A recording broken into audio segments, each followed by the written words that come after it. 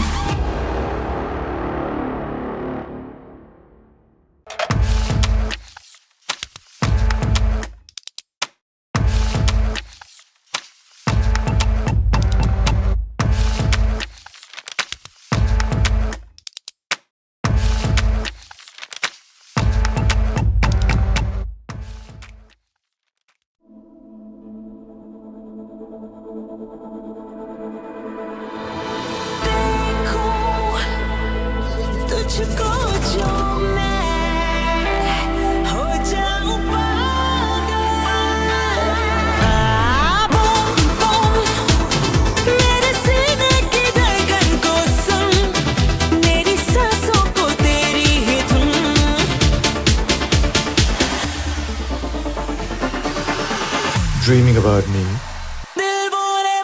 Love is to get lost in the look. Unlimit Love B6 Pack 2 starts at 21.9 lakh. Mahindra Electric Origin SUVs.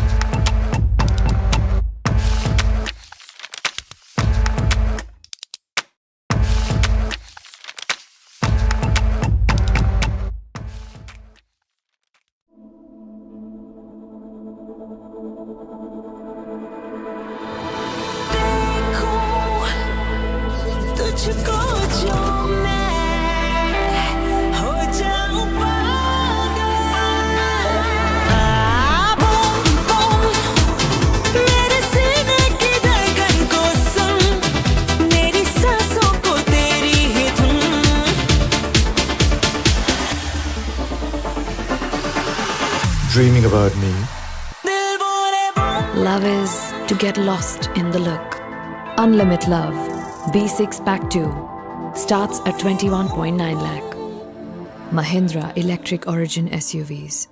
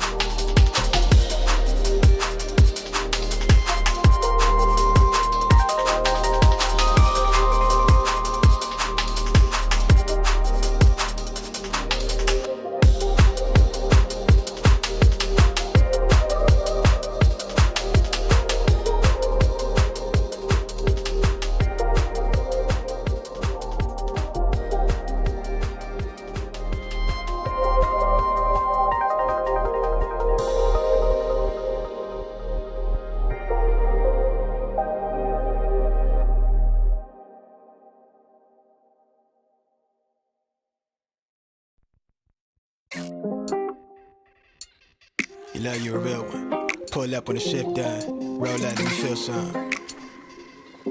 I just wanna feel some. Fall through, let me feel some. We spot from the brown eyes. And them low lights glowing on you. What you want?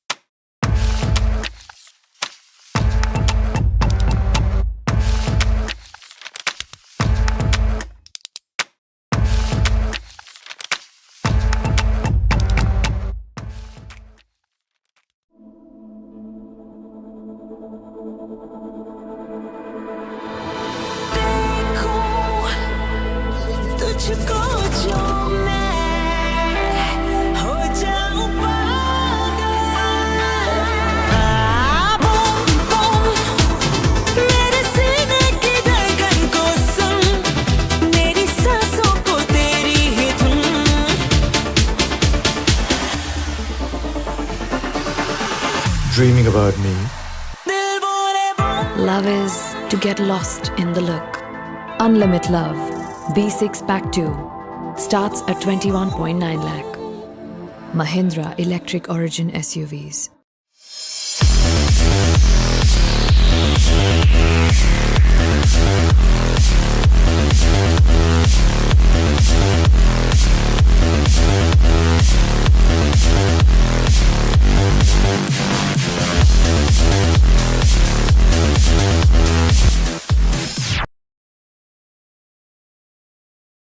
Ladies and gentlemen, welcome to the grand stage of Esports Excellence. The Sports Development Authority of Tamil Nadu, in association with Government of Tamil Nadu, proudly presents the Chennai Esports Global Championship 2025 by Skyesports, co-powered by AMD, mobility partner being Mahindra, associate partner, the production lab, WD Black and Red Bull, official display partner Zobi, and of course the ticketing partner KYN. And my partner on the desk today will be Lucifer for the first match. Lucifer, how excited are you for the day number 3 in semi-finale journey? And which particular teams do you think are going to make a comeback today? I think it's going to be chaos today. To be honest, I think after what we witnessed yesterday, I thought maybe there could be comebacks coming in from day 3. But honestly, after what we saw yesterday, Cincinnati kids with a back-to-back chicken dinner in their name, 8-bit, WELT getting one. All of that tells me that there is something brewing in the works. Even Hero XTREME GODLIKE got one for themselves. That tells that comeback kind of has happened yesterday. Today is going to be chaos because a lot of teams have to climb up to the top 8. And that's where it matters to qualify tomorrow. Tomorrow is the last 4 matches that every team is going to be playing today. They have a total of 8 before we start games today. So I'm presuming that could be the case of chaos. But hey, there are a couple of teams who have to still pick up pace, and one of the names is going to be Revenant X-Park. Don't you think so? Wildfangs is there in terms of the picking up the pace. K9 is there. But you talked about Revenant X-Park. I honestly, Sam, I'm a little bit happy that they've got that momentum yesterday only. In the last match, they were able to secure 20 points. Yes, of course, the winner chicken dinner went down to the hands of WELT Esports. But then again, if you see, the situation was quite tough. Trace God performed exceptionally well in that particular matchup. 6 frags, being the MVP for the team. That kind of tells you how brutal an individual can be when it comes to high things like that. I think Revenant X-Park, they have the same mindset that it's about the qualification. And why are they trying to qualify? Sam, could you put some light on that? It is because of this massive prize pool, and this is a government-backed global esports IP, a new era in esports for India. Semi-finals has 24 teams, a prize pool for 50 lakhs of that they're playing for. Only top 8 teams qualify into the grand finals. Now you're wondering where the other 8 set or the 16 remaining teams go. It's also on your screens. It's going to be the LCQ. 16 teams play another set of 4 matches per day for the next 4 consecutive days. 16 games in total, and in that the top 8 move to the grand finals, and the other rest 8 who come in the bottom are going to be finally eliminated. And where will they be playing? It is none other than Jawaharlal Nehru Indoor Stadium, Chennai. The tickets are already available on the Kin app, links in description, as well as on the Skyesports Instagram bio. But coming back into the point system, and yesterday we've been seeing somewhere these chicken dinners are slowly mattering, because before this, a lot of teams like even say God's Reign, even Godlike, even Soul, all of them had a lot of finishes, but finally once they've made their movement towards position points radar, it is giving them an upward trajectory on the overall standings. I mean, it's a hybrid point system. You have to have placement points in order to be a successful team. Look at OnePlus God's Reign. Yes, they've got the finishes, but they've got the placement points. They've got 2 winner chicken dinners to work with. And same goes for WELT Esports, Vasista as well. WELT made a huge jump and they are now in the top 3. We'll talk about all of that once the overall standings comes. But before that, let us once again congratulate to these teams for making in the top 24. We have Hero Extreme GODLIKE coming in from Group A, who has actually performed quite well with their aggression, specifically in the map of Rondo. Then we have Cincinnati Kids, MADKING, AUTOBOTZ, we have FS, NONX, WELT, and of course, only all-female lineup, Why Not Esports is also there in Group A. From Group B, we have giants like IQ Soul, Marcos, IQ Team Tamilas, Remnant X-Pac, OnePlus God's Reign, One Blade, File Fangs, Blitz, and Victorious Summers. Group C has teams like IQ Orangutan, Vasista, and many more teams. But honestly, from this Group C, I really want to see K9 bouncing back into the picture. Not just that, Rising Esports, after representing the nation in a global IP, I really believe that this team has got a lot of things to offer, and I think CEGC could be one of the best platforms where they can make that comeback after a period of iffy performances. A lot of comebacks yesterday, a little better in performance for even Why Not Esports. IQ Soul, however, it seems like that last 3 games that we ended up witnessing from where they should have had their chicken dinner on ERANGEL back to back, it didn't happen. From there, they've taken a dip. However, finishes working in their name, there's a lot that they can jump up to. The biggest jump that today I'm looking forward to may be Orangutan, because Orangutan are already sitting at a big 45 finishes. They're in the mid-16s, but one chicken dinner is going to instantly push them up, and I think that's what I am looking at, because Hero Extreme GODLIKE, they did make that jump yesterday. One chicken dinner, they shot their way towards top 8, and they started putting players down. Blitz, however, slowly recovered, but I don't think any worry for Blitz, because they've been putting up a consistent performance. I think one team yesterday has to resonate throughout what happened, right? If you would want to put a recap, it's all Cincinnati Kids. The way started, the way they ended, they grabbed points, they stayed in the top 5, and that tells us that Cincinnati Kids have now back to their form. The new lineup is working around Ash. Mania has now slowly also figured out the lineup to play around how GODLIKE likes aggression. MADKING, however, a tad bit of disappointment still overshadows them. I don't know what they're going to change today, but AUTOBOTZ, they had a lot to change yesterday. Even though Lobster performed day 1, it doesn't seem to be the day 2 case. Day 3 could be different. I think only in Miramars we got to see AUTOBOTZ doing something good for the team. Specifically talk about Lobster. No doubt he is a phenomenal individual, but that performance cannot be really relayed onto the table in the following matches. But yes, IQ Soul currently struggling in the bottom 8 teams. Definitely have to make a big comeback. But yeah, guys, remember the LAN is happening in Chennai, Tamil Nadu, and we really have to see one of the giants known as IQ Team Tamilas performing on that particular stage. That roar from the crowd has to be there, and for that, Team Tamilas has to buckle up, because 50% of the journey is already over. Yeah. WELT have already done that, so WELT being there, they will have a little bit of a home ground advantage. Team Tamilas, however, not seeming the case. They've been just falling down one after another. God's Reign, they've gone to a splurge, sitting at the top. Blitz along with them. Victorious Summers a little up and down yesterday, but One Blade, Wild Fangs. I don't know what's happening, but very early fights that every time that they're indulging in, they're getting knocked out, eliminated completely, and sometimes maybe one player trying to survive to as long as possible. I think one main crucial factor they need to look into is Spray God coming back into action. On the other end, we did see Orangutan. I spoke about them. They're already gearing up for one chicken dinner, and they should be into the top 8 without even worrying. But along with them, even True Rippers slowly made movement yesterday towards the mid, but I don't know what happened later down the line. K9 still waiting for their jump up. Versatile, however, they've made it. They're just one shot off a position from 9 to 8. Rising Esports, a lot of hopes on these lads because of their international representation, giving them a little more experience, but so far they've not shown that. Yeah, that promising performance has to come, no doubt in that. But today's map schedule is also a little bit different. We start with Group A and C, where IQ Orangutan and Heroics and Godlike teams like that will be going head to head. And the first match will be ERANGEL. Then we go down to Miramar, where Group A and B action will be there. So that means if you see the entire picture, back-to-back 3 consecutive matches for Group A, so they can really buckle up in the third match of Rondo as well, where Heroics team Godlike kind of specialized yesterday. I definitely have to see how this entire picture is going to get painted from the sides of MADKING, from the sides of NONX as well, because in some matches they have been phenomenal. And then talking about from Group C, Infinix Troopers, as you rightly called it out, they have to buckle up. Rising Esports, another brilliant chance for them to buckle up and eventually get some good points. But in here, we have teams like IQ 8-bit as well, Vasista as well, who have actually made it sure that they are in the table toppers position and continue their reign of terror onto the next in line of the lobby. And for a fact, guys, top 8 teams will be qualifying directly from the semi-finale to the grand stage. That is something which is running in minds of teams like OnePlus, God's Reign, WELT, phenomenal play yesterday. I mean, they have been consistent throughout, but after getting that winner with the chicken dinner, a significant marker of their lead can be seen in the leaderboard as well. Apart from that, IQ 8-bit, they have been good, they have been decent in terms of their play. Vasista, they have been sneaky. We have talked about Simp actually adhering to the role of being an assaulter, and look at how beautifully he's giving his team that edge, that assaulting, that initiation. Whenever you see Vasista getting top 2, top 3 positions, it's always there with Simp. Simp getting a lot of frags. I'm super happy to see this kind of evolution in teams. Yeah, this is why we said, right, we've been having this discussion.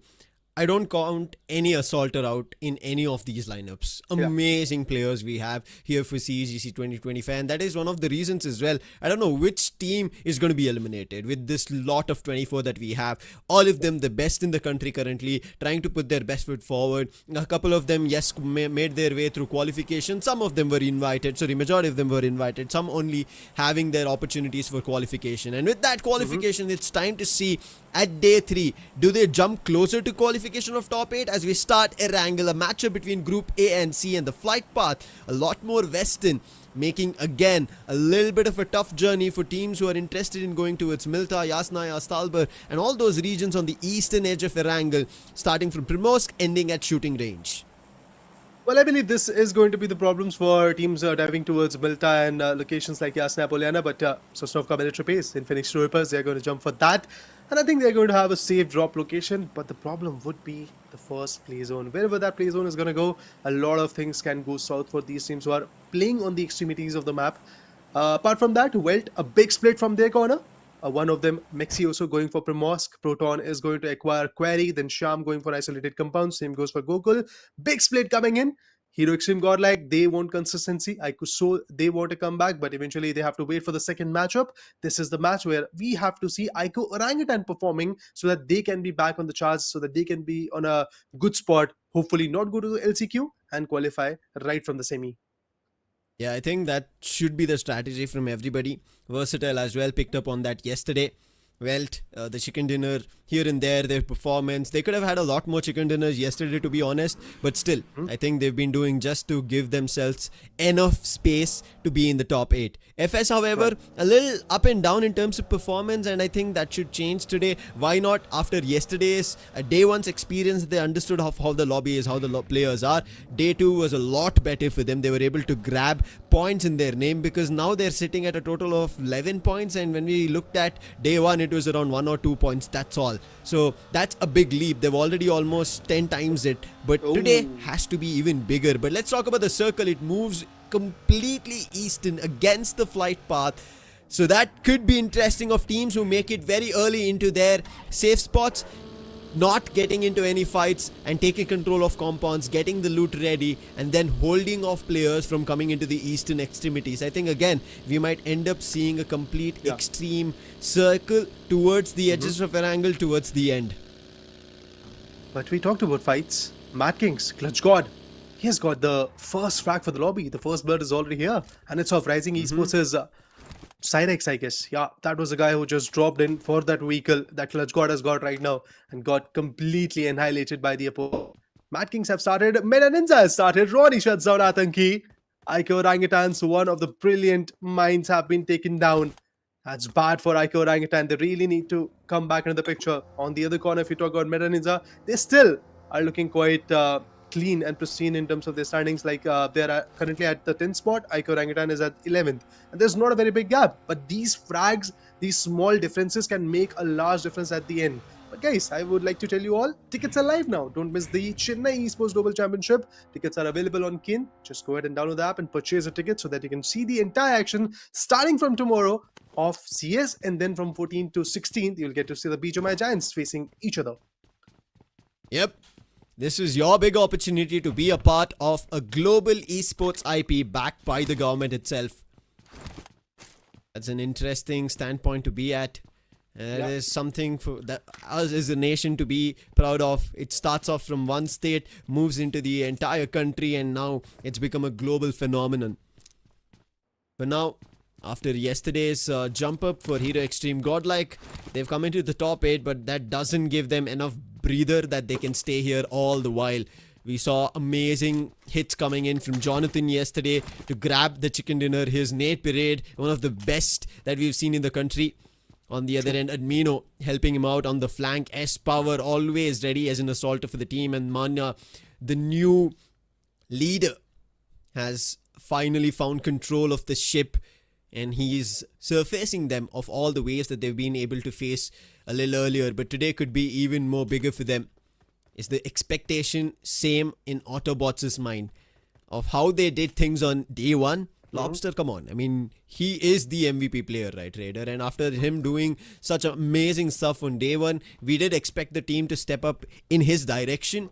But a lot of fights were a tad bit unnecessary, or maybe not completely thought through is how we saw, because directly one used to drop down. It could be Ralphie starting the fight off of, or maybe Arib, or maybe Pro, one or the other, just starting that fight off, and then things completely going against Autobots because they're figuring out, oh no, now we have had a player loss, we have to get this fight back in control. They again go indulge in a fight, and all they're doing is going into the welcoming hands of their opponents and giving away finishes. Honestly, Sam, that has been the case from the very start of CEGC. Yes, Miramar was good, but then again, there was an individual prowess coming in from Lobster.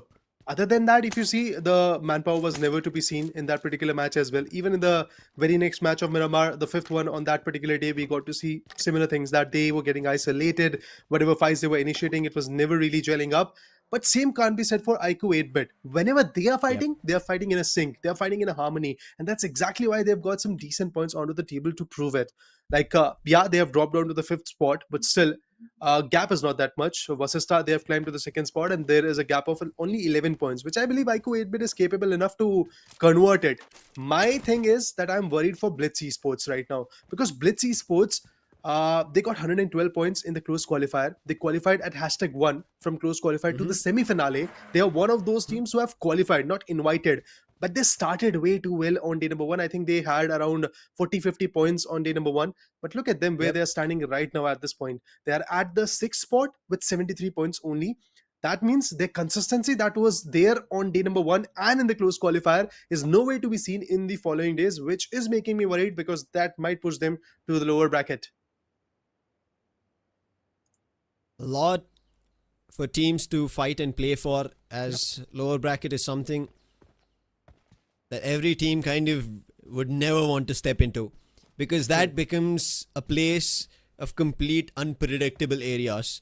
Teams fight, however, they come out on top at the times when you never think of, and at times it becomes that teams end up messing their last few games and maybe moving out from the top 8 to the bottom 8 by just a couple of points, maybe even a single point. We know how that one single point mattered in the recent BMIC.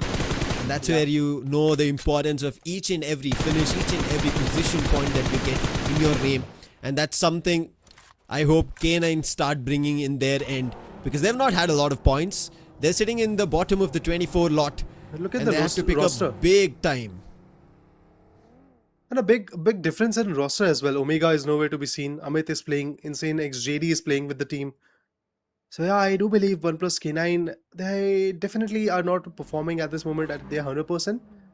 At such a situation where they don't have the proper players to work with. I think that's again one of those bigger concerns that even our Hindi counter desk was talking about on their broadcast. So definitely have to see if they're going to buckle up today, if some performances come through. I think maybe they will go to the last chance qualifiers, but the goal has to be there to be in the top 8 from the semi-final itself. Although there's a massive gap between them and where their opponents are standing at this point. Like K9 has got around total 16 points, and on the other corner OnePlus Godzin has got 94. That's a big difference of around 78 points or so. So that leap, that difference has to be countered. But guys, once again, I would like to tell you all, tickets are live now. Tickets are available on Keen. Go ahead and purchase them so that you can witness the entire LAN action happening on this weekend and the next weekend as well. Ruins, Rising Esports thought they had an opportunity to send a couple of stray shots towards MADKING. They're already at a number deficit after losing a player, Cyrax.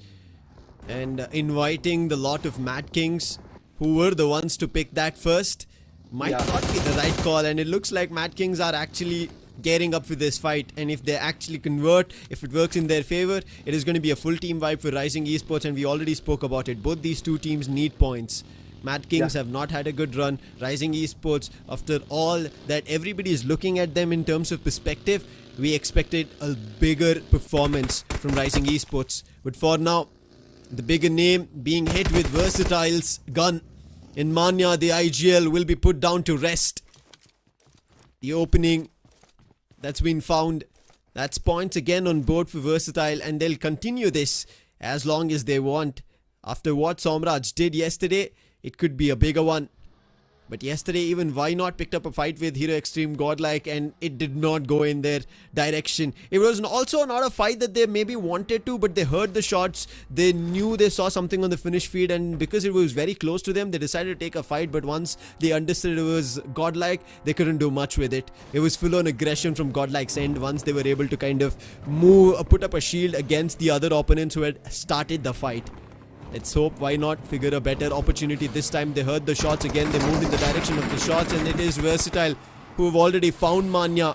And Why Not? This is something that I've had my mind in perplexion of what they're trying to do. Sometimes their rotation's good. Sometimes I don't know what fights they're picking. But at this time, they brought the fight to Versatile. They're rapidly adapting to whatever is happening in the lobby. It's like the clear mindset is not yet to be seen. Why Not? Bhumi has been taken down.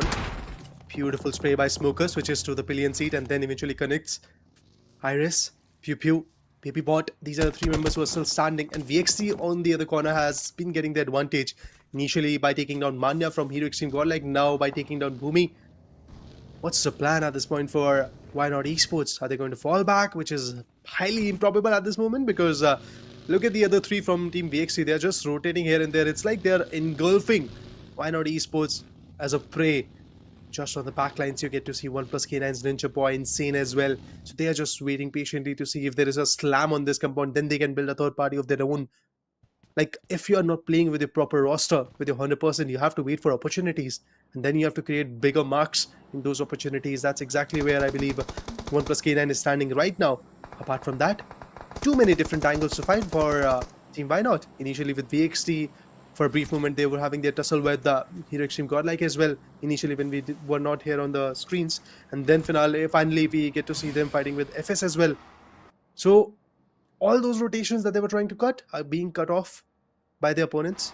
Roman going for the watchtower, possibly eyeing for a better angle. It kind of makes sense of what Why Not are doing today. It seems like they just want to go all in aggressive. Because we saw how day 1 was, they figured the rotation, we commented on that. Day 2, they figured out how to fight against teams. Rotation plus fighting, a couple of points. They were able to push around 10 points yesterday. Today, I think they are just going on aggression. Now that they've kind of understood the lobby, they want to see how much firepower they can deal the opponents with, deal the other players with, find how many finishes they can. And if it works out, great for them.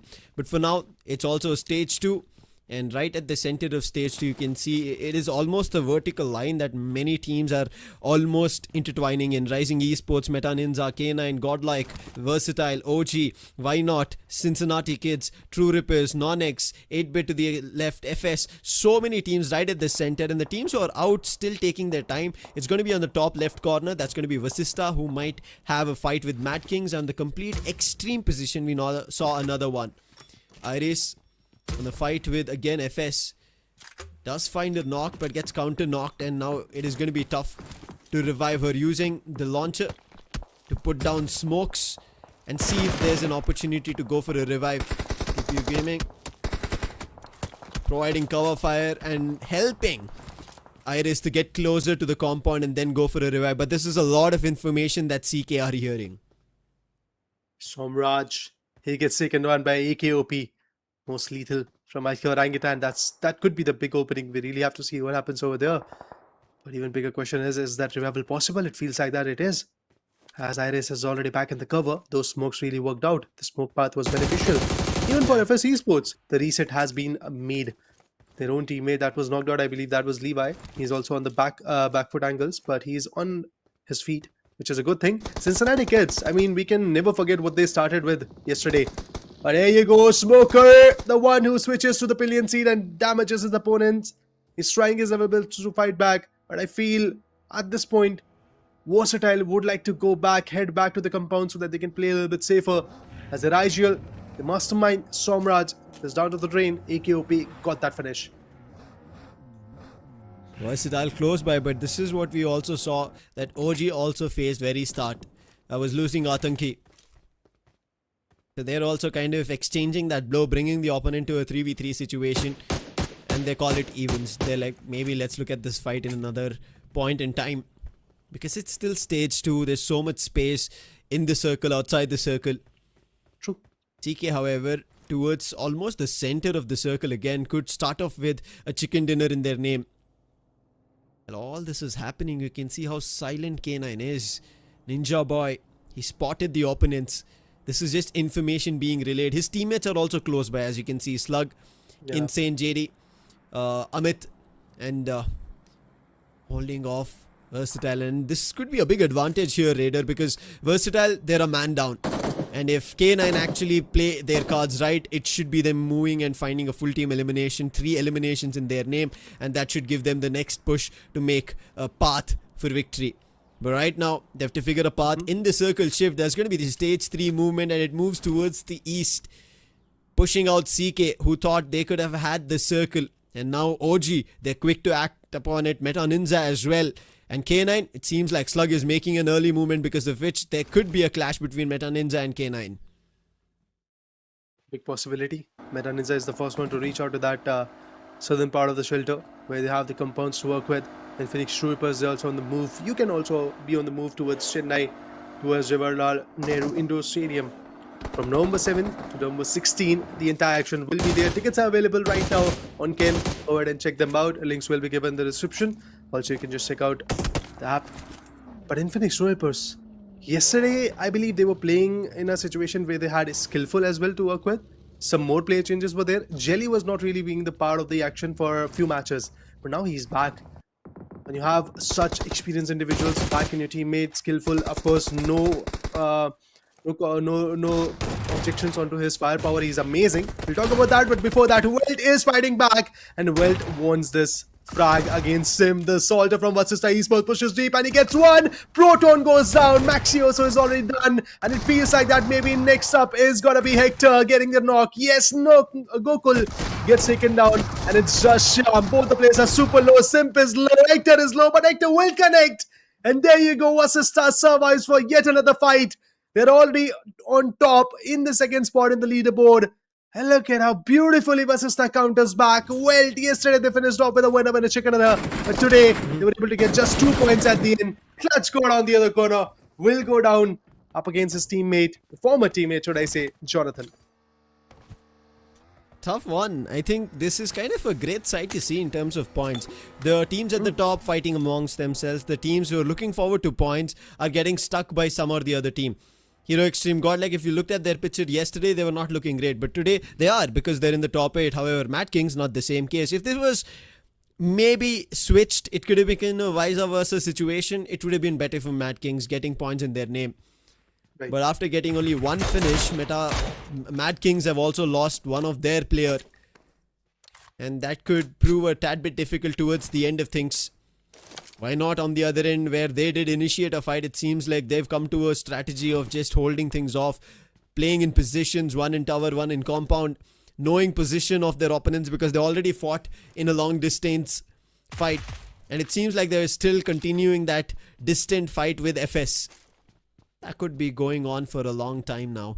It's still stage 3. The play zone, yes, it is shrinking. In a minute, we are going to see stage 4. But I don't think there's going to be a fight that could start between Why Not and FS. In case one of them decide to go for a push, that's the only reason it could happen. Have to really see what really AUTOBOTZ is planning at this moment. They have got kind of a good location in the play zone, but the next play zone definitely can go out of this area. And once that happens, it's a wide open area. AUTOBOTZ will have to rotate, where Meta Ninja, Team K9, all of these teams can easily pin them out. And not just that, there are multiple other teams who are also encircling the same area.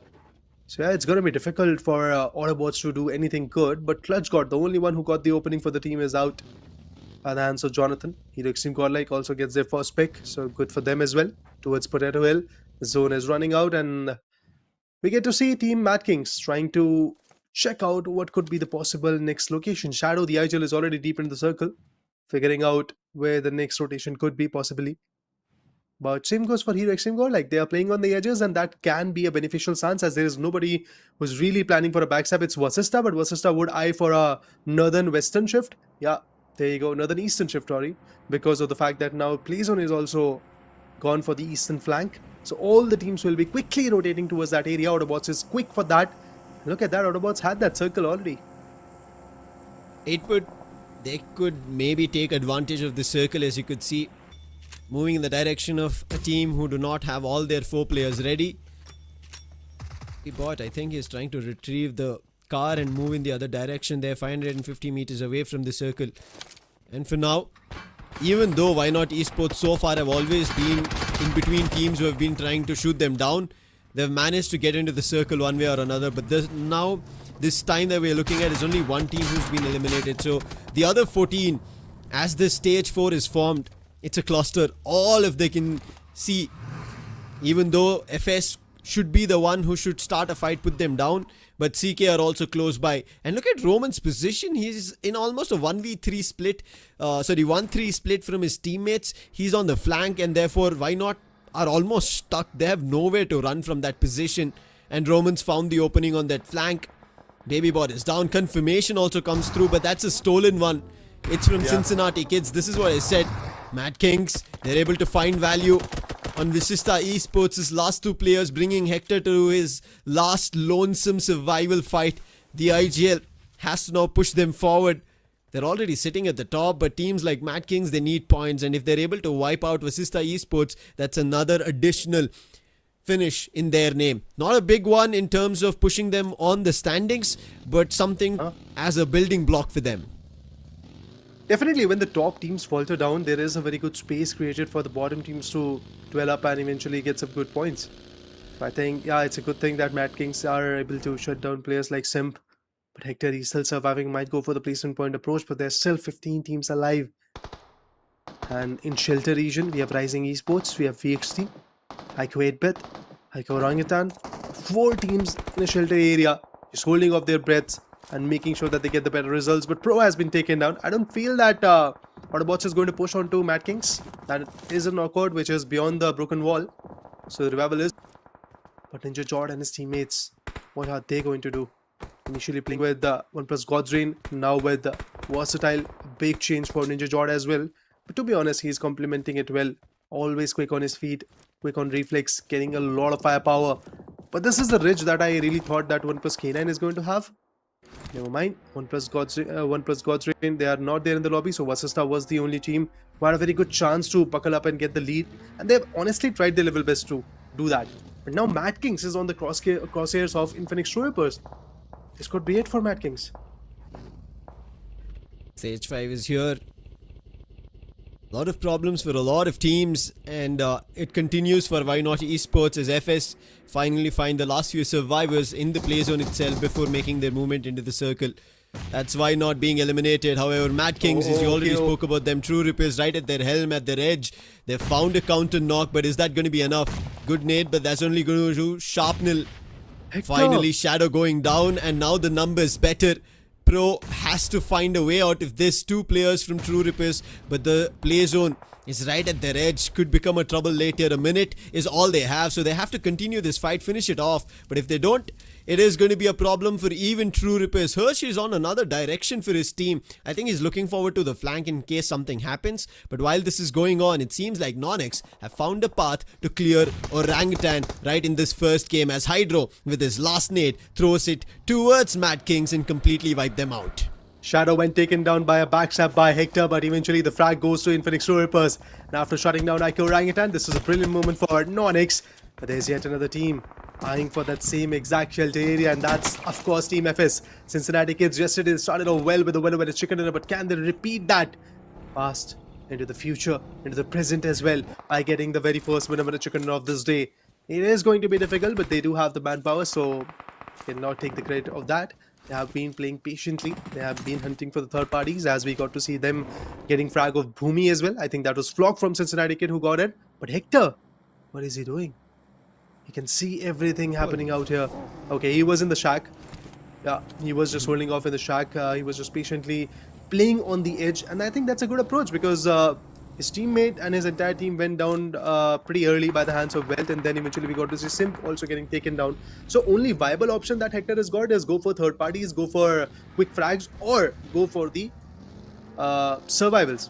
And he can mix both of them. But Hero Extreme Godlike, what are they going to do? Are they going to slam on Meta Ninja's compound? They're going to get a lot of shots from multiple corners. IQ 8-bit will be eyeing on them. Infinix True Rippers will be aiming on them. It's going to be difficult for Godlike to survive out here. There you go. Gotten very close to Meta Ninja. They have numbers. Admino is already down. That is problem. Jonathan and Espow, the lost survivors. Meta Ninja have a lot of utils on their belt. One good nade, and it seems like it's found value, but Espow has also gone down. That's from Termi. So it's all up to that one last big man. Admino somehow got revived, so Jonathan has to buy time, but Meta Ninja are not giving any. They're moving in so rapidly that Godlike might not have even an option to buy back. And it's done. Admino, the last one surviving, has a nade. A couple make it more, but the molly that comes through pushes him downstairs. He cannot hold the angle, but can he find finishes? He did find the knock, but it was not enough, as Some and Ronnie control it. And Godlike, they are out. But K9, they're looking forward to taking an advantage. Ronnie going in for a quick revive, as Some has been given the responsibility to hold them off. But Ronnie, he also gets hit upon. And this is the big opportunity for K9 to win this victory. Get themselves the finishes, because Some is the only one standing. But he's been able to drop players right, left and center. But now he gets surrounded. Somehow he survives them. Maybe they couldn't jump across the wall, but Some, he has cojones. He is man made of steel, but not for long. Trying his best with nades. They are dumping one across his door as well, but finally it's the bullet that puts him down. And with that, it is going to be the end for Meta Ninja as well. Maybe a start a lot for K9 from here on. I would say a very brilliant third party coming in from OnePlus K9, as they're falling short in terms of the exact manpower, exact 100% performance. They are playing on the opportunities, and these opportunities are being cashed in way too well. Naughty from Cincinnati Kids has been taken down, but 6 frags definitely tells us Cincinnati Kids is here and they mean business. They are here to earn points. Infinix True Rippers from the other corner have lost all of their players, but Hydro is still standing, the last man standing. What can he do? Cincinnati Kids' attention is already there, and Hydro gets pummeled by the vehicle. Ash gets another frag, and there's one more team out of the equation. Top 7 and 16 individuals still surviving. The best bet who is going to get a winner with a chicken could be OnePlus K9, but for that to happen, they have to play along these ridges, perform exceptionally well, and make sure that the shelter areas are covered up in a better way. All the angles are covered up in a better way. Sahil is in the vehicle, in the pillion seat of that buggy, patiently waiting for the smoke to dissipate. At the same point, good connections could be made from his corner, but now he had to go back, as his teammate Levi is down to knees, seeking for a revival. Roman is giving up the cover, but Cincinnati Kids, they have also switched up gears. Of course, Naughty is down, but then again, the other individuals who are surviving, Flock, Ash, they are definitely putting up a lot of pressure. Even Veron, I really want to see him chiming up at this point. K9, Slug made a movement thinking he could have had an option on the north end of things, but no. A nade comes in and Slug is down, and now K9 have to fight, have to push forward towards FS itself. If they go towards Brilliant. Cincinnati Kids, it could become a problem. But Cincinnati Kids, they have angle on both. They're fighting with K9 as well as FS. So the trouble is for both these teams, K9 have to pick one advantage. They have to pick one target. They have to decide to move in and start finding frags. If not, Cincinnati Kids will find both these two teams. And there it is. Amit also going down. And all of this coming in from Flock. And finally, Flock itself ends the run from K9. What an amazing player this man is. And now Cincinnati Kids sitting at a total of 11 finishes. Even though they've lost Noddy earlier a little in this final fight, they're down to the top 4 teams standing. And not for very long. I don't think FS will also be staying alive. But Versatile, they have an opportunity because they are also equal in numbers with Cincinnati Kids. They come out of the bunkers. Instantly, Ninja Jot goes down. Smoker goes down. Even before that happened, Aimbot becomes the last man standing. But there you go. FS Esports is done. Aimbot down to the last man standing. Ico 8-bit has got their IGL still surviving. It's Juicy. He's down in the bunkers. He's still hunting for the placement points. But guys, is it the confirmation of a winner with a chicken dinner coming in from Cincinnati Kids once again at the start of day number 3 in the semi-finale? A brilliant play indeed coming in from Cincinnati Kids. They played it out right. They had that patience game all the way till the end. But when they saw 1+K9 making some mistakes, they took the advantage of that. When they saw FS making some mistakes, they shot down Levi, Roman and all the other players as well. When they saw mistakes being delivered from sides of Versatile, they took them down as well. A brilliant play indeed. But Juicy, he is trying to make history by pulling off a 1v3, which is not going to be easy. Ash cooking off a nade. Holding off the edge. It's going to be very, very difficult. It's all about the play zone play. And I think with 5 first aids, it's going to be difficult. But Ash, look at him. He's just moving in, trying to go for the spray. Now got the information of where the player is actually holding. Bit of a chunk damage, splash damage. 2 more nades to work with. Ash is also cooking up a nade. So is Juicy. But that nade is going to eat away a huge chunk of HP. No! Ash goes down. 1 more frag for IQ 8-bit. A total of 9 points from right here. But he is eyeing for a bit more. Has to get fully boosted so that he can play outside the circle as well a little longer. This is his idea. He wanted extra finishes. Yeah. And CK Ash, he was also just indulging in that flavor in case he had an opportunity to get that finish on the nade. He was happy more than it. If he didn't, he was okay in giving away that frag. But Juicy, clearly he doesn't want to give a frag or a finish towards Cincinnati Kids. He's trying his best, but eventually he makes his move, sees if there's an opening, because it was a 1v2. We've seen teams bringing it down to a 1v1 situation, but Cincinnati Kids start off with another chicken dinner. It seems to be a replica of what we saw on day 2, and Cincinnati Kids are looking unstoppable in their performance. The way they take advantage in terms of position, the way they take advantage of fights, all of them working in their favor. This fight could have gone to K9 long back. K9 had the opportunity, I think, once Slug decided that maybe we have to take a different approach towards FS, because FS had good cover around that shelter region. So Slug, that intention was right to make a move, but they did not have information of Cincinnati Kids. And as soon as Flock started fragging, eventually everything fell apart. And once K9 knew that somebody else is already on the northern edge, they knew that even if they make a way up, they're still going to be spotted. Even if they decide to move up north again, they'll still be spotted, and they had not much to play with. Cincinnati Kids were able to take K9 down and eventually also put FS down. But I really like what Juicy did over there, and this is why we said he is Mr. Consistent in when he played in Cincinnati Kids. Mr. Consistent even now that he's back in 8-bit. He will always manage to bring points for his team and also make them qualify. See, the thing is, IQ 8-bit is already at a good spot. They are in the top 8. They were, I believe, at the 5th spot before the match started. But they wanted continuity. They wanted that consistency. And as you rightly called it out, Juicy is known for that. Juicy is known for the hunger of points in terms of leaderboard. He might not bring in that flashy play that everybody else can actually do. But there are certain surreal moments from Juicy's corner as well. We have seen clutches. He does that as well. Yeah, he is a mix of everything. But the best part that he has got is the way to get the points. And that was there. 9 points, I believe, from the sides of IQ 8-bit. A brilliant head start for them as well on the day. But Cincinnati Kids, they ended up having the winner chicken, a big one to be precise, 24-pointer. We'll see that impact on the leaderboard after a quick short break. Stay tuned.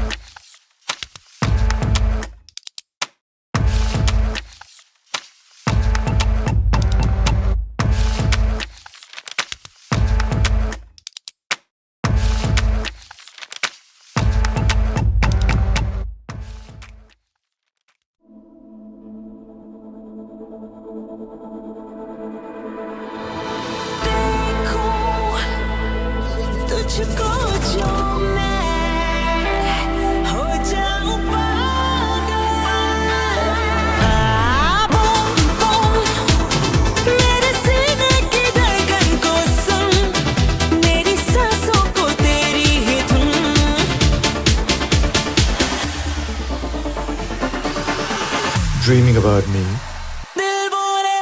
Love is to get lost in the look.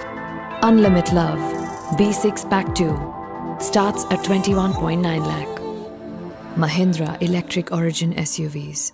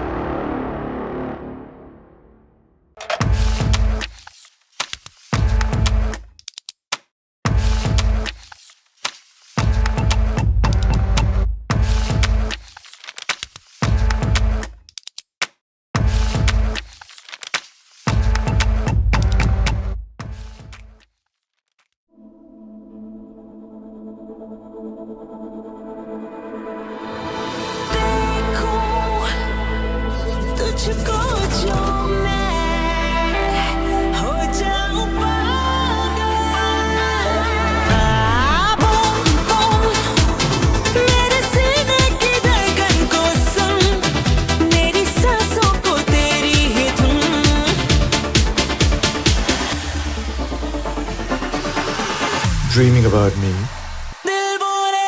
Love is to get lost in the look. Unlimit Love B6 Pack 2 starts at 21.9 lakh. Mahindra Electric Origin SUVs.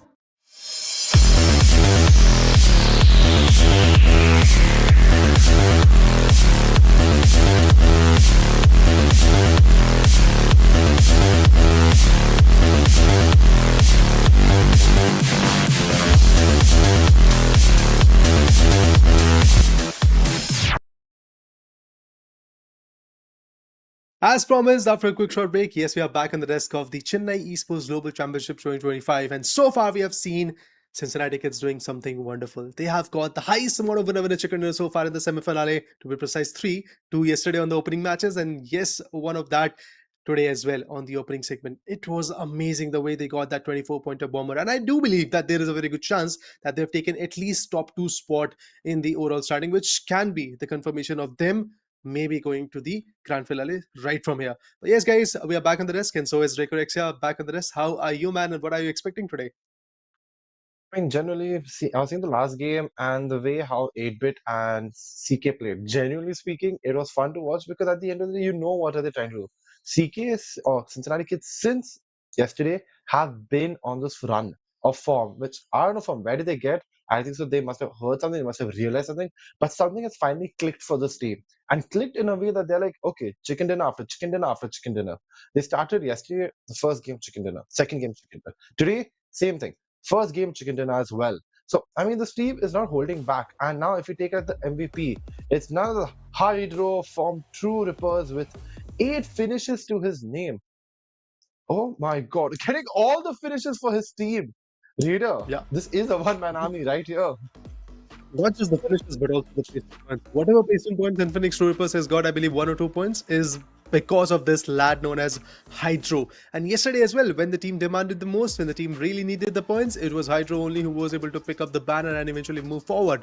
So yeah, Infinix True Rippers, a wonderful lad you have got, and look at that, 1 placement point as well, all thanks to Hydro. But yes, you can never neglect the fact that only double-digit pointers are coming through from Cincinnati kids, and Team Versatile as well, who survived till the top 3, Team Versatile, but coveted bet, brilliant play by Juicy, got 2 frags for the team and 6 placement points, so the team could have ended by getting a single point, but eventually Juicy had some other plans, got 8 more for the team altogether with the compilation of placement and positioning. Pretty amazing, but MADKING and many other teams, they were not able to get that head start, and Cincinnati kids made a jump which is big enough to take the top spot. But remember, they have played 9 matches right now. OnePlus God's Reign is still due with their 9th one. I believe in the next match they are going to come. Maybe OnePlus God's Reign would like to have that throne back.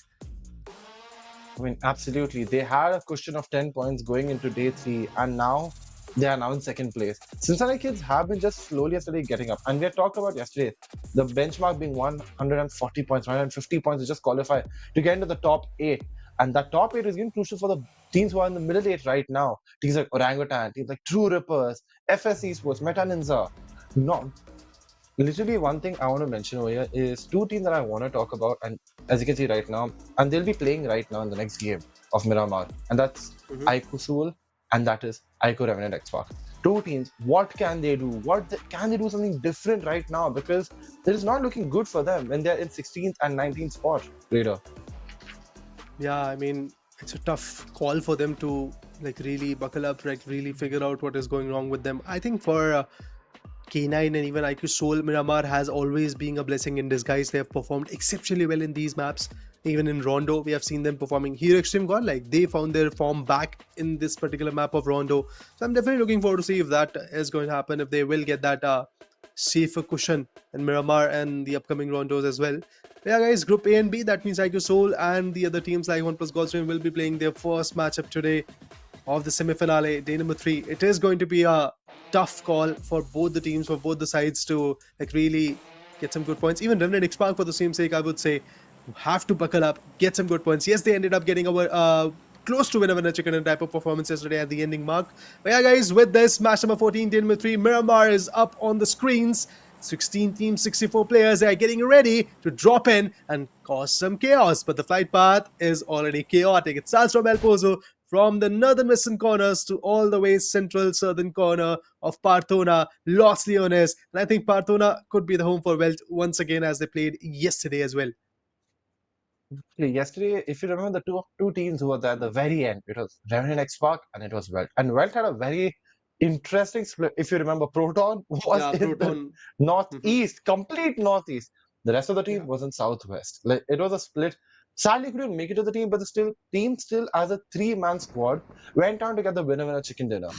But now, will we see some changes and drops from the team? Are they experimenting even more? Because right now we know the transfer period is ending on 15th as well. So this is the only opportunity for most teams to make sure that, hey, if you want to try out, we try out everything now. But guess what? There are knives coming in right away. Nox's knife, getting a knife for Joker on Thunder. This is not looking good for Soul. Immediately, the game is not even begun. And there are knives coming in. And guess what? Soul is 2 players down. Oh no, disaster has struck for Team Soul. This is something which they didn't want to see today, going into day 3. And this might just be the end for them in this game. A sad sight indeed. IQ Soul falling short of breath, getting knifed out by the opponents. NONX are also hungry enough for the points that they can easily scavenge any point that they get. Legit has to fall back, Knuckle giving him a proper cover. But then again, Legit now gets a weapon to fight back with, has got a pump action shotgun and a Scar now available. Knight and the other guy is already charging in. Let's see what Legit can do to fend off. Let's see what he can do to pull this off. I think at this moment, if NONX goes on, it will be a big blunder from their corner. Mutant in the hand for Viper. Oh my god, Knight goes in up close and personal with that Uzi and shuts Legit down. Knuckle once again finds himself all alone, as yesterday's ERANGEL was also like this.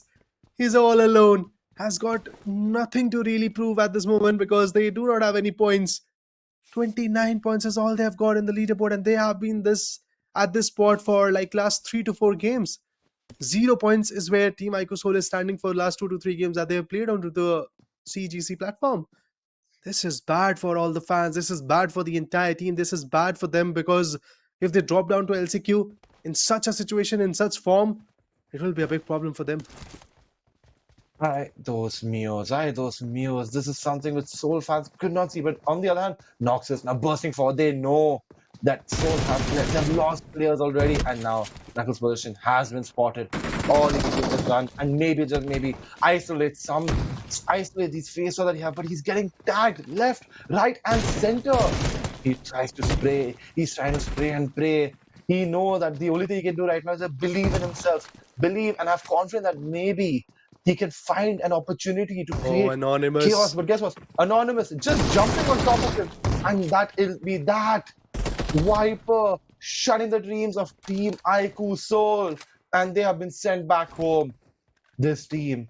With these finishes, Noxus now goes into the top 8, by the way. They now have a total of 68 points, pushing them above Versatile and Godlike as well. Reader. This is a team that is here for vengeance. They are only here for vengeance. And you can clearly see that today. Big changes are going through. And you can see how brutal NONX can be. I mean, Knight performed exceptionally well in one of those matches where he had to fend off against IQ Team Tamilas in a 1v2 spot towards Impala. And he did it wonderfully. Entire team was falling short of breath. And then Knight overpowered. It was good. It was amazing. But I feel at this moment such losses for IQ Soul, 3 to 4 games, 0 points. Things are not working out. And we can see that Goblin is not playing with the team. Now, this player transfer window that is coming in and closing off very, very soon for the next 6 months, these are the big changes that are bound to happen. And CGC is one of those biggest tournaments where true testament of pressure and synergy is going to be there. And now Goblin not being into the mix, is it a call? Is it something that IQ Soul is really working on? They're trying to figure out if the synergy works. What's the next option? What's the next best option they have got? But honestly, personally, I feel at this moment, yes, the struggle is going on for IQ Soul. If there's Goblin, assaulting could improve drastically. Thunder, no doubt he's an amazing individual, has performed exceptionally well in some tournaments. Legend is there, always up on the feet, trying to filter the calls. And lately he's doing the idling as well, along with Knuckle. But yeah, in some matches initially we got to see Ayogi as well playing. So big changes in IQ Soul. Same goes for OnePlus K9 as well, and that's why they are also struggling in terms of the standings. OnePlus K9 at the 21st spot right now with 22 points, even 7 points shy of where Team iQsoul is standing. So we can clearly see if you have such major changes, if you have two of the biggest players from that particular team out of the equation, things like that will happen. Like from OnePlus K9, we do not get to see Omega. Maybe that's a break that they are taking. Maybe there's a change, substitution, whatever they are doing, whatever the strategy is. But having Amit and JD lately playing with OnePlus K9 is also not really working out. Like, look at the last match that they played. They went very, very close. They were very opportunistic. They performed quite well. But Slug, when he got taken down, there was nothing to be done from the sides of OnePlus K9. They fall like a bunch of cards. One by one, entire team faltered down from being the contenders of taking a winner chicken dinner to nowhere being found in top 3. That's what the case was for OnePlus K9. I mean, exactly. OnePlus K9 is one team. On the other hand, this time the zone has not favored Welt. The zone is completely in the northeast, and this time Welt are all left alone to loot as much as they can and then make the rotation. They are like 2.5 kilometers away from the zone, like from the ring of the zone. So they have to make sure that at some point they start going into the zone because they are quite far away. But this team has been very interesting to watch out for. They have 81 total points right now, if you're talking about it, since like day 2. They have started off doing really well, being consistent, making sure that they're in the top 8 every single day. On the other hand, the team, the zone, has been favorable to this godlike esports. Now they have an opportunity. Hero Extreme Godlike have an opportunity to be like, look, we are right now just come out of the top 8. We need to get back in. And how do you do that? Get finish points, but take duels that are important. Take fights that are important. And only then will you be able to reach in the top 8 and qualify for the LAN that's happening in Chennai. I think it's going to be very interesting to watch how these teams find themselves back. I mean, honestly speaking, there is still room to like buckle up. 7 matches are still available for iQsoul. For OnePlus K9, they have around 8 matches, including this one. So definitely have to see how this entire play is going to formulate. OnePlus K9 actually is sitting on the back lines now, waiting for their strategical advantages in the next few matches. Rondo will be the one particular match where they will be back into the formation. I think all of that has to be calibrated in the mind. We have talked about these two teams quite a bit, but definitely I really want to talk about what Team Tamilaz is doing. I've talked about this n number of times that the LAN is happening in Chennai, the home ground for Team Tamilaz, and if they are not being able to be there in the grand stage, it won't be that fun, I guess. But yeah, guys, the tickets are live right now. You can buy them. You can purchase the tickets on the Kin app. Just go ahead, check them out. Links given in the description. Be a part of this amazing spectacle of an event, which is, of course, government backed. A history in making, because esports is now a sports as well. Exactly, it is legalized. It is a part of the Indian Penal Code per se. But getting back to this game and the impact, one team that came so close to a chicken dinner but couldn't get it on this map was Remnant X Park. We were talking yesterday about how this team has been one that are really good in like close control situations. When the teams are slamming in, when there are duels in short range, they are lethal. But it's in the far range where you see like, hey, there's a lot of distance in the mid-range battles, in the long-range battles. This team is just not making the cut. And now they have to figure something out because on this map, there's a lot of opportunity for people to scope you down. But now all the teams are slowly and steadily rotating into the zone. One team, Blitz. There's another team we have to talk about. They have started this day and they have been more on the aggressive side. They already have 46 finish points to their name. All they need to do is get to the 90 points today. Maybe just maybe 100. And then they're one step closer to getting to the LAN. This team has actually impressed a lot of us. I mean, if you're not impressed by this team, they literally qualified from the qualifiers and now they're in the top 8, proving the mark that, hey, no team is like there's no like tier 1, tier 2 in the form of levels and skill. Rather, all teams are consistent, but you have to make sure if your consistency is on point, then you will be on top. That matters the most. Yeah, Cincinnati Kids was failing to perform on day number 1, but look at how consistent they have been on the next 2 days. Same can be said for OnePlus God's Reign. They were consistent on day number 2. They were slightly on the back foot on day number 2, but they were able to buckle up in the last few matches. So they have 94 points on the table. Now they're playing their first match today on the day number 3 action of semi-finale in CEGC. Hopes are high that they are willing to be consistent enough to get at least north of 120 at the end of the day. Because if that's not the case, the other few teams can flood in and possibly drop them down to 5th and 6th spot. But them getting eliminated from the top 8, them getting pushed down to the last chance qualifier will be a big surprise for me. Because after performing the way they have performed, or should I say dominating the way they have dominated, and then still going down to the LCQ, would not be the good side for OnePlus God's Reign. They have taken the center, but there you go. White Tiger from One Blade, Wild Fangs have been taken down. That knock is now turned out to be a finish. Cincinnati kids, what are you doing? I mean, after getting a 24-pointer bomber at 97 points already, getting one more frag, boosting yourselves to 98. They are willing to take the century. They are willing to take so much more than a century.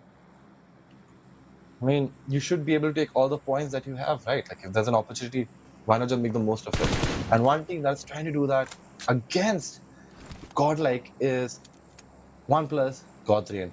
On the other hand, Maxioso getting the knock on Pui, and again, why not Esports as well? These two teams that are on the southern part, they have their rotations are very much close to each other, and this is resulting in this team coming to duels against each other quite a lot of times. Iris now trying to see if she can make some opportunity, and what Boomy has been knocked by Maxioso, and Proton finishing off Boomy, and that is that for Iris as well. And WELT taking 4 finishes in their name and saying, why not Esports? Thank you so much for the finish points. We'll be moving forward and making sure that we are in the top. Now with this, with the 4 finishes to the name of WELT, they go higher. They go higher to the 3rd place, like near 3rd place. They're reaching the 3rd place spot. And that is where you want to be. Each team today should be aiming for 120, like we stated, Raider. 120, 110 is ideal. Because tomorrow, you only have 4 more games.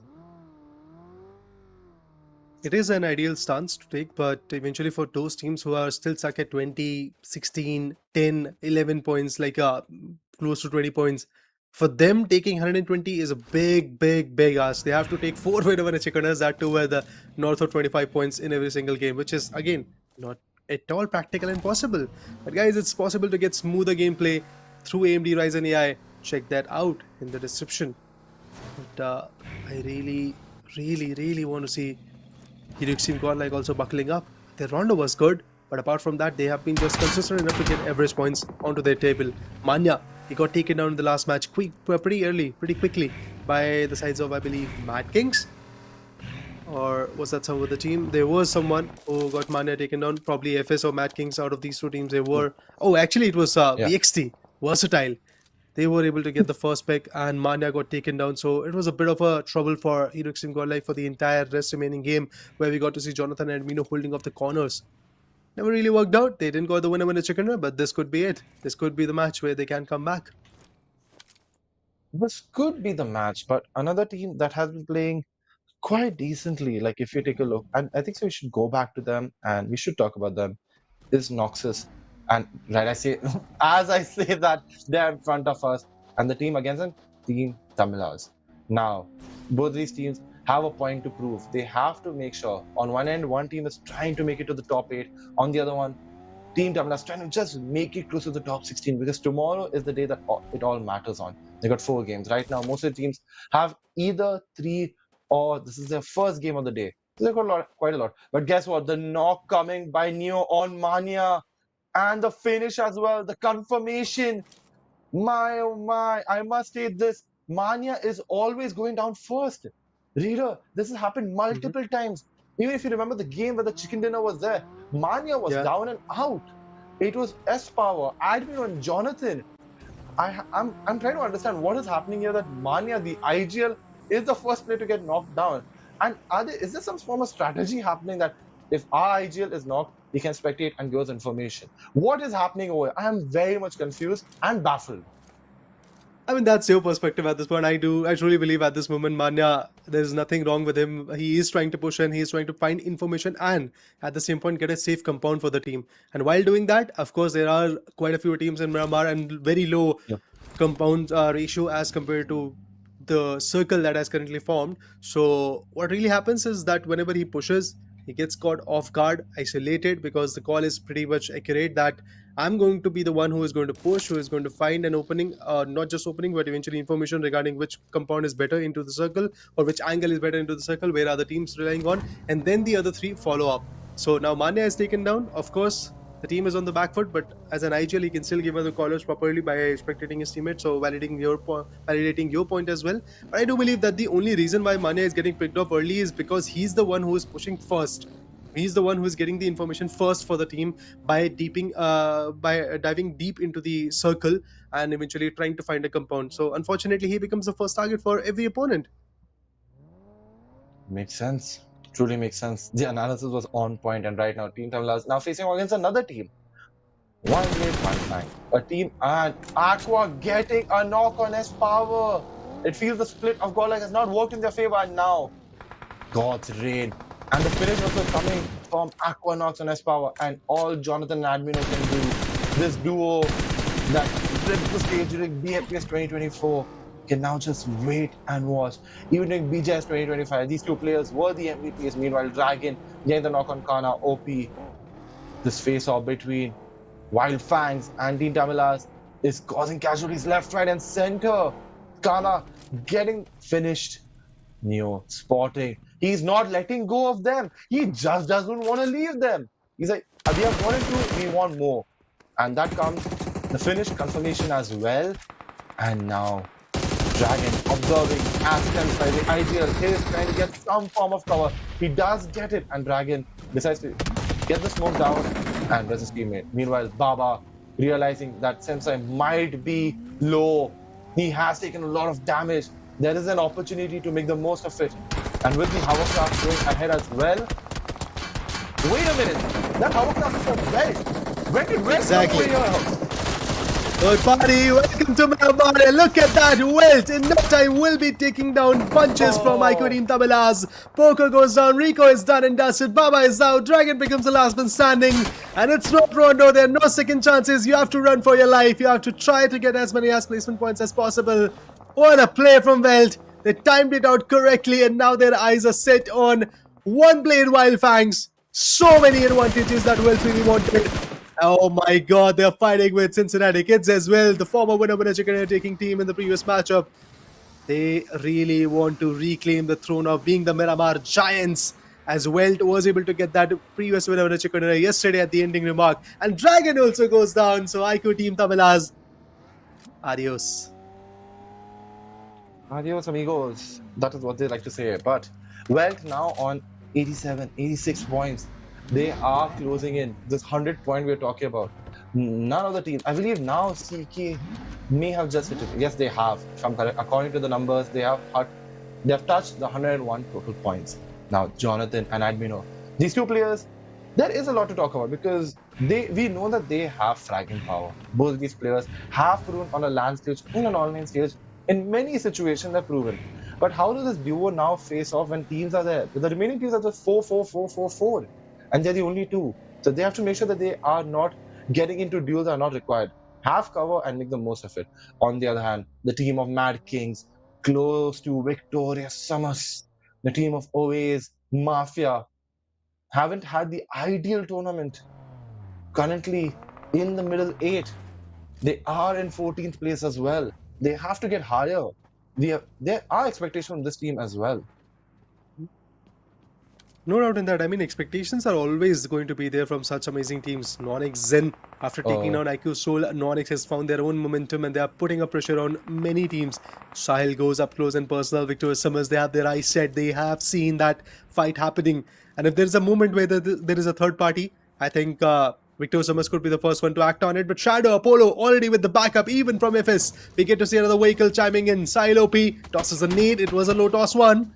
Blocking of the entry. Apollo and the other guy is getting bombed out, but God's Rain quickly pushes in. Sky gets one. Instant trade, instant retaliation also comes through. Pro and Shadow. IGL and the support working in harmony, making sure that they reset MADKING. And as the Kings, they need their crowd. The crowd will be top 8. Is it going to be the case? Sile goes down. Gods finds another frag. Pro, Clutch God. Both of them are finished off. Mad Kings, they were trying to get for the reset, but Shadow, unfortunately, the IGL becomes the last man standing. Surviving. It's one of those situations where I've seen Nakul performing in the IGL for Aiku Soul and being the last man standing, but Shadow has nowhere to go. Trace God, the most lethal lad from Revenant Spark. Absolutely good with his aim. And you cannot jiggle in front of him even with the vehicle, man. He is good with his aim. That right there is laser focus aim by Trace God. Literally, we saw that little bit of hesitation. We've spoken about this. If you remember yesterday, Ayogi, legend, the situation when he was not weaving the car. Same thing happened here. And if a player knows how to control the spray, it will result in a finish. And that is what happened. And another game that doesn't go in the favor of Mad Kings. Another game that doesn't go in the favor of Team Tamilas. And now, these names are very consistent. If you notice, Blitz, GDR, CK, Noxus, and Welt, always they're on top. It's like they're consistent. Another team as well, FS. You don't hear a lot, but this team is trying the level best. Like, to be honest, trying the level best and doing good as well, getting enough of finish points. This is entire tournament. Right. But not enough placement points. And now Godlike, a little bit of a duel, a bit of a hiccup seen as Admino shots coming in. We have seen this happen again. Not again. Another card. And this time it's Blitz. Who could take down Godlike? And if they do... honestly, Admino had that way to go towards Jonathan, but why did he decide to go from the other ridge and then got caught off guard into the tree area? I have no clue. I think maybe there were certain issues over there, but technical difficulties could have happened. But I really believe Admino can actually go into the cover. You talked about Blitz. I agree with the point that they survived till the top 3, but unfortunately, that finishing line never really comes. Yes, on day number 1, they performed exceptionally well. They had around 40 points into their table. But look at them. Once again, they had that manpower. Almost got a knock on Admino. That would have been an easy knockout, honestly speaking. But eventually they failed to do that. Server gave a good amount of damage. But after that, Saurav is out. Chandan, Nova, 21. See, the thing is, if a vehicle is caught off guard like that, you can actually put on the spray, knock out the player, but cannot neglect that this is stage 5 and you are among the 11 teams that are surviving. Obviously, a lot of angles are going to get created. That's where Saurav got caught off guard. But Revenant X Spark, they are performing. They are definitely eyeing to make this Miramar big as they did yesterday of a 14-pointer game from their corner. Can they do it again? Let's see. Let's wait for it. OnePlus Godsrain Aquadogs, Justin, they also perform and have taken down Mafia as a whole. Victor Summers in deep trouble. Deep trouble it is. This team is not holding back. GDR, they have knocked down always as well. And guess what? Lobster has been knocked down. And the finish confirmation from Neo on OAS. Flop taken out by Fury as well. And Chandan having a good angle right here. All he has to do is connect those sprays, have that focus, have that opportunity to make the most of his control. But can he? Murad, let's just going for the revival. They know, from matter of fact, they need to keep all players alive. GDR having 5 finish points to their name already. Takes them close to the 99 spot. And Areeb getting the knock on Eggy. I must state right now, it's getting closer. Teams are getting closer. And Pro getting the confirmation as well. Teams are getting closer to each other. But this fight between these two teams is not getting one. Guess what? Goten, finish off Levi. Don't forget, this action is getting thrilling. And it's going to be even more entertaining and thrilling at the Grand Finals in Chennai. And to get the tickets, all you have to do is go to the app of Kin, download it, register yourself, and buy the tickets now. A loop coming in, an opportunity, a nade, and a dream by Admino. Does he get anybody? The nade comes in. That's not enough. Pros taking out an Autobots. That's that from them. They're going to guess what? Admino getting CK Ash. One finish. This is smart play right here by GODLIKE Esports. You talked about Blitz and look at where they are. Not even the top 8. That's the problem that I always talk about for Blitz and teams like that. Welt, they are also pretty close, but eventually X Factor in this fight has got to be Hero Extreme Godlike. They're playing super slow, but they're playing zone by zone at this moment as they have lost the manpower. Admino running short of breath as the play zone is giving him the damage. But Gokul and the other guy, Maxi, also is holding off a good angle. Right here, Ash was taken on. Look at that crate of Glacier being created. Jonathan's angle is going to be very, very vital for Admino's entry. And Mino, heaps of damage from the play zone. Revenant Xbox still maintaining that manpower. On the backlines, you get to see Gamla Boy and his teammate from Marco's Esports. Even OnePlus Godzilla is surviving in this particular match. It's gonna be one amazing, super solid match from all these top 9 teams. NONX, brilliant start for them. I really want to see a brilliant end as well. Godzilla, they start off again as Marcos' one individual has been taken down. Gokul back on the backlines so that he can heal himself. So much is happening. Every single team has got their own dynamics to play along with. But Hero Extreme Godlike, kudos to their survival so far. And guess what? GDR has now come equal CK at 111 point, 110, 101 point. My bad. Both the teams are 101 right now. And they're slowly as they're getting bursting forward. This is what is going on. The hunger from GDR is one thing which you have to appreciate. Playing as a team without their main IGL, and they're not slowing down. Justin getting the finish on Gods, making that number 8. GDR, excuse me, what is happening here? What have you all seen since the start of this tournament? BMIC didn't go in their favor, and now they're taking revenge on everybody. Any team they see in front of them, they're getting knocked, they're getting finishes, and they're like, yep, that's what we're going to do. And Jonathan not having to play the ideal one, and giving the cover, but he's low as well. And Goten finishes him off in style, and that's another situation or like go down. Actually also trying to get that spray on, but he goes out as well from the play zone. Anonymous, he could be revived. Will he? Nox is bursting forward. Goten being but this is a helping hand for Revenant X-Park. As Maxi also got that knock, Naughty's the last man standing. NONX is kind of in a crumbling end. This is a helping hand for Revenant X-Park. This is one of the best opportunities that Revenant X-Park is going to get. Even OnePlus Godzone, I believe, for the same sake. Neo goes down, Equinox goes down, NONX, and Revenant X-Park chimed in. Delta was able to knock out Fears, but the final trade came through. NONX is now reset. But Iku Revenant X-Park, look at them. After Revenant X-Park can get this winner chicken dinner, it will be a big leap for them. OnePlus Godzone is already out. Naughty with a backstab, it will not work. Anonymous trades him out. But Punk's feet, is it visible? Is he going to go for a prone spray? He does! And the connections were made. Punk goes down. A brilliant opening once again from Zin. Oh my days, what is happening? Gordon goes down. Night strikes. NONX, this could be a wonderful winner with a chicken dinner. And yet another storyline where Revenant X-Park, they started out well, but the finishing line nowhere to be seen as Trace and Fierce becomes the last man standing. Fierce getting chip damages from the nades, but Trace, God, he's still quick with his aim. Absolutely amazing. God one down, it's Viper. He's not poisonous enough, and the nade on Anonymous is also very, very good. Fierce, he also strikes. Zin goes down. It's a 2v2 equation. All the flank angles are already covered up, and Trace is going to push low so that he gets the frag and a different angle to work with.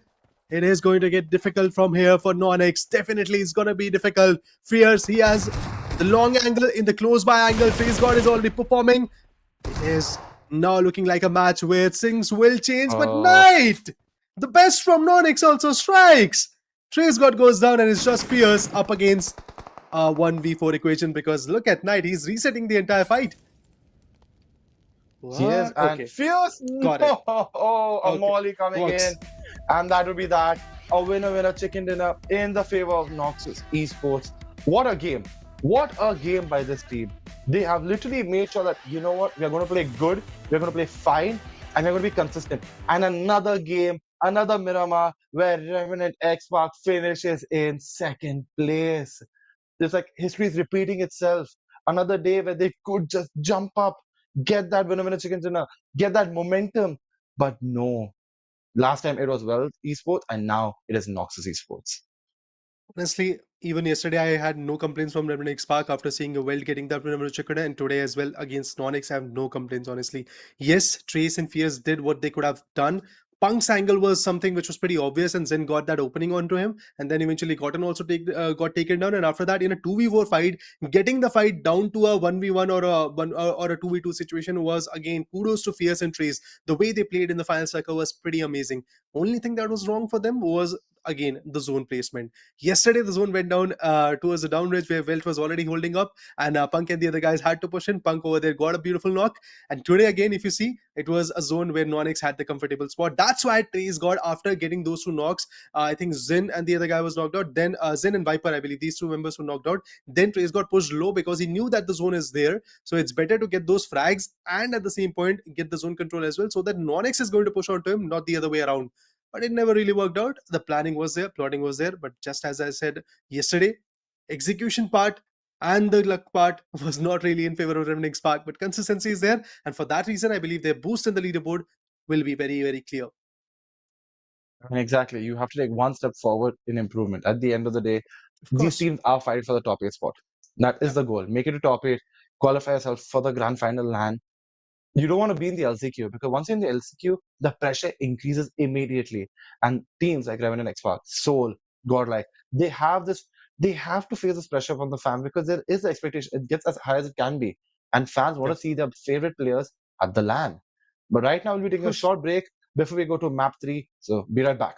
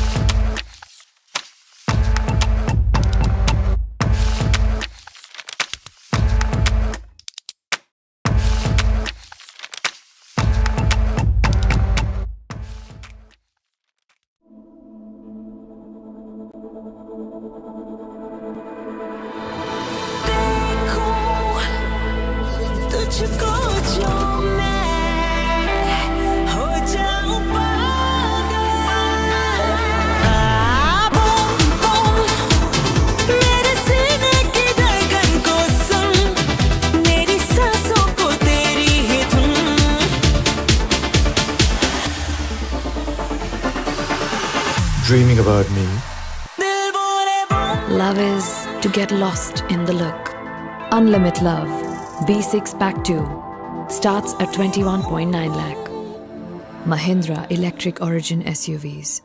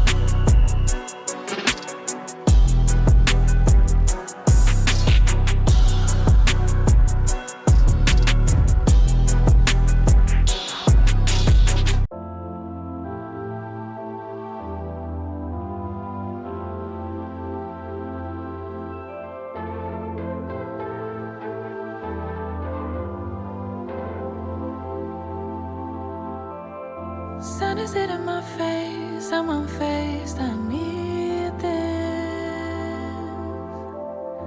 Calling out my name, say meet me, see these waves.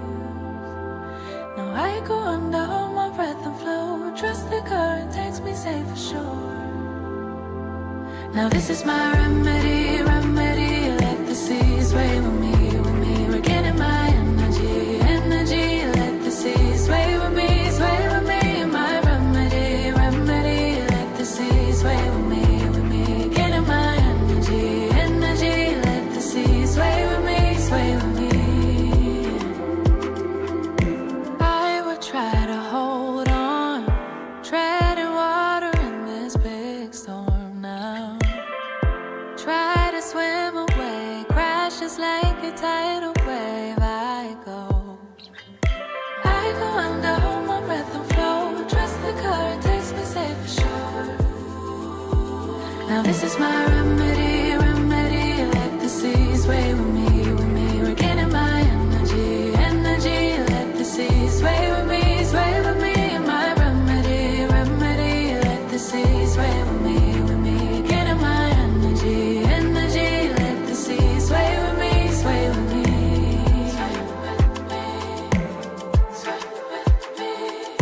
Feels like gravity can't touch me when I'm here.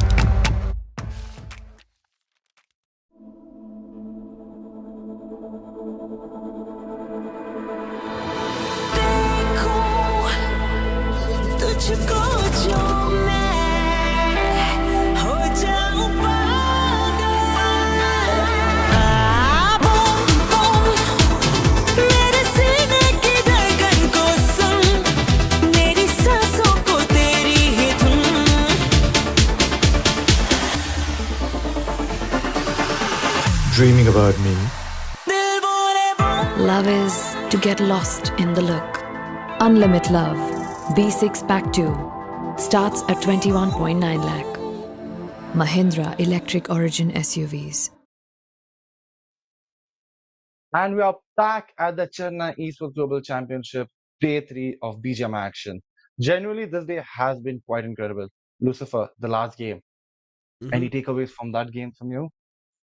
See, when it all started, right, today as well, when me and Draco were talking about it, we thought maybe teams could start stepping up, and they have, right? A lot of teams towards the bottom, they've started stepping up, but I kind of had a hint that today is going to be chaotic. I think so far in the first 2 games, it has been. Every team is gunning for it. K9 has stepped up in a huge manner. They're looking closer every game to get themselves a chicken dinner. I think ERANGEL was the closest, but you can see on the other end, right, NONX as well. They were in and around finding points, and even on day 1, I said, they were not on the spotlight. And today, when they had an opportunity to step in the spotlight, they took that chicken dinner, and they will be on the top. But that's not going to be the MVP. It is going to go to GDR. They've been playing phenomenally, and it doesn't seem like they're going to give up that #1 on the overall standings. And there's going to be Aquanox with 5 finishes. He's not been finish heavy so far that we've seen in action, but he's been there for the team, and now when it mattered, he does. 55% of contribution from his end. I mean, Aquanox, we've seen on the, if you remember yesterday, the top 5 players who were there in the MVP list, there were 2 names, Justin and Delta. And Aquanox wants to get there. And this team has a situation where now they are just doing finishes. If you notice, they are very much dependent or like heavy on like finish points. And that's really good to see. This team has 75 finish points.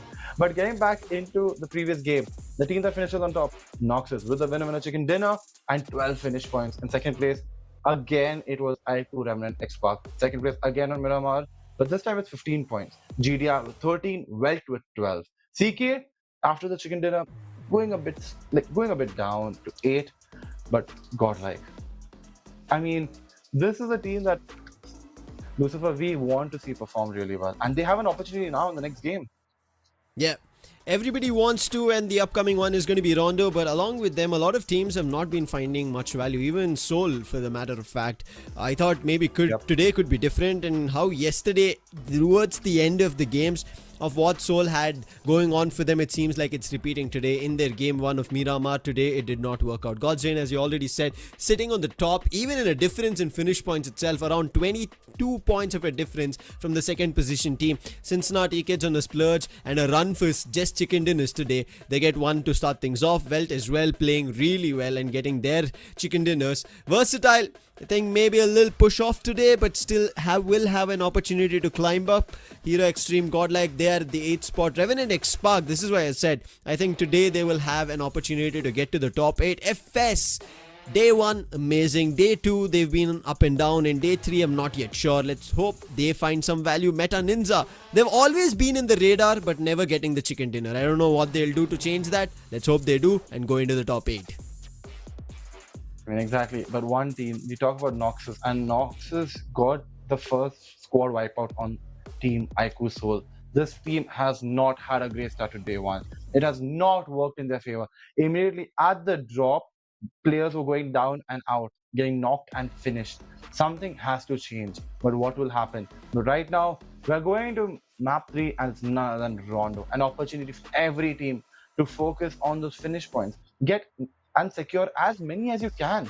Because guess what? If 3 players are finished, you can recall them as well in this map. Correct.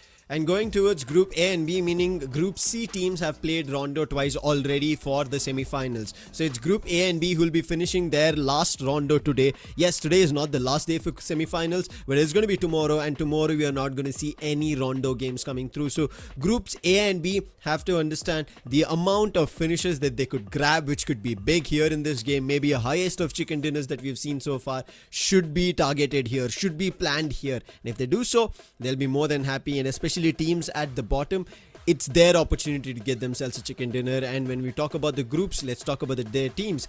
GODLIKE, Cincinnati Kids, MADKING, AUTOBOTZ, FS, NONX, WELT and Why Not Esports. And today, Why Not Esports, compared to yesterday's performance, I thought could be better, but it seems like in the earlier games they've not found value. Let's see if they do here in Rondo. Yeah. We hope that all the teams who are not in the top 8 have an opportunity now to get and secure those finish points and begin the momentum. We've seen a team like CK. It was only about momentum. 8-bit. Again, that last game they got a chicken dinner and day 2 was decent. And now they've been consistent. And now the game is starting on the map of Rondo. It'll be very interesting to see the flight path for this game. But one thing to note out, we are reaching that point. We are reaching that middle point now where teams have played 10 out of a total of how many games, Lucifer? They're going to be playing 16 games per team or per group. And now every team is going to be coming into their last fewer games, and tomorrow is going to be their last 4. But after this, I think teams should be very close to their 8 and 9 games. Some of them even closer to their 10 when we move towards the 5th game for the day. But right now, let's talk about the flight path. Heme Town is where it starts off, and all the way cutting towards the mid, towards Factory, Yulin, and it ends up at Lanpo. And I think this is a decent flight path, not much to be worried about. It's not an extreme one, but yes, I think this allows teams to initiate a lot of very early on drop fights, which also inclines towards the recall towers that teams will be eventually sending one of their players to. And it seems like Marcos Esports also a team who we kind of look forward to a little bit of a finish heavy game. They tried an ERANGEL, but I don't think it's found value. Let's hope they do now. And they're very close to Cincinnati kids. And I think that's what intended to Eggy moving away from the team towards Mayran. And from there on, maybe if Marcos actually finds value, it's going to be beneficial for Eggy, even if he decides to recall or not. And it's already started off, and it seems like trouble still strikes as Soul and MADKING's already in a tussle. And it seems like MADKING start things off, and now it is MADKING's getting knocked one after another. This is just happening around Factory. And it seems like after losing a player, it is 3 finishes in the name for Aiku Soul, and MADKING's might be the last man surviving. I think maybe they did not even leave anybody for a recall, and this could be an opportunity for Aiku Soul to step up, step in such a big manner as we've already spoken about. They're in the bottom 24, and if they're able to pull something off, it's going to be beneficial. And in the time that Thunder God over there, he's going to revive his player as well. So it's a 4-man strong team as they're dropping down here at Factory. And Pro, the last man standing surrounded in all directions, and MADKING's. Whoa. They get eliminated at the very beginning of Rondo. Not a sight for any team, especially on Rondo to see. Especially when you have the opportunity to recall, when you have one player left, you normally see teams doing a 3-1 split. Talking about a 3-1 split, that's exactly what is done by Godlike. Right now, Godlike is finding an opportunity to be like, you know what, we can take up duels because Manya is on the southwest end of the map. He's in a completely different part of the game. While Godlike is in the zone as well, that fears getting the knock on Maxioso. Maxioso has been a player who has been now finished, but he can be recalled by his teammates. Crucial piece for Welt is Maxioso. We've seen his gun power. The whole team is, I feel like those youngsters have a lot of fierceness in them when it comes to gunpowder, and it was also one of the rosters which was almost ready before even the transfer window popped up. So I have a lot of hopes for them. They've been grinding together for a while. All the other teams in the transfer window are now brewing something together. So maybe a lot of expectations from Well. They've already had 2 chicken dinners in their name, a lot to going for. They're already in the top 8. Godlike, they're just at the brink of 8, right at that push position if somebody else gets a better spot. NONX on the other end, they're getting a better of things here in Rondo. And who are they picking off? It's going to be Wildfangs. And they've lost a couple of players. And Revenant X-Spark and Welt, we saw this Maxioso going down. It seems like Revenant X-Spark, they're charging in. And Aiku Revenant X-Spark, we've got another knock. And it's going to be Trace. This man lifts heavy, fires heavy, and finds finishes. And now he's going in. Looks like it is going to be for Proton. Proton has a little bit of fumbles here and there, but his aggression is good. But how does it fare against Trace? Something to watch out for. He's coming aid by Jonathan, and he gets a knock and the finish on Khanao P. This is what fans want to see. This is a bit of aggression and ideal firepower per se. But another thing to point out is the likes of Wildfangs, Remnant X-Spark, they all are facing up against each other. They all are making sure that they can get as many finish points as they can right now. Whereas on the other hand, this has not been good for a team like Why Not Esports. They're trying their level best, but they're just getting caught now. Teams know they have the face. I feel like teams are just focusing on them. And a lovely bit of spray right here by Trace, as well as a finish. And Goten just walking away, making sure he has all the loot. Meanwhile, Gokul just recalling his all the teammates and getting them back to a 4-man roster. Welt, Proton tried his best. The time he got a knock, he should have tried for the finish, but he knew there were too many players and he was getting flustered, and that happens to everybody. A little more experience on the other end of the corner and they were able to deal with it. But right now, Cincinnati kids against Marcos. Kamla boy is there. He can do wonders, but it does not work out as a team together. We already spoke about Ege. He was away from Marcos itself, and this fight should have happened very early on during the drop. Out of all the other teams, this fight has just been delayed, and finally, it seems like it is coming through. Ralph OG, he's on the designated cover man, but can he actually provide cover? Because it seems like CK are moving in as a squad together. They're reinforcing their strength while this was happening. On the other corner, NONX, while the charge did happen from Godlike, but it was not on NONX, it was Wildfang's Kana. And NONX heard the shots, made a move and spotted S-Power, got that finish in his name.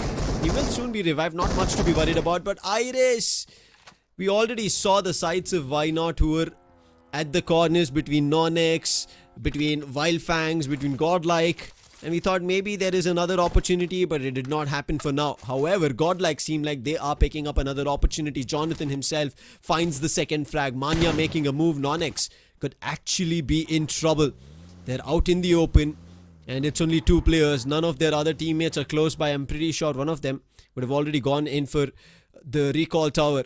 Zin and Viper, it seems like Manya for now is sparing their life. It might be the sound cue from the other teams rotating close by, and we saw the player cards of God's Reign, and that's the reason Manya has reunited with his teammates. They have, meanwhile, Knuckle getting the knock on Justin, the team that's on top right now. Knuckle trying to get that confirmation, that finish. On the other hand, Pui Pui Gaming getting the knock and the finish on Aqua knock.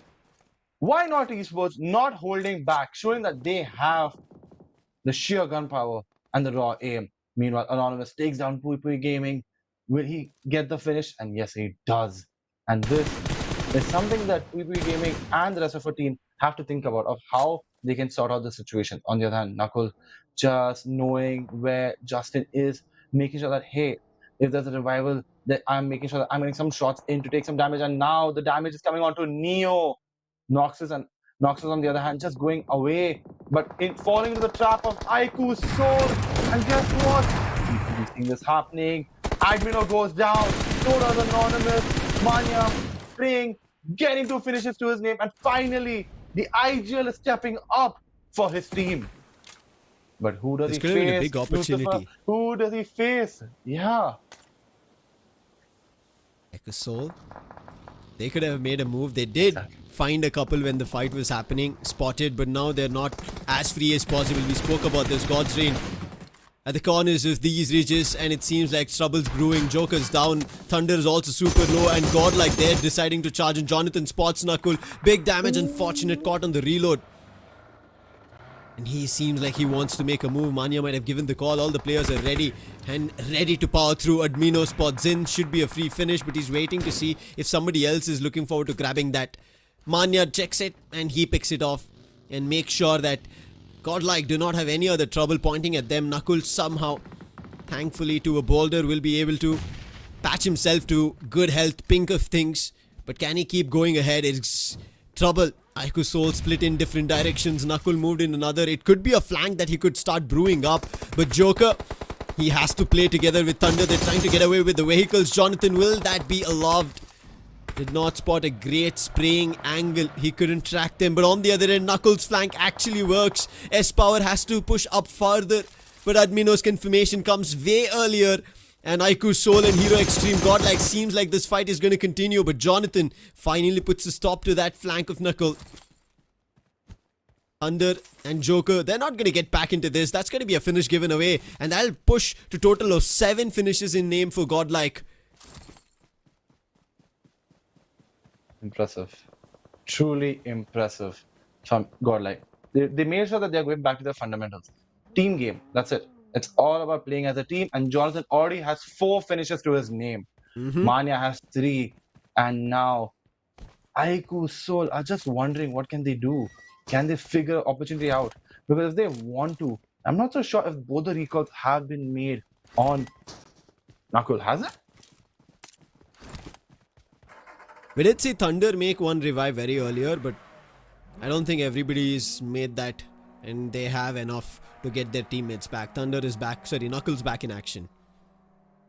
Yep. That means it's another 4v4 and I don't think so. They're holding back. What? They're going back Each for it? team wants to go for it. Yes, they are. They are smelling blood and this entertainment. This is something that everybody wants to see in the LAN. Everybody can be a part of the LAN by buying that ticket at King. You don't want to miss this. You don't want to miss this opportunity. And Thunder taking S power low. He's really low. A nade coming in by Thunder. Does it strike the right place? Yes, it does. A knock coming in right away by Thunder. He has an opportunity. He is striking down like lightning. On the other hand, Admino is going away. He realizes 3 of his teammates can't take this duel, can't take this opportunity. But now, S-Power is still knocked. Jonathan just trying to create some form of cover, some form of opportunity to maybe get a revival. Meanwhile, on the other hand, Joker and Thunder, they're realizing that, hey, the smokes are down. We could push forward. We could get some shots and a flank coming in by Joker to get this off angle to maybe get this pick. Will he get this pick? S-Power has been revived. But Admino has been waiting there. This is incredible. Could work out in either team's favor. It seemed like Admino was deciding to go for a revive, but it's not. It's that flank and instant Thunder gets put down. While on the other end, they did get a knock on S-Power. He's already been revived. Jonathan going full aggressive right now.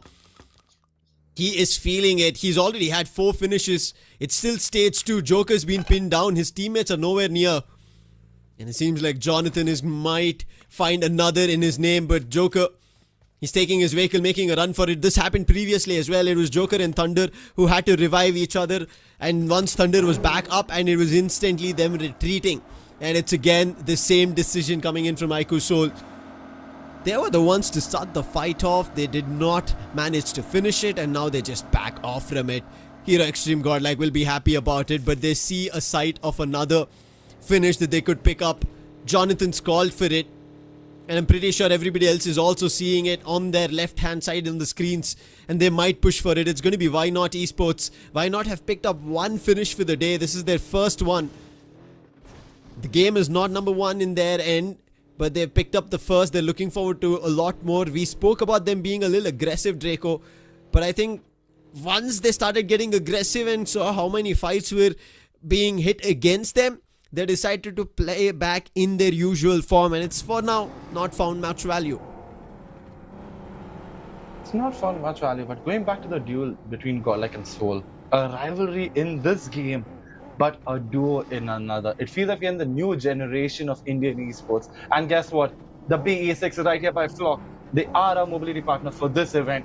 I was waiting and waiting for somebody to show me the skill because my oh my, it's such a beautiful car, isn't it?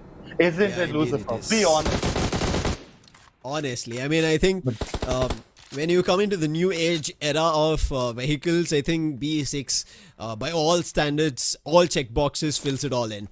One of the most beautiful cars that we've seen.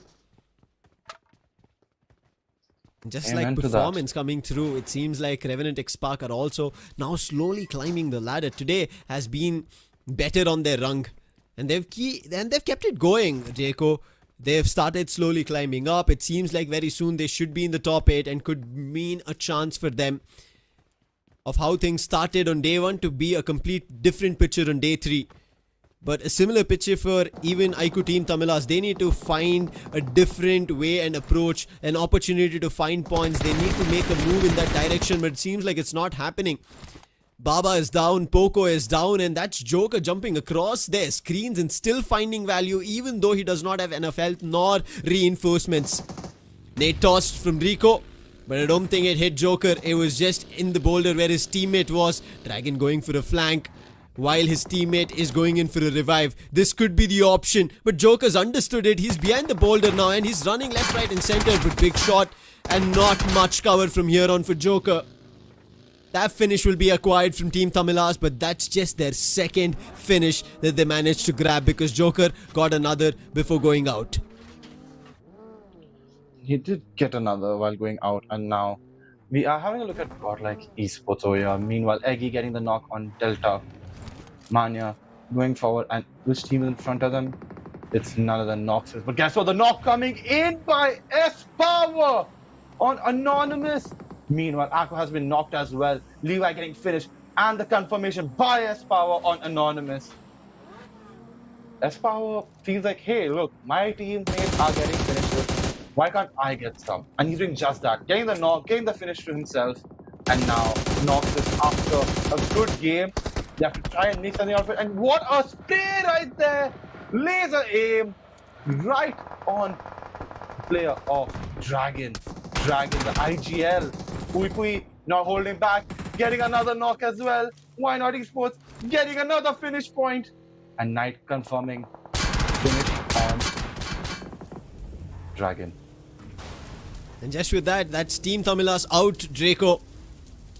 And why not Esports? They managed to pick up finishes in their name. Really well played. This is what I said in terms of aggression. They've kind of understood the lobby, but the fight is not yet done. This is how it keeps cascading. NONX now find an opportunity. They knew fighting with Godlike is going to be tough. They spot this team. They know they're not going to be ready. Iris is already down. Babybot also going down. Confirmation coming through. It's all up to Pew Pew Gaming. She's 3 finishes in her name. Gets one more. Now can he get the confirmation on Knight? And if she gets it, it is going to be big 4 for her. And she's been playing phenomenally, but she's running out with the Molly, throws it down, and Viper takes her down. And with that, Why Not is going to go down, but that's not going to be a survival for NONX as Autobots and Godlike move in that direction, and they share 1 frag each. But now it's a fight with each other. Autobots and Godlike are going to face the fierce test of each other, a force to enjoy in action here on Rondo.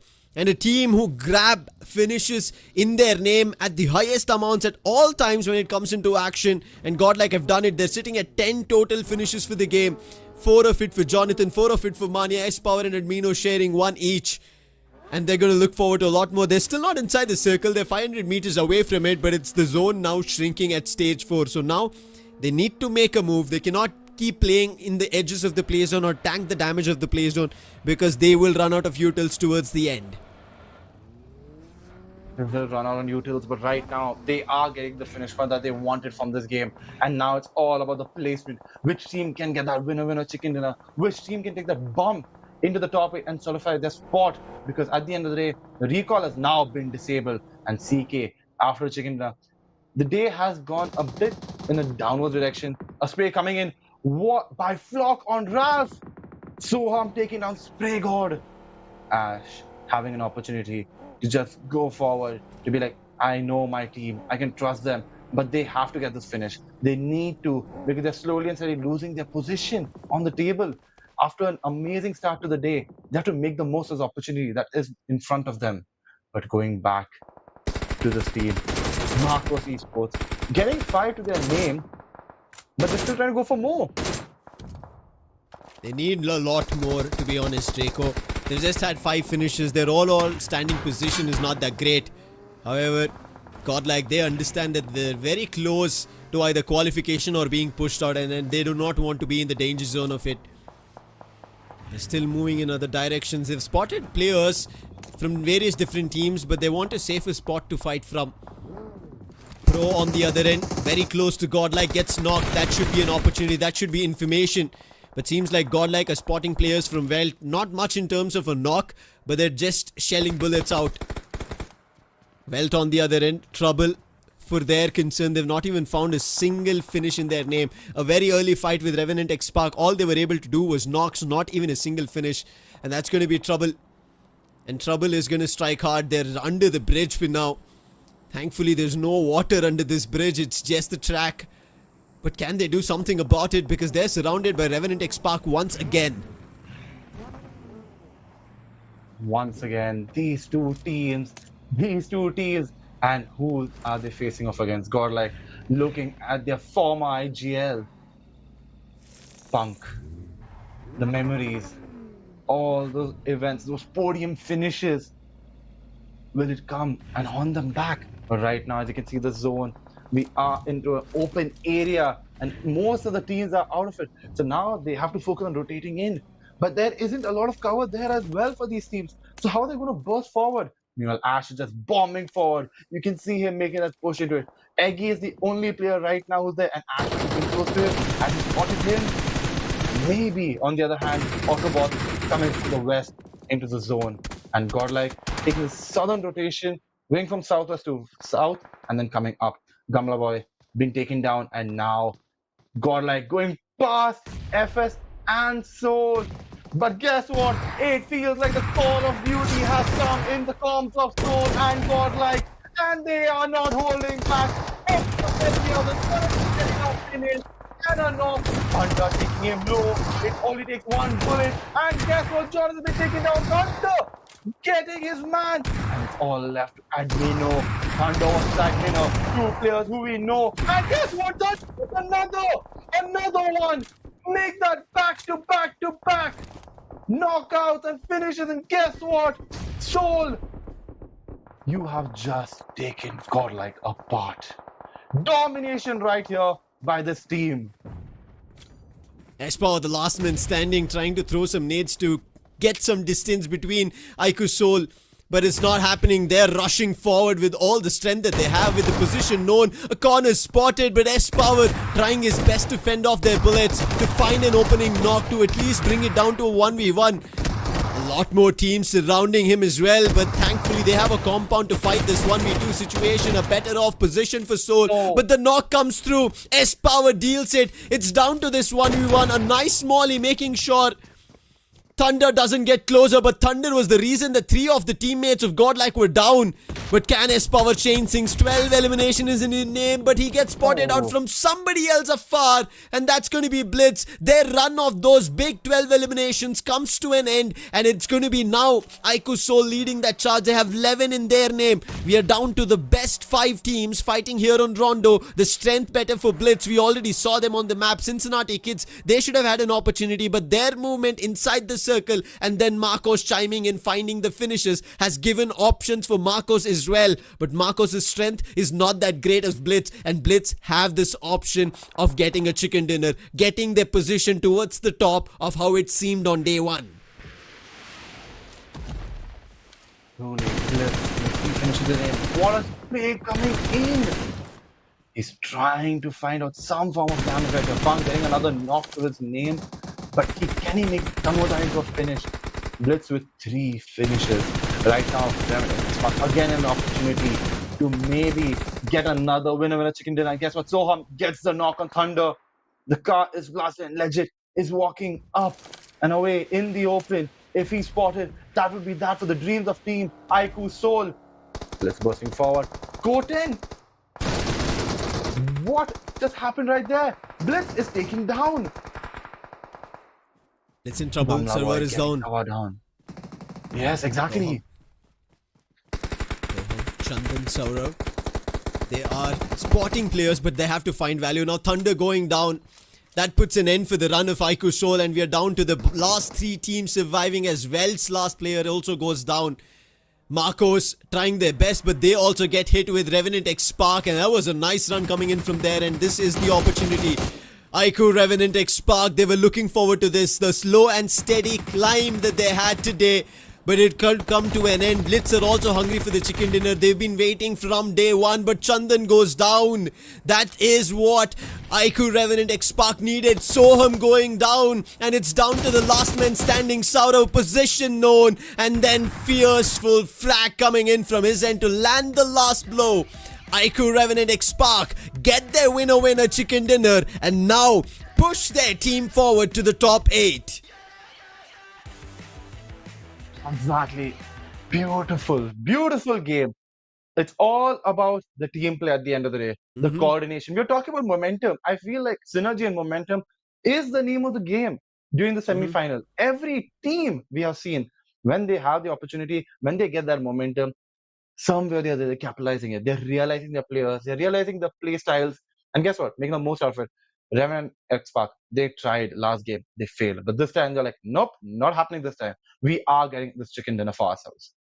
Yeah, we've been talking about this. It takes teams to understand each other, right? Even for the IGL who steps into those shoes to fill such a big name, it takes time. And I think day 1 and day 2 was just that, him strategizing, going back to the drawing board every day, figuring out who plays what better, how do they make a push. Because even Revenant X Park, when we saw the circle closing in and making a shift, right, the compounds that they were in, they were surrounded by FS, Aiku Soul, there was even Blitz everywhere, Marcos, all of them. But once they gave some space for Blitz to start acting, and then a drive-by came in through Aiku Revenant X Park on the players who were fewer in number, it was Marcos. Once they cleared them off, Revenant X Park knew they had the opportunity of a chicken dinner. But how did that result affect them in the overall standings? Is it going to give them a top 8, a good position right after this short break?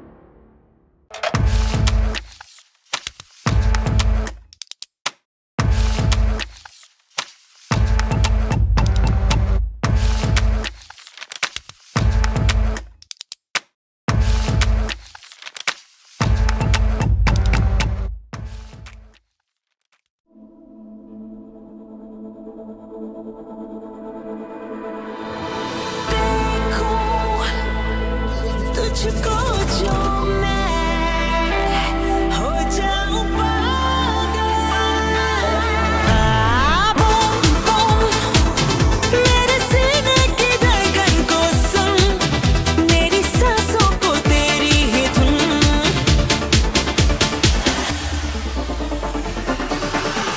Dreaming about me. दिल बोले boom Love is to get lost in the look. Unlimit Love B6 Pack 2 starts at 21.9 lakh. Mahindra Electric Origin SUVs.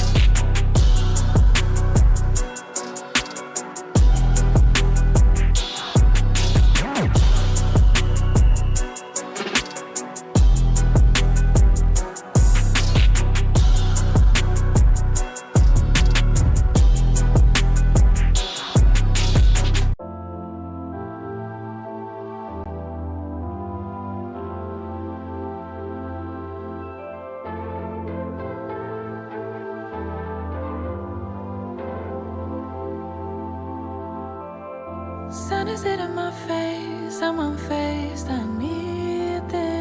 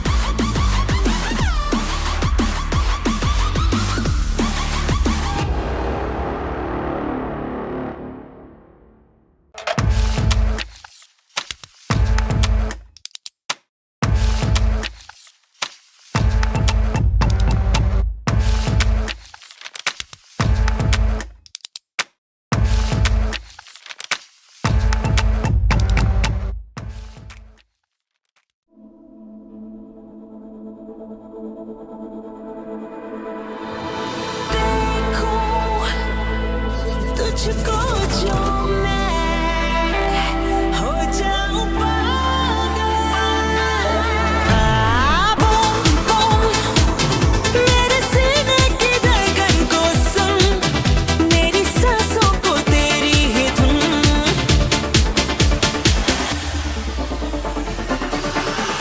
Dreaming about me.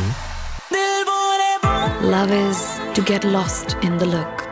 Unlimit Love B6 Pack 2 starts at 21.9 lakh. Mahindra Electric Origin SUVs.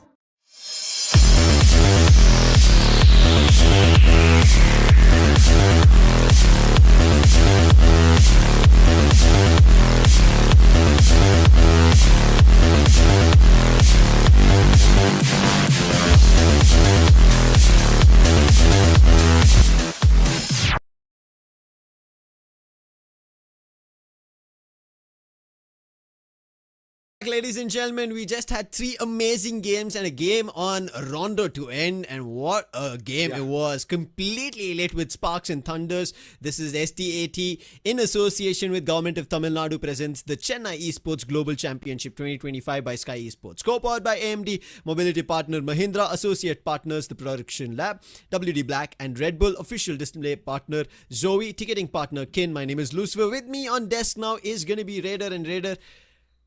How was Rondo?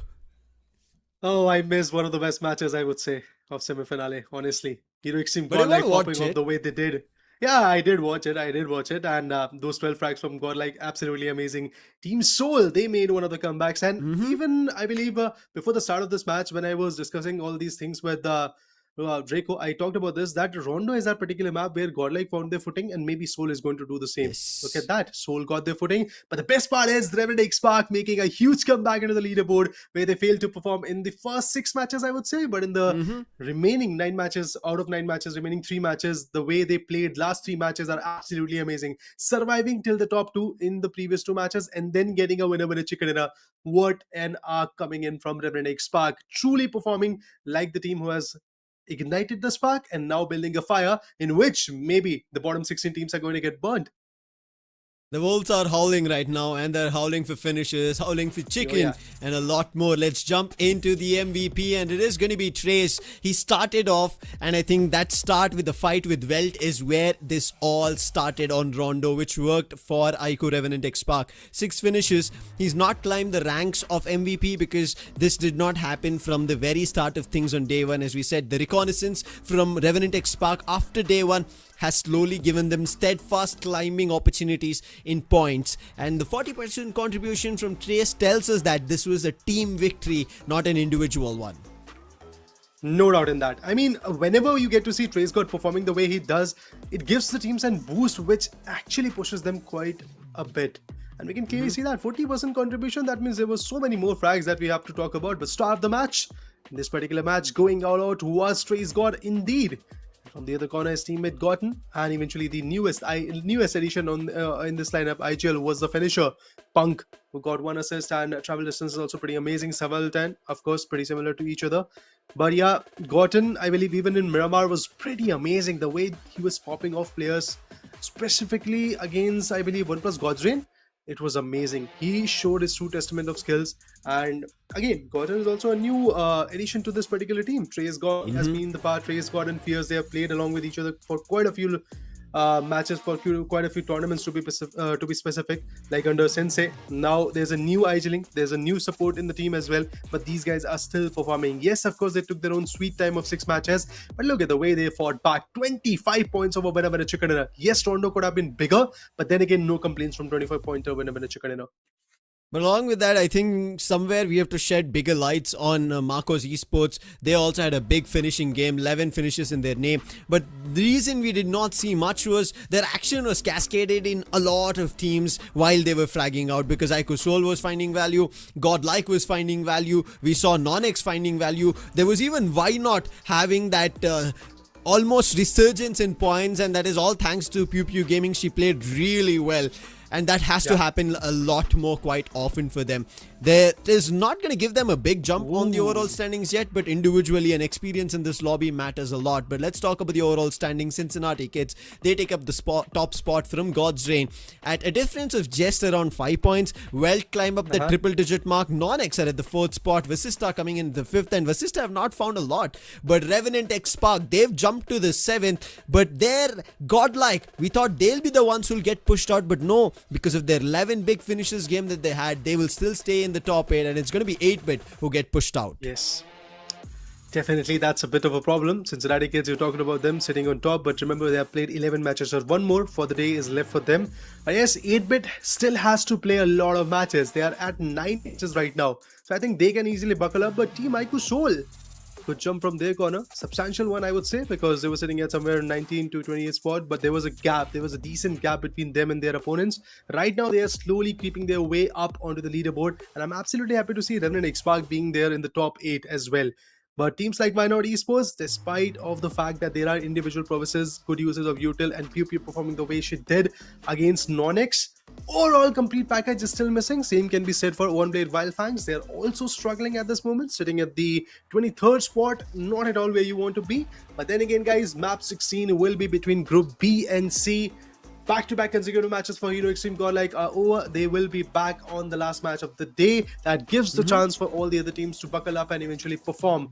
See, because of the fact that from Group A, we have teams like Hero Extreme GODLIKE, Cincinnati kids, the table toppers are also there. FS, one of the most lethal team, is also there. NONX, lately, who is in momentum? NONX, WELT. These teams are also from that exact group. So if you see Group A, back-to-back matches definitely is helping them. It is going to help because the next game as well, which is going to be on Miramar, is going to be between Group B and C.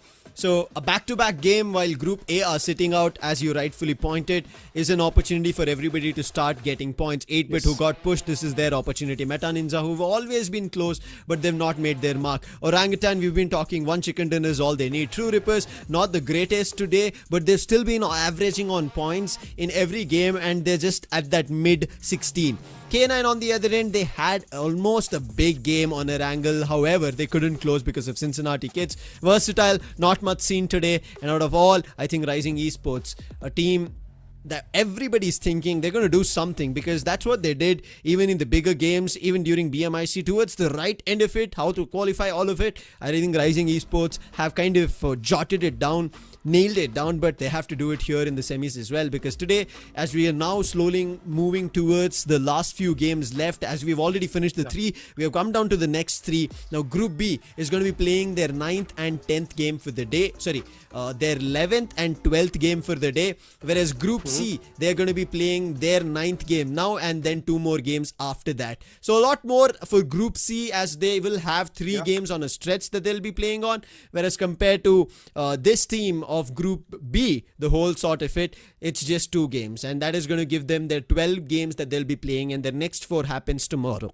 So let's hope the teams on Group B, as we were talking about, Aiko Seoul, they have to pick up pace. They almost did, but the chicken dinner missed out. The numbers, I think you have to give kudos to how Thunder played on Rondo. He was literally the starstruck player over there. He might have not been hit with Thunder, but he was hitting on point the jolts and finishes for his team. Even Marcos, that was a big game coming in from them after all the games where I barely saw them in action. They were just getting hit with different players, but now they did. Team Tamilas, I don't think yet I'm able to see what action I kind of presume them to be. And if this side sets even during the LCQ, because right as now I don't know if they're going to make it out of the semis, could be a big disappointment for CEGC 2025. Let's start right as of now. Forget about all of that. And ERANGEL it is. Match number 16 for day 3. Hopes are high in this particular match for a lot of teams, and with this flight path starting from Lipovka to Mansion and then all the way to Azarki and Georgipol, a lot of teams like Infinix Troopers could be having tough time while returning back to the areas like military base. But I definitely want to see how far the players are going to push this entire action and what kind of value they will bring to the table from this amazing map of ERANGEL.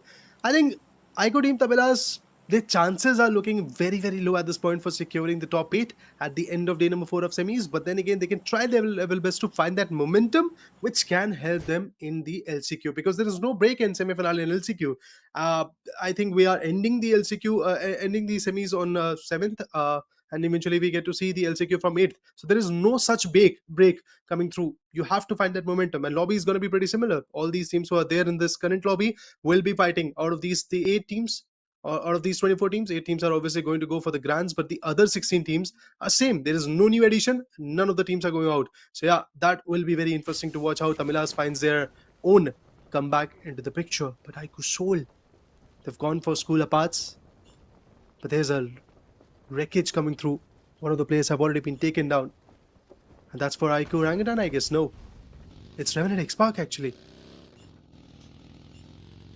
Light path kind of away from military base, meaning that teams would have to pick up vehicles and go towards the Ferry Pier, Primos, Quarry regions, and that's something that 8-Bit would want to do. But before that happens, as you can already see, Revenant X-Park finding finishes on, you could call, once upon teammates, because Sensei, Punk, all of them also have played together. Sensei also has commanded the lineup of Revenant X-Park, and now his teammates going one after another and entire team being completely crumbled right at the beginning of things. That's Revenant X-Park coming out with complete domination to start things off after their chicken dinner that they were able to grab in Rondo, and that is the confidence that gives teams an opportunity to explore a lot more once they get the chicken dinner. And this is why we say, right, when you start building momentum, you should try for the chicken dinners, and once you get that momentum in, you'll be a lot more confident in taking fights. And we can see Revenant X-Park, this is a complete different picture on how we saw them on day 1 and day 2, but let's hope that's the same thing that we can maybe witness from Team Tamilas as well, Raider, because so far day 1, day 2, day 3 story has been same. They've been just going down the rung of these ladders of the 24 teams that we have. Yeah, I would like to add some points on Revenant X-Park's performance at this moment. I completely agree that yes, with the winner chicken you find that momentum, but how beautifully they're orchestrating their play is also something amazing, and a lot of teams can learn from that. Look, like they have taken down Wildfang. They know, they have got the understanding that a Wildfang usually goes to Milta, and now they have taken down that particular team who goes to Milta, and there's no contestment over there. They have quickly rotated back to Milta, which is going to give them an edge. Of course, a good amount of loot, but they are right now in a fight with Aiko Team Tamilas. Revenant X-Park, the Wolf Pack is fighting with Team Tamilas. It's going to be very interesting to watch who gets the better of it. Honestly speaking, at this moment, Revenant X-Park wants to build the momentum, but there's a legacy that Team Tamilas has to build. There's a legacy that Team Tamilas fight back for. But nay, they're not going to survive. 2 more frags for, I believe, Revenant X-Park are already coming in. Trace God and Punk. This is something new that is going on. Oh, actually, it was just a single frag. That other one was the confirmation of that exact individual. But 5 frags in the very start of the action. And still no loss of players. And a very good area of Milta to loot.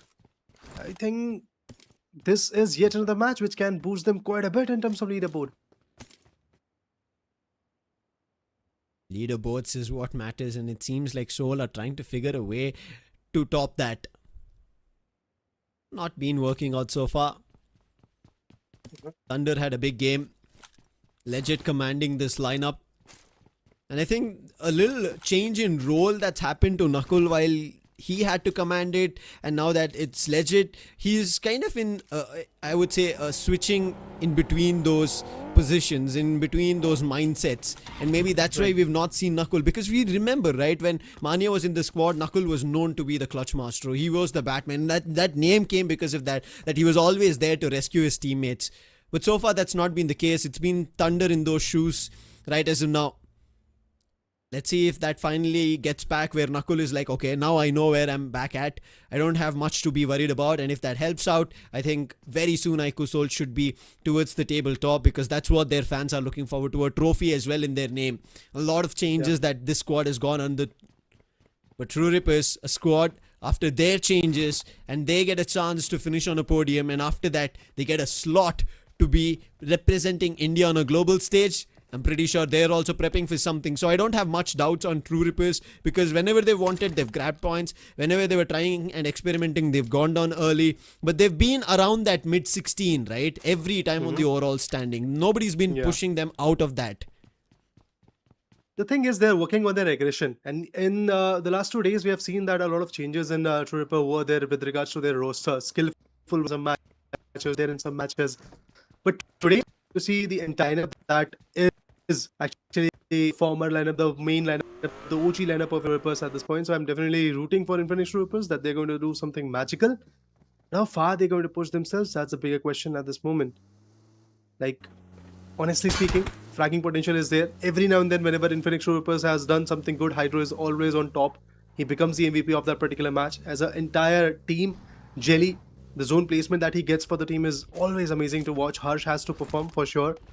And some matches, Harsh has been phenomenal. But overall, a complete package for the team will come if all the 4 players will play in harmony, which I believe OnePlus Godswin is doing in a very beautiful way. Despite the fact that Destro has taken a break, Delta filling that shoe is very, very good to watch. Absolutely amazing.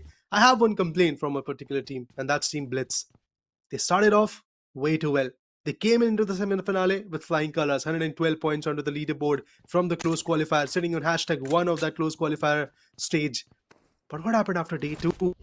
And eventually in even day 3, this is match number 4 going on, and we can still see Blitz not being to the best foot, because they have been struggling. Points are not really coming through, and Blitz are slowly just dropping down.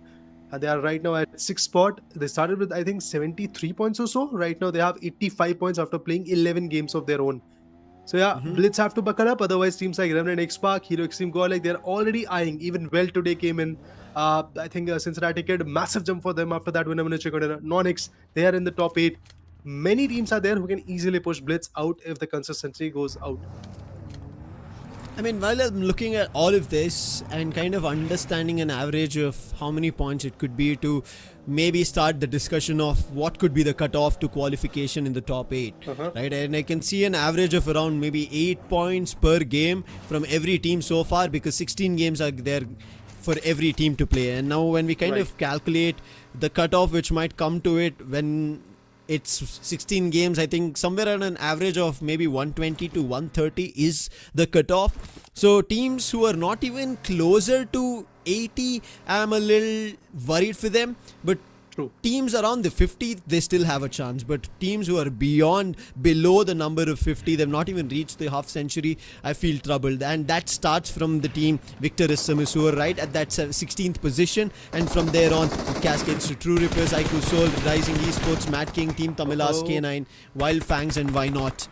Yeah. But Marcos, right as now, a team who got big finishes in Rondo against a team who got chicken dinner.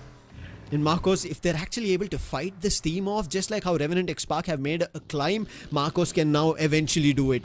Because they're already made it to the mid-16. It's about getting into the top 8. But it seems like they're deciding to get into a proper compound from where they can defend the shots from Revenant X-Park rather than fighting in the open. But Fierce doesn't have that mindset. He's already setting up a flank, and that could be trouble for Marcos. Good play from Revenant X-Park. Bit of a damage on Marcos, and they've got their entire rotation and made sure that they hold off this ground. OnePlus K9 Ninja Boy on the other corner, shots one down from Meta Ninja. Some. There's a knock. But Marco is already on the move. I really want to see what Fierce is going to do out here. He came out of the shelter region for a flank, but I think they are just taking it a bit easy at this point. Yes, there were a certain period of aggressions, But Ninja Boy is going to take one more down from Meta Ninja, and I think the entire team of Meta Ninja has already wiped out. Some, Termi, Shadow, everybody has been finished off. Oh my god, this is not looking good for even Meta Ninja, because day 1, day 2, they were looking like a team who's playing an average game. But today, every single match that they're playing is turning out to be a casualty. Center circle at stage 2, and you can see this time it seems to be a diagonal line where all the teams are intersecting.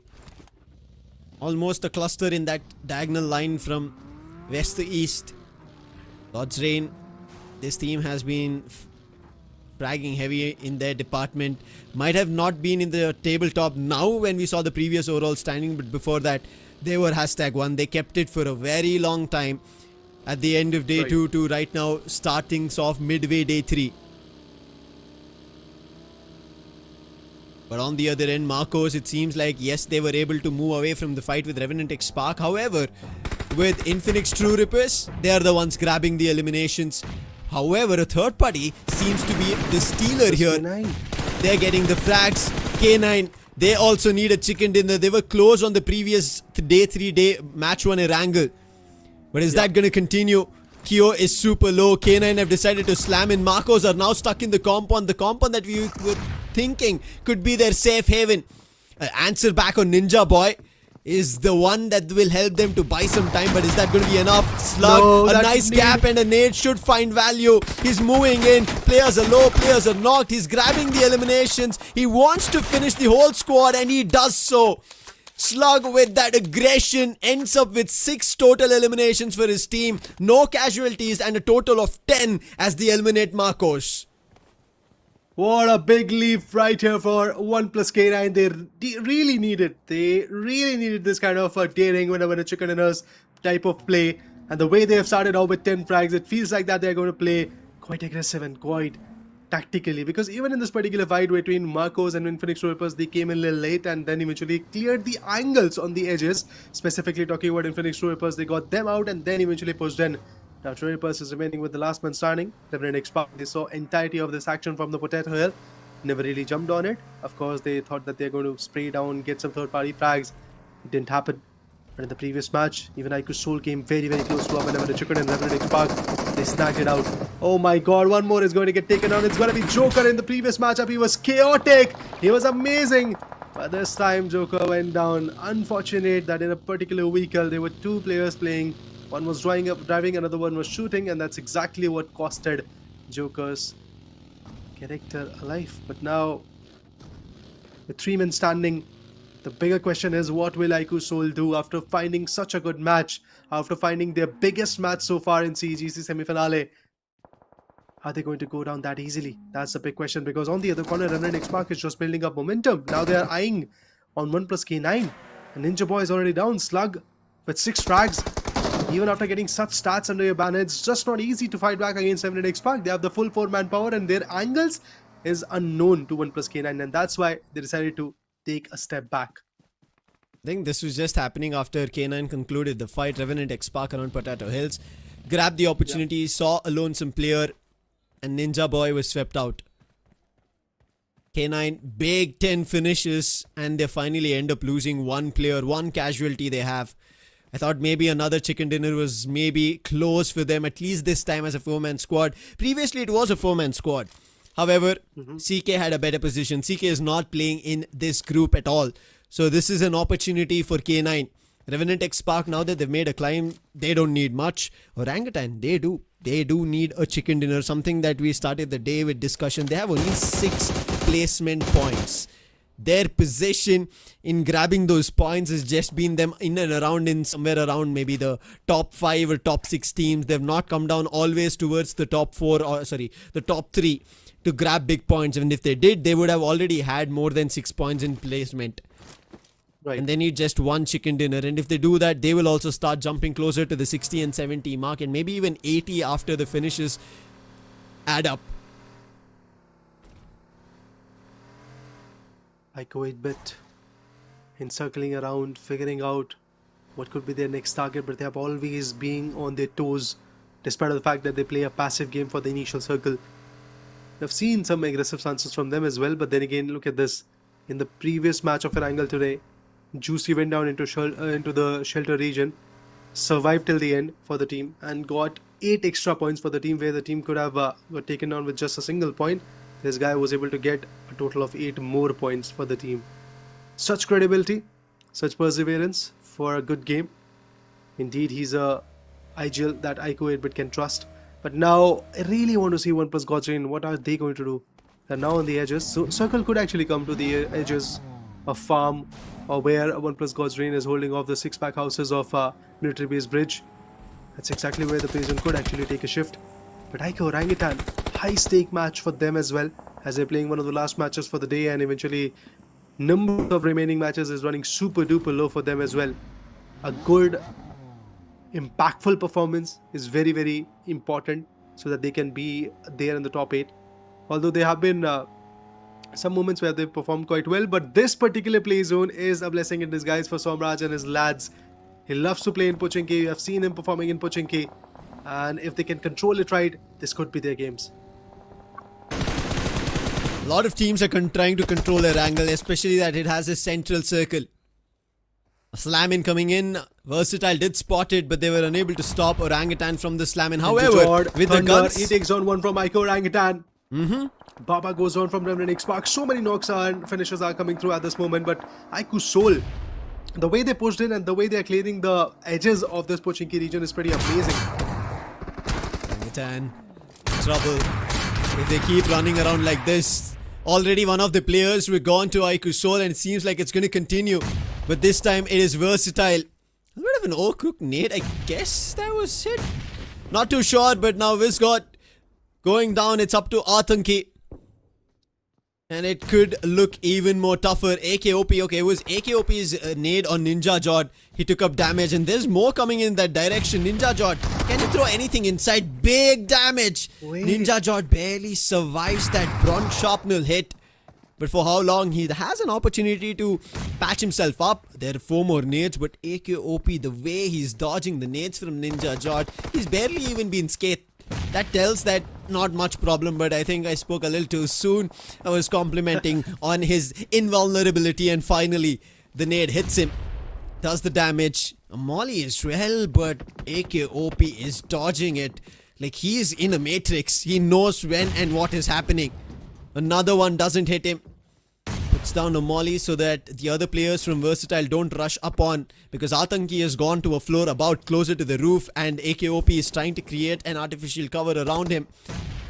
Ninja Jod, now his nades are hitting. He knows that if nobody is getting hit inside the house, not around the compounds, they should be a little further away. He spots the vehicle, throws it in that direction, and it works. But not a knock for now. Another nade. But I think this fight is going to take some time. Even though Versatile are close by, they do not want to make a mistake in converting this. But Atanki this night may find value. It did. Smoker goes down. Ninja gets hit with pretty big amount of damage. And now Somraj as well. Players are faltering from Versatile. And that's a third party 8-bit looking forward to taking advantage of this option. A little bit of an overpicking. A push coming in from Visjod. Sorry, AKOP that was. And it's all down to Atanki. And Atanki has to face a 1v2 against Versatile. A revive should happen, and that should bring about a 1v3. He's throwing another nade. Not value as of now, Raider. But that trench and the vehicle cover, it's not going to help the nade at all. Atanki, last man standing from the team, can actually bring AOP back to the feet, and Somraj, he's eyeing for the same tactics, but there are grenades going on. Ninja Jod goes in for a toss, and this will be it. Ninja Jod's nade is going to find both Atanki and AK, who was knocked out, and Team Versatile will get the reset done. That's why I said Somraj and his individual teammates love to play in Pochinki region. Somraj for a long period of time. El Pozo for Miramar and Pochinki for ERANGEL. These two places have been his home, and he has dominated in it. But amidst all of that particular fight, he kind of missed on what Remnant X-Pac versus Soul happened. Soul pushed in. Remnant X-Pac, they also pushed in. There was a big barn house compound there where the fight was going on, and from the ridges, Blitz actually took the last shot. Otherwise, there was a very big possibility that Ico Soul could have been taken down. It was basically a 1v1 fight, and we know under pressure and in such situation where Nakul had no covers with him, he could have got taken down. Ico Soul has got a blessing in disguise. They've got a second chance in this particular match. The last one starting is still surviving. Remnant Spark is done. Blitz is also about to be done. It feels like that because of the way the slams are coming in from Vasista Esports. Simp is here. He has arrived. Hector, Scary Jord already cooking off the nade. Saurav on the other corner goes in for the molly. Bit of a molly damage, I guess. No, the nade did not connect on Saurav. Scary George and Hector onto the second house, but Simp is the one who is pushing up front. Gets super duper low, but still Simp will connect with the DBS. And that connection will find one more from Team Blitz. Unfortunate, but that's the surreal reality that Vasista is not letting it go that easily. They've got 2 frags. Cheyenne facing technical difficulties, so he's back. He's back in the vehicle. That means 4 men strong for Vasista. Simp is loving this role that he's in. The forefront aggressor, and he always wanted to be, and that is continuing. You could see how confident he was. I was charging up on the player of Blitz. He knew how close he was. He knew what he was throwing. He played around those sound cues and it worked out. Giant rejoining his teammates of Vasista Esports. But it is also a little tough ordeal for him to easily traverse that land because Blitz are now looking forward to vengeance. They want to try and see if they can maybe grab a finish in their name. But a finish for Somraj, yes, after he gets revived. And that's going to be on the last few players of True Rippers. And Jelly going down, meaning now True Rippers are down to their last soul is what I see. But Versatile, they've been challenged time and again. Fights being pushed forward to them. But they've survived. Not a casualty that they've given away. And that says that Versatile might also be trying to cook a chicken dinner in their name. It looks to be an interesting last few teams standoff. We're down to the 9. But even K9 looking like a top contender at 10 eliminations that they have in their name. And that should give them a lot more opportunity going towards the end. But they have to play a lot more smart because K9 need this chicken dinner at all costs. If they don't start picking up the chicken dinners now, it'll eventually affect them for tomorrow. And we know K9, they've been trying to do their best these last 3 games on a stretch. If they start now, Raider, the next 2 games as well, K9 will continue with the same momentum that we just saw Revenant X-Spark in. They're hoping for that, and 10 big points already in terms of finishers. The next plan should be of placement point. They can play a little slow because they have got the finishers, but if they get a chunk of placement points as well, that will be a blessing in disguise. Even Ico Soul, last man starting some firing from their corner. He has to play a little longer, survive a little longer, and he is right there in the center. But that's a big barnhouse team, so will intend to push onto it. And if that happens, maybe that last player is going to get casualized. But there you go, Devotee gets spotted. Bit of a spray, initial whiffs, but finally Fury will connect from Team Victorious Summers. You have Fury getting the connections, getting the job done, finding the initial picks. But still, Team Iron, Team Rising Esports, he's still fighting back behind the boulders, but this grenade and then the spray coming in from Mafia connects Cyrex. I think next is his number, but anyways, he goes down. The Igel is down to the knee. Henry goes down. Last man standing will be Cyrex, and he also gets compromised. Rising Esports, what are they doing? At 9th spot with 0 finishes and 0 placement point, they went down. That means all this traversing around the map, coming down to stage 5, nothing of value will come through. It's just experience and a lot of mistakes that they have to learn from, because 0 points from this match. Unfortunate. A lot of teams who had big games in Rondo have actually gone out with 0 points. We spoke about this team down to the last 2 players. They were the reason for Revenant X-Spark, but for now, it's going to be K9. Their reason is Victorissimus. Amit, he goes down. That was unfortunate. Mafia played so good. Right, left and center rotated. And with that, K9 also come into a cluster on a third party. And what we thought could happen for K9 will not be the reality at all. Along with Revenant X-Spark, where they had 11 eliminations, K9 get put down at 10. Vasista Esports, now they look like the probable contenders along with Victorissimus. 4 eliminations for Vasista. On the other end, Victorissimus have 6 in their name. Blitz, they also get cleaned up completely. And this is looking like Victorissimus now cooking up a game in their name, because they also need points here, Raider. They also need to jump up. Yeah. A chicken dinner, much needed for them to get to the top 8. But a consistent performance for Ico Soul can definitely give them the buff. You talked about 50 point kind of will give them an edge tomorrow. Maybe there's a possibility that they get to qualify. And for that, of course, the last man standing is still surviving. 1+ God's Strength, they need to once again take the top spot. But honestly speaking, for Victorious Summers and for versatile to some extent, and even IQ Soul, this game is super important. And they're trying their level best to get it converted. Fury pushing mid deep. Revenant X-Park. They went out a little too early, and this is going to be an opportunity for Victor Simmons. Along with them, we already spoke about Vasista. 8-Bit also have an opportunity. They did something just like this around the same time yesterday. Grab the chicken dinner. Versatile. They have been also playing phenomenally well. Any teams that have been trying to flag against them, Versatile have been able to push them away, and it's worked out. But right now, it's going to be God's reign. They've been heavy in their fragging department. How do they stop them, stall them? Somehow they are. Aimbot finds one, and that's on Delta. Justin is also very close. Can they find in Justin as well? Two of them run up, but it's not going to be Versatile. It's going to be 8-Bit. And Justin also goes down. Now Delta gives that information that it's not only Versatile, it's even 8-Bit. It's a third party situation, and Somraj, what does he do? That's going to be a tough call for him to make with so many players from 8-Bit surrounding, and even him going down will be the end for Versatile. And it seems like what I was just presuming and what 8-Bit did yesterday could be the reality even today around that same game. Hey, for me, the best part is Ico 8-Bit is playing a textbook game, surviving for the top 6 positions, and then eventually when they're in the top 6 or 5, they went on a berserker mode. Look at that. 2 teams already out. 2 of the biggest contenders. One plus God's Reign was sitting and trying their level best to be on the #1 spot, and on the other corner for qualifications stake, VXT was fighting. Both of them are currently the target of Ico 8-Bit, and now next in line could be Team Vasista because they're down the ridge. I don't think so. Victor Summers is going to initiate a very early fight with them. That could be objectionable for themselves because it can cause them their own demise. But what Nakul is going to do is going to be very important. Are there so many crates available, like Revenant X-Park, entirety of their lineup falter down in that exact barn house? So there should be a lot of first aids for him to go for a heal battle. I think that will be a wiser choice. Let's see which is going to be the wisest of all, because now it's down to a chicken dinner. Oh, he goes for a heal battle. He has 9 first aids for it. But I think that's going to be a tough one for him to kind of use 9 first aids and still manage to play till the top 2, because it's a 4v1 situation, and that fight is going to be a longer one. All 4 players from the other 2 teams or 3 teams were there. They're going to buy their own time. And unfortunate, he couldn't push forward. I think he timed it a little late in his first stage, and he will be eliminated. And Ico Soul are out at the top 4.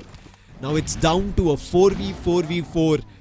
The best of the best battles. All 4 players from every team surviving. Vasista Esports, Victor Simmons and Ico 8-Bit. One team who need this chicken dinner badly is going to be Victor Simmons. The other 2 already towards the top 8. For them, it's not much to be worried about. It's just points being raked up. Their confirmation might be coming at the end of the day itself. Whereas Victor Simmons, even after getting the chicken dinner, they have to play the other games as well, in which they have to perform in such manner. But 8-Bit, they have the higher ground, and Victor Simmons, Mafia from afar, is trying to help as much as possible. The smokes are the only thing that can help, and it seems like 8-Bit are the ones who are laying down the smokes. They are creating an opportunity for the other team. It's okay, get close, but once you start getting close, it's going to be Vasista Esports who are going to spot you, and you both are going to break out on a fight, and 8-Bit want to take advantage of that. Let's hope Ico 8-Bit is going to get this match under their banner. It's very important for them also to bounce back into the top 8. They were pushed out, all thanks to the Revenant X-Park. Now Revenant X-Park is out. This could be their opportunity. Simp, he goes down. Simp gets finished off by Sarang. And on the other corner, Hector and the other men are pushing in. Sarang retaliates and take one more down, which has been traded off. Juicy is down, skips Raiden. Last 2 men standing from the sides of team Ico 8-Bit, but Vasista, they're still standing tall. Raiden becomes the last one standing. A perfect opportunity. A perfect dish being served for Victor Summers to get this winner with a chicken dinner. There's no way that Victor Summers loses this one, as Raiden is super duper low, down to 20% HP. And there you go. Playzone is the one who is going to finish him off. What is it? There you go. A winner with a chicken dinner for Victor Summers at the right time to strike a comeback and fear in all the table toppers that yes, there's a new face rising and probably going to dethrone them. One more game for Victor Summers after this. That's going to be on Miramar, and much needed one. They grab a big chicken dinner in their name. They played really well. They were able to put a stop to a lot of teams in front of them. And I think a very wise decision from their end in terms of waiting to see what 8-Bit would do, waiting to see what Vasista would do. They didn't want to initiate a fight with anybody. 8-Bit started laying down the smoke path, and Sim decided, hey, I want to aggress. And that's what we've been commending and complimenting Simp on, that he's been leading that charge, that I will lead the assault. And that assault worked. He pushed up, gave information of where 8-Bit were. He also landed the first knock, and his teammates decided to follow by. Hector missed his opportunity, but Cheyenne still tried his best. He brought it down to a 1v1 situation, but the zone was closing in, pressure a little too much, and Raiden was the one to find that. And Scary Jod eventually was spotted from Victor Sumus, and all of that concluded with the numbers being in favor for Victor Sumus, and got themselves the chicken dinner as the last player ended up in the play zone. But this will be discussed based on the number of points that Victor Sumus got. How much have they come closer to, so that in their next game that they'll be playing on Miramar, what more do they have to do to get to the top 8? See you on the break.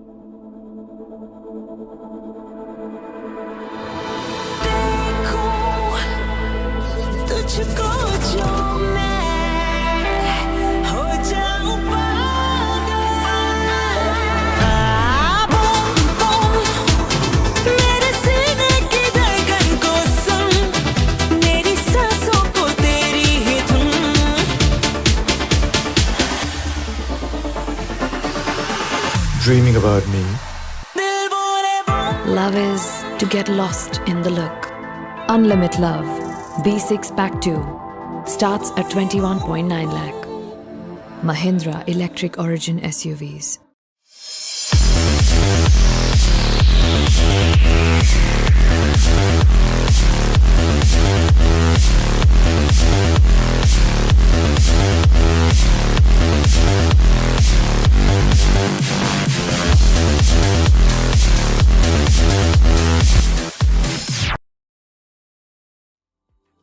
This is my remedy, remedy. Let the seas sway with me, with me. Regaining my energy, energy. Let the seas sway with me, sway with me. My remedy, remedy. Let the seas sway with me, with me. Regaining my energy, energy. Let the seas sway with me, sway with me. Sway with me, sway with me.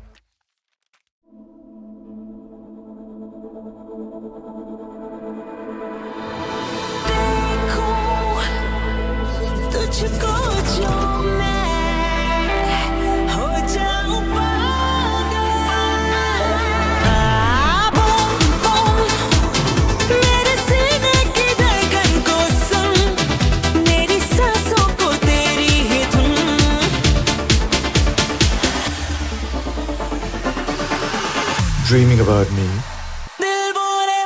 Love is to get lost in the look. Unlimit Love B6 Pack 2 starts at 21.9 lakh. Mahindra Electric Origin SUVs.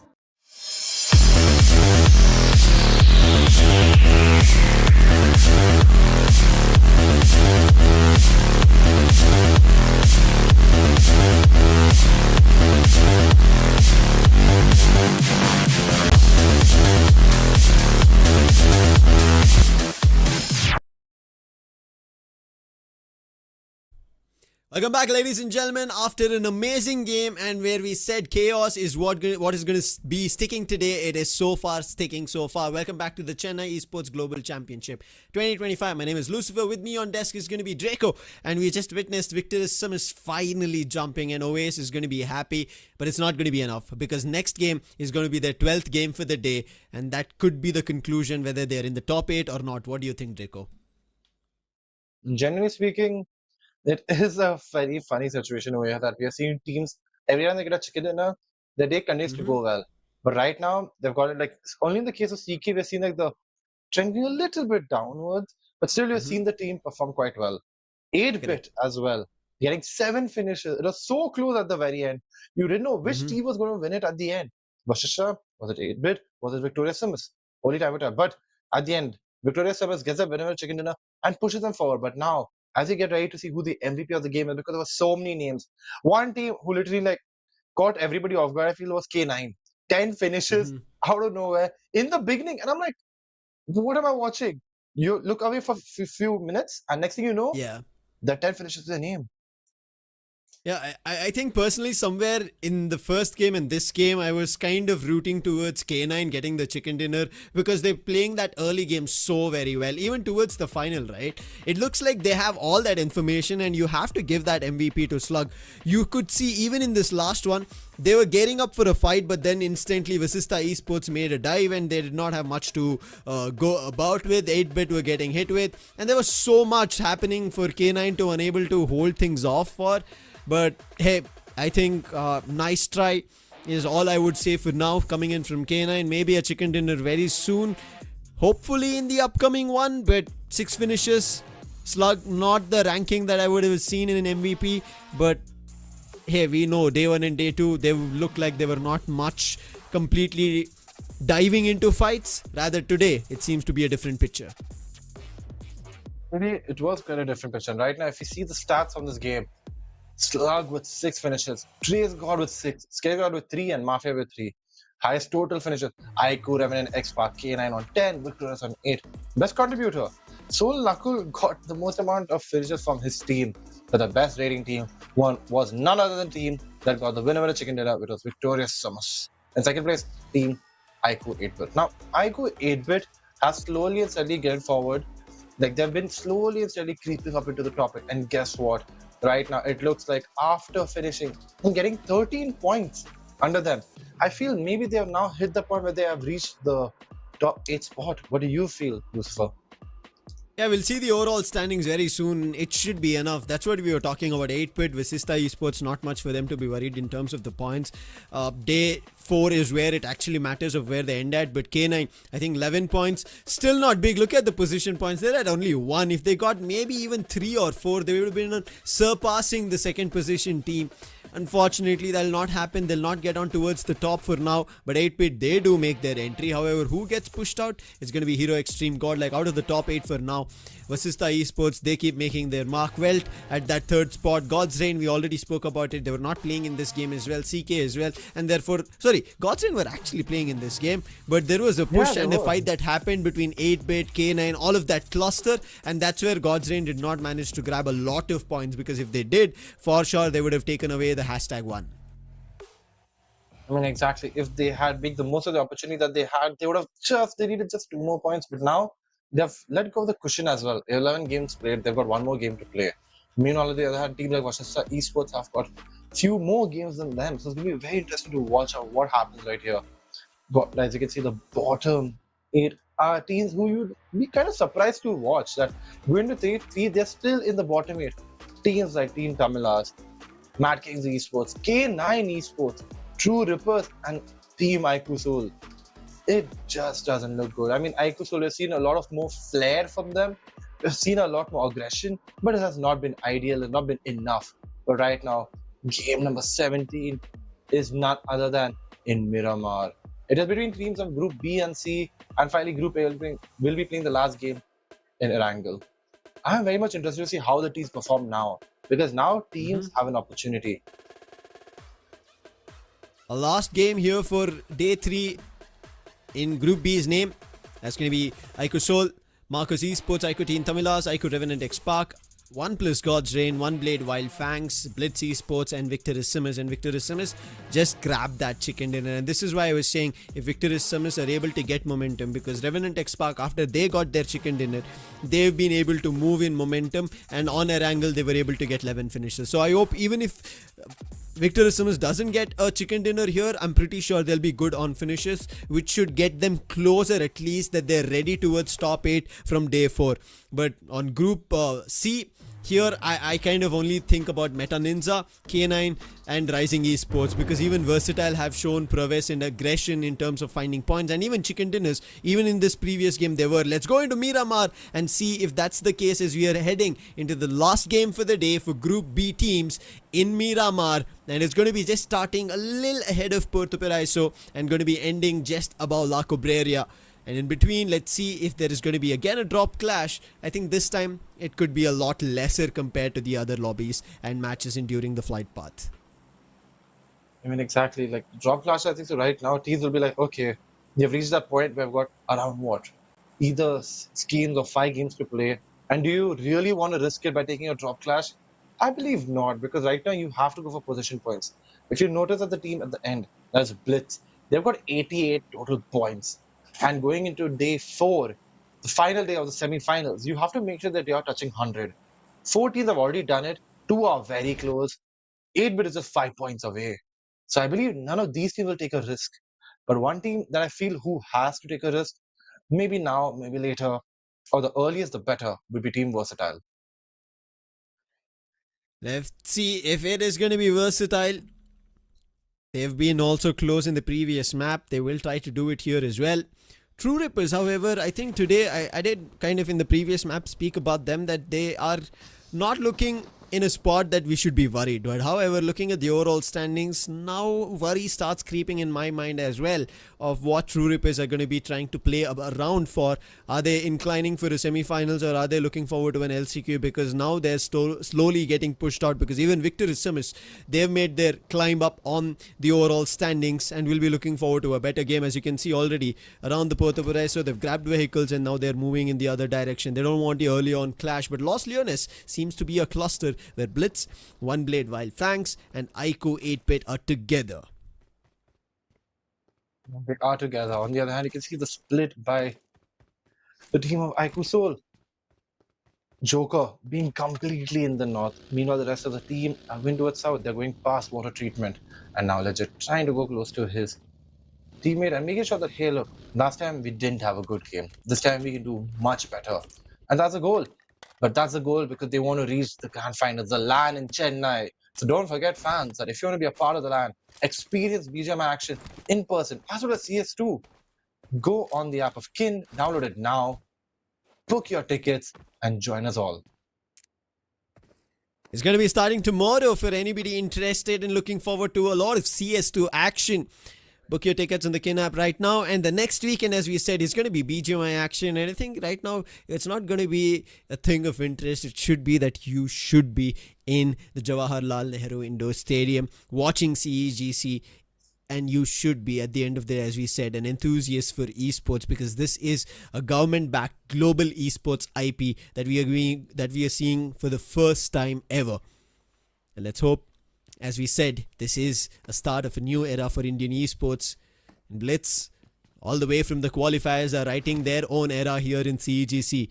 They've looked like a really good team. A couple of games that they've maybe flopped, a couple of fights that they've missed on, maybe chicken dinners that they should have wanted, they didn't. They can still do it. However, against them, the team that is there is going to be Wild Fangs. We have not seen them at their best at all.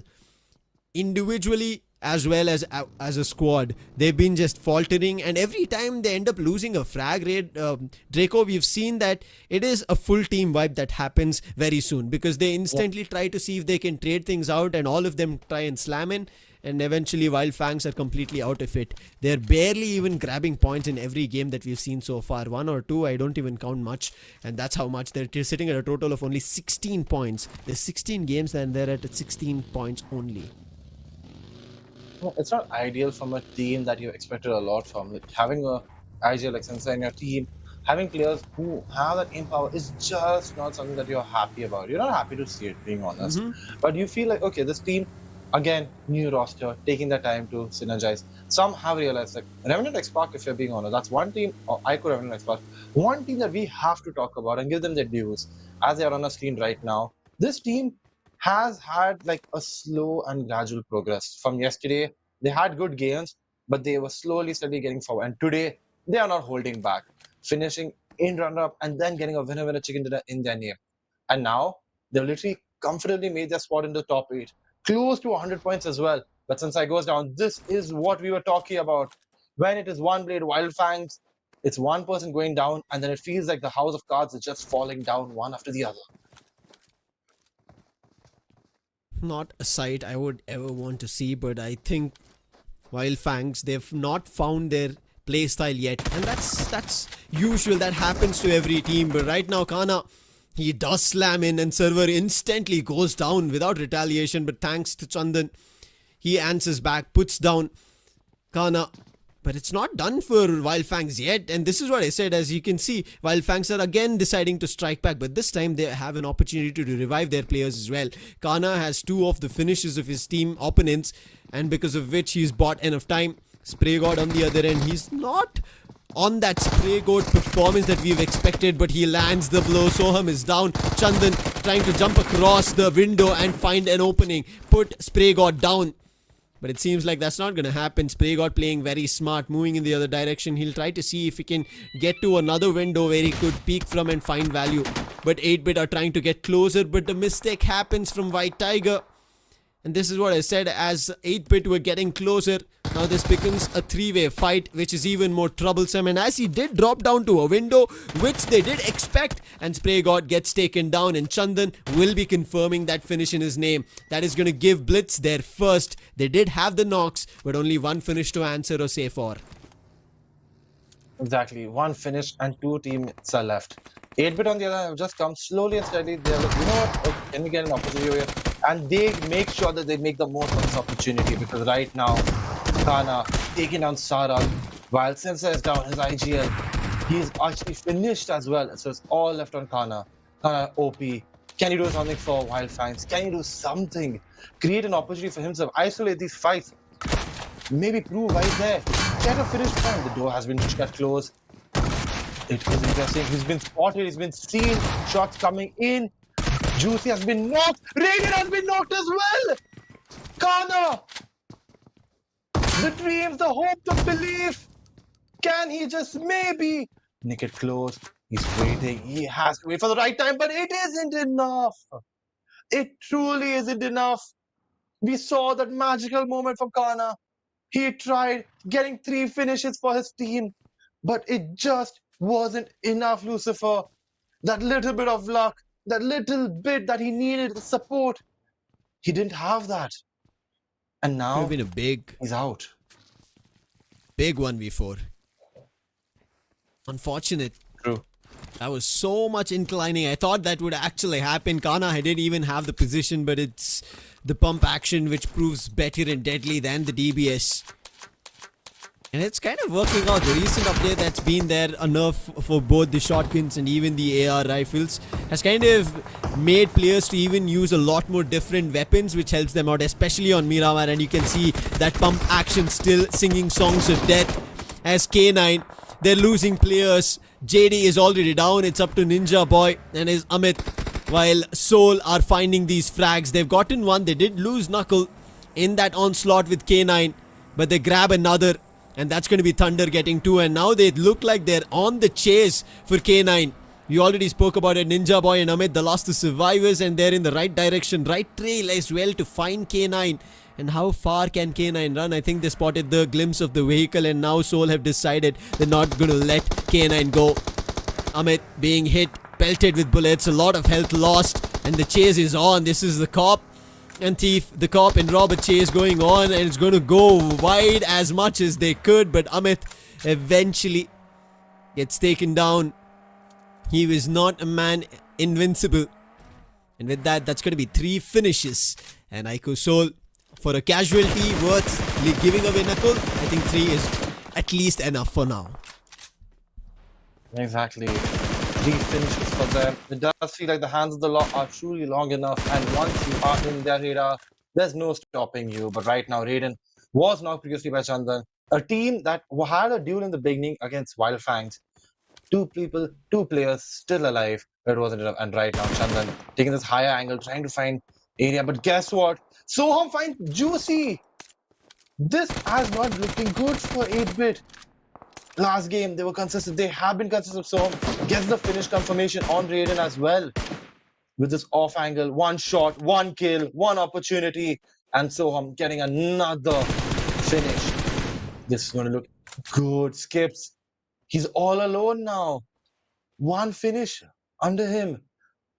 The zone slowly getting smaller. You could see that it's shrinking. It's gone a bit more in the eastern side. And teams in the south have forward and come ahead. But will skills get out of this opportunity in this situation?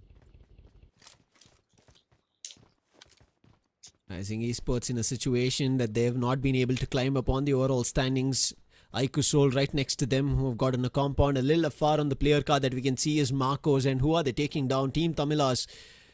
Aiko Team Tamilas are not at all having a good semi-finals run so far. They've been at the bottom from a very long time. However, Marcos, they've changed their fate in many games whenever they've seen the opportunity, and it's been working. Can they find a lot more frags?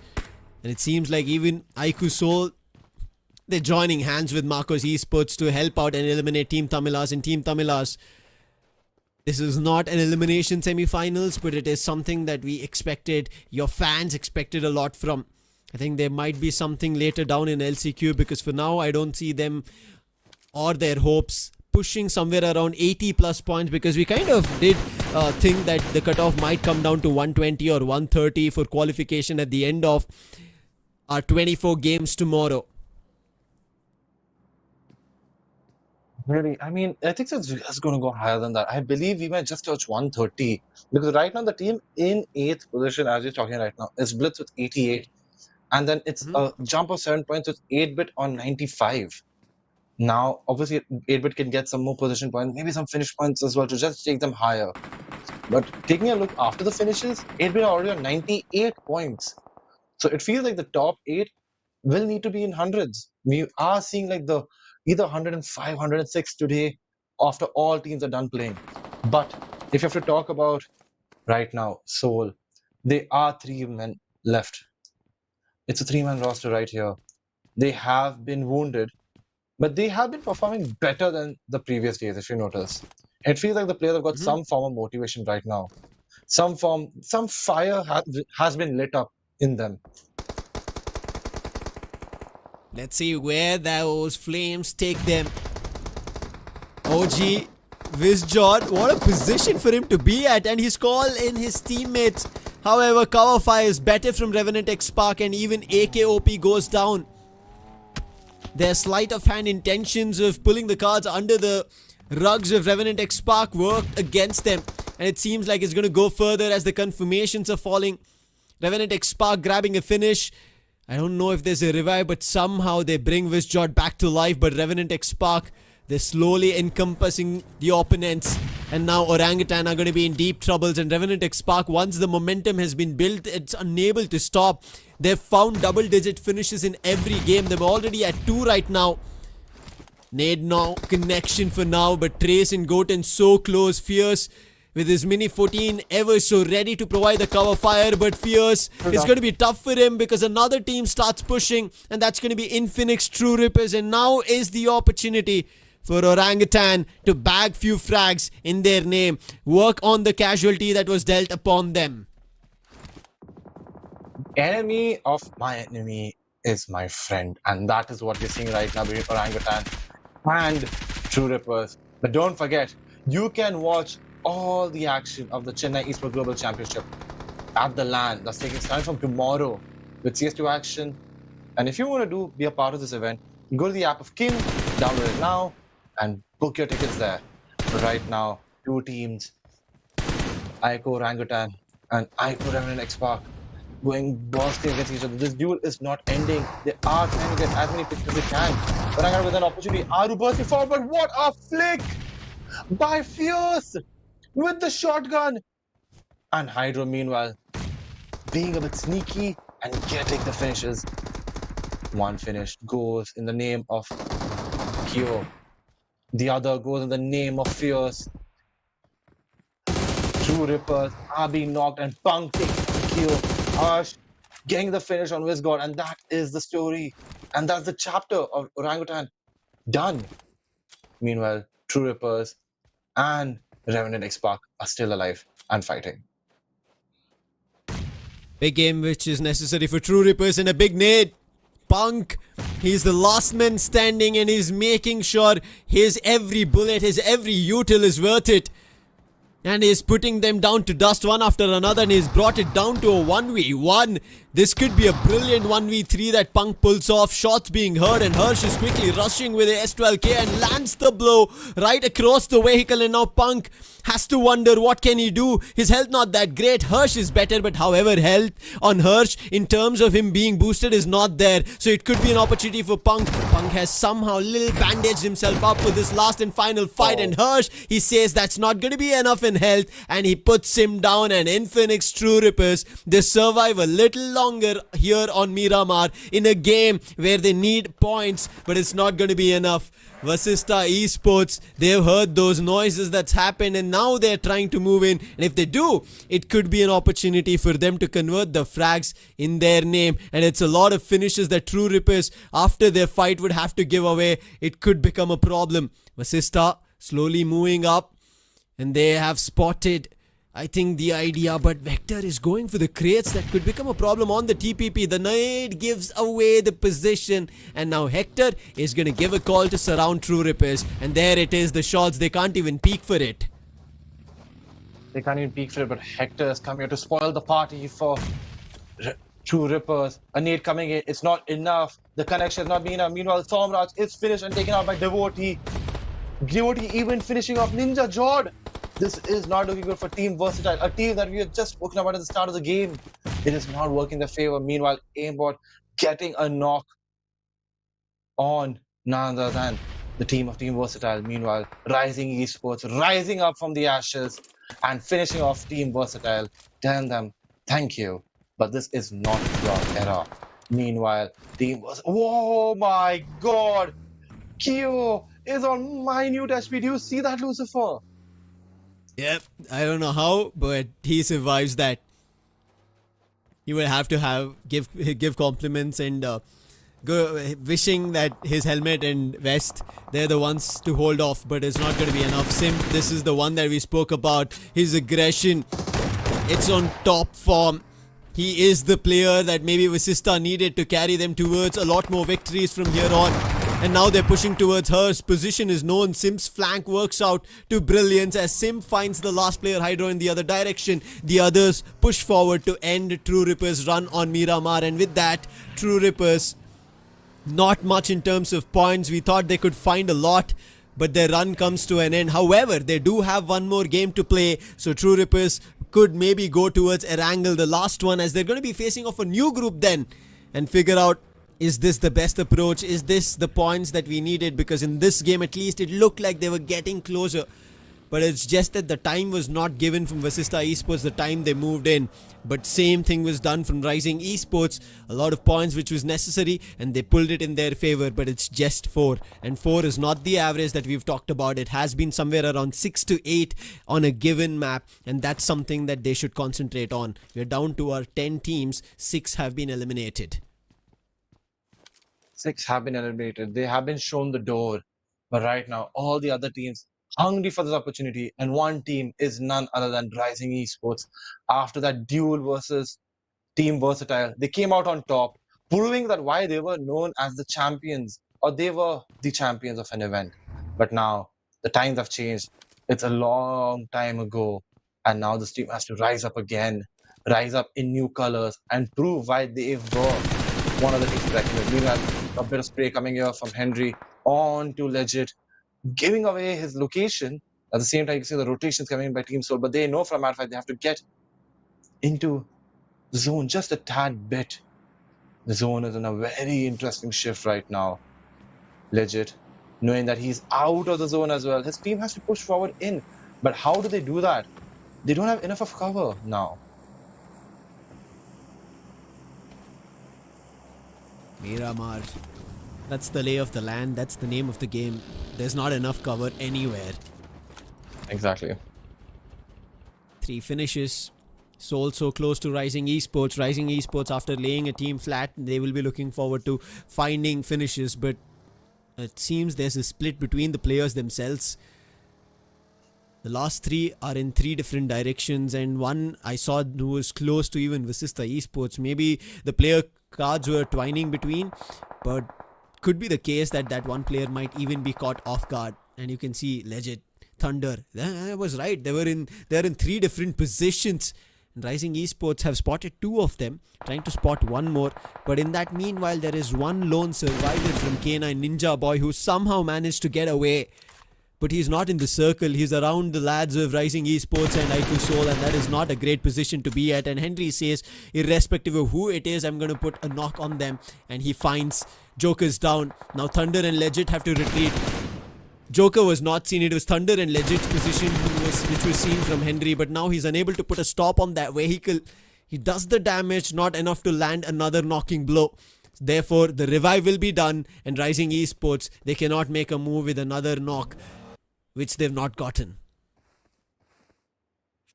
Exactly. One team that has been still quite away from the zone is Meta Ninja. This team has got 0 finishes in their name, and they are just taking the time and edge-to-edge rotation. Another team that has been quiet today, or during this game, is GODLIKE. We haven't seen any knocks or any duels or any finishes on the finish feed as well. And talking about K9, he is there, the lone survivor. While we talk about, I think so. I caused a caster's curse, Lucifer. I speak about GODLIKE, and one player goes down. You shouldn't have made the reference to the caster's curse at all. And now I don't know how far it's going to go. We were just going to try and win it out that it never happened. But for now, GODLIKE, in this game, they've not even picked one finish. That is not like them. But hey, when they have a game, they have a big game. When they don't have a game, they only have a couple of finishes to go by. And right now, it seems like they're not having a game, Equinox. Not unfortunate. That's all. Miramar for you. It's fine. We're going to just turn a blind eye on it. But Exactly. everybody is now somehow turning a blind eye on Ninja Boy, the last one surviving for K9. But we spoke about K9's last player or the K9 team itself to find a lot more in terms of value, but it doesn't seem like it's happening. And same story for even IQ Soul. After their big splurge of points around Rondo, it doesn't seem like they've been able to get that gap or the difference back up again. They're down to the last 2 players. They just lost one from Marcos, and now they're surrounded by Rising Esports. Aryan tried to do damage, but he got retaliated, and therefore he has to patch himself up. But now even Rising Esports cannot make a move, because on the horizon, Marcos have spotted. But with Gamla Boy going down, this is an opportunity, and it seems like Team Tamilas, they're the ones, but they're playing this outside the zone, and I don't know for how long they can keep this going, because that's the stage where finally Playzone has the answer. It puts them down, and with that, Marcos's difficulty will be brought down. Oh no. First it was a tire, and then it was a head of Legit. And that's the end for IQ Soul during this game. Not the ideal way they wanted to end it off. Because if you remember, at the start, they were chasing K9. But at the end, K9 finished just above them. But getting back, one interesting part about Marcos Esports is they were rotating so late from the east. It made you wonder what was going on over here. But this team still having 3 finishes to their name, slowly building up. But it looks really tough for this team who's currently in 14th position. As you can see the zone right now, it's all favoring Blitz and Delta in the center. Meanwhile, the rest of the teams are a bit away. So right now, the goal for all the teams is to make sure you get a good amount of terrain, a good opportunity, a good place from where you have cover, and you can see all your angles and make sure you're in the clear. We have to wait and watch to see who's going to be in the clear towards the end after the stage 5. It's going to be the play zone shrinking now. And there's not all the teams still surviving in the circle itself. A couple of them still out. And one of them is going to be on the edges on God's Reign, and slowly they're making their move. Marcos on the other end, 3 finishes in their name, while God's Reign have nothing to go by. Victor Isamus seemed like they could do something, but Meta Ninja, they've come in front of them, and it seems like it is actually working out with the help, and Fury and Mafia will finally put a stop to them. That's 4 finishes, and it seems like that chicken dinner that they were able to grab in the previous one is working out somewhere here in confidence, but that has to cascade even more because Vasista Esports, they're also somehow finding frags. Now Rising Esports, they try to push Victor Isamus, but somehow being held off. But for how long can they do that? Because they were also hit by another team, and therefore Rising Esports together, I guess with the help of God's Reign, they somewhere smudged them, and it did not work out for Victor Isamus' survival and them also going out of this. But God's Reign, in all this fight, they've still not found their first opening, and we are down to the best 5 teams here on Miramar fighting their every will to get chicken dinner. I think right now who has the advantage in their favor is Vasista Esports. They have come, they have made sure that you could see, if you remember earlier duels with True Rippers, taking them out, and since then they have been quite comfortably chilling. They have made sure that everybody's alive. Meanwhile, in the other teams, only Marcos Esports and God's Reign have got 3 players left each. But right now, the zone is favoring the likes of Team Vasista and Blitz. Or everybody is pushing for the center compound.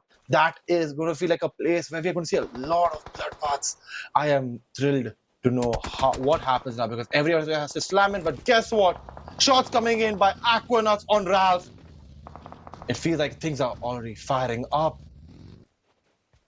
This is a very interesting circle to be in. There are a lot of high ground ridges.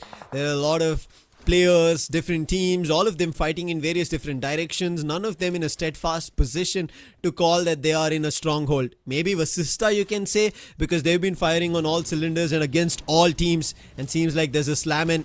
But that slam-in could be against Marcos because right in front of them is going to be Blitz. And right ahead of that building is going to be Vasista Esports. A big nade coming in across in all ends, and Marcos are trying to see if there's an opening. Soham trying to hold them off, but on the other end it's going to be Chandan. But with a nade from Simp on the other direction, it becomes a problem for Blitz, not the other way around. And it could continue further because Vasista Esports are also firing against Marcos. They have vision of all that they need, information of everything that is necessary, because even God's Reign were fighting with Rising Esports and now they know where God's Reign are also going to be playing from. And now Eggy making a push. Blitz, Chandan the last one, and it is going to be again Vasista. They don't leave anything for Marcos to grab, and Vasista are going all in here on Miramar. 9 finishes in total, and they still have a lot more targets in front of them. Exactly. Legit, now you could see the likes of God's Reign and Vasista Esports stealing away all the knocked players, all the finishers just for themselves. And now it is a 3-man standoff, 3 teams looking eye to eye from each other. Everybody knows that if Marcos gets this win, it could push them forward in their run to the top 8. If it's God's Reign, they get the lead that they always wanted, the cushion that would take them up top. Or will it be Vasista Esports, a new roster, a player in the name of Sim, trying to prove himself, trying to gain the trust of the IGL, and after being given that trust of this new role, proving itself. But guess what? Dreams is now become a nightmare for Vasista Esports. That nade has now taken them aback, and the man advantage has now backfired. Now, can Marcos push in and get forward? Meanwhile, Skyesports holding an angle. What a flick right there by Aquanox. He knows how to get this finish. Gets number 1. This is only kicking in. Shots coming in. Does he get the shot? They know where they are. They know where the 3 players are. But will they get these finishes, Lucifer? It's very close. Marcos are also chiming in. They're trying to get the finishes on God's Reign, but Amoli, Hector doesn't have enough space to breathe here. He's going to be knocked. It's down to the players who were knocked earlier, Simp and Cheyenne, as Hector will be giving away his life to those flames. However, Marcos, they decide to slowly try and push up, but they cannot. The position is not great for them because Gods didn't have control over the compound, and it seems like a push coming in is going to be from Vasista. They make a move towards the out, and Marcos, they see a player of Gods and put them down, and it's down to a 2v2 situation.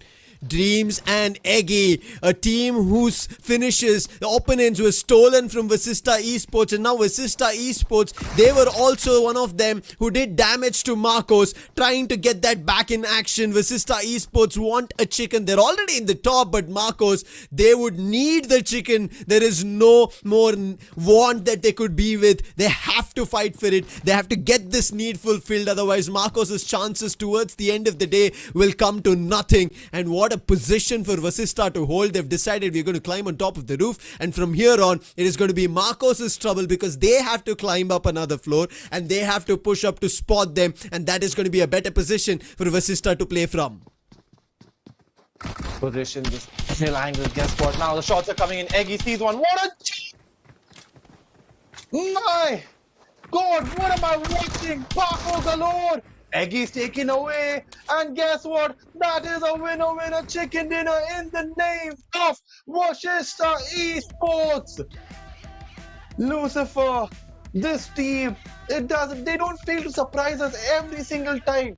Each time we feel like they are knocked out, they come back in and they're like, no, this is a new era for us. What happened at BGMI Showdown was it. It was the end, and this is the start of something new. Hector and the team with the likes of what? Scary Jord, Simp, not holding back at all. Not at all. And what a way to end this chicken dinner. Imagine the nade which knocked the two players and Hector helped them revive back up. They were the two players who brought the end of Marcos Esports. It was, I think, almost a star-studded story that you would want a fairy tale to end, like a revenge success being bought from Vasista Esports. However, this would have been better for Marcos, but you have to give it to Vasista. They played smart, they played it well, and I think the timing of them giving space for God's Reign as well as Marcos to make a move together. I was wondering if both Marcos as well as God's Reign decided to move slowly together, it could have put an end to Vasista Esports. But what happened was they decided to go up a floor, and in that position, God's Reign and Marcos started meeting, and Vasista had a little time to breathe, get their players back up running, and that worked out for Vasista to get this chicken dinner. Otherwise, it could have landed in either ways. It could have been God's Reign, it could have been even Marcos, but big surprise for me was how God's Reign played. They did not have any finishes till the very end still, and they still had that confidence to make that move, and that tells you that is how God's Reign played. Doesn't matter where they're standing at, they will always manage to make a push, find some value, create trouble. But with that trouble created, we'll see what has been changed on the overall standing after this break. Don't go anywhere.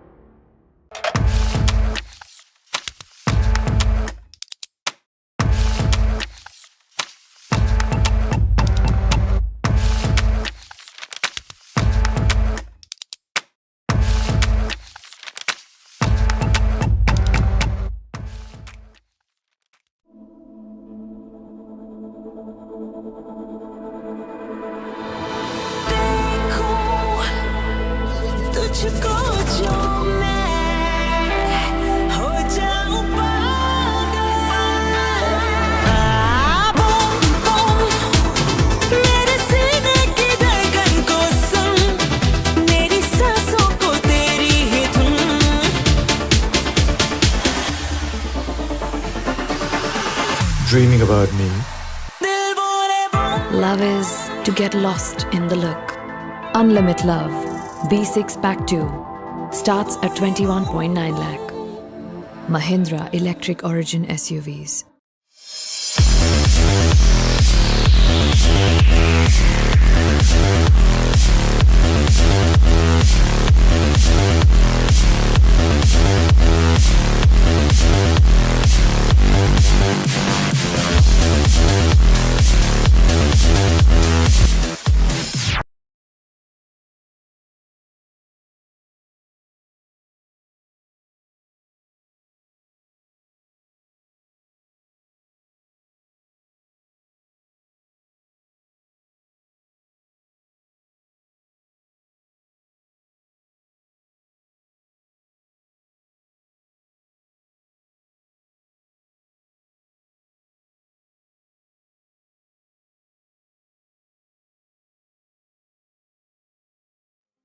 Pull up when the shift done. Roll out, let me feel some.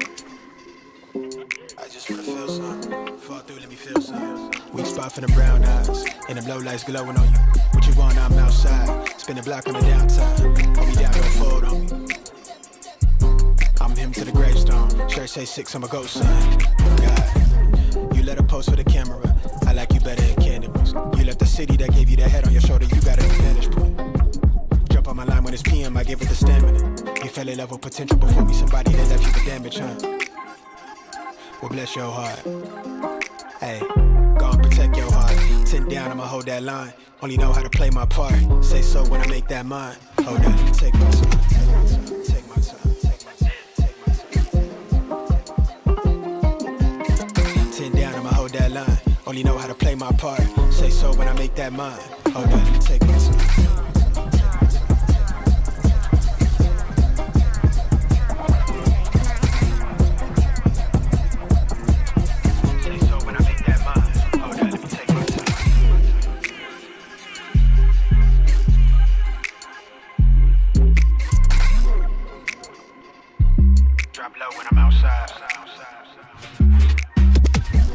Life will turn out how you make it. Bet I make you feel amazing.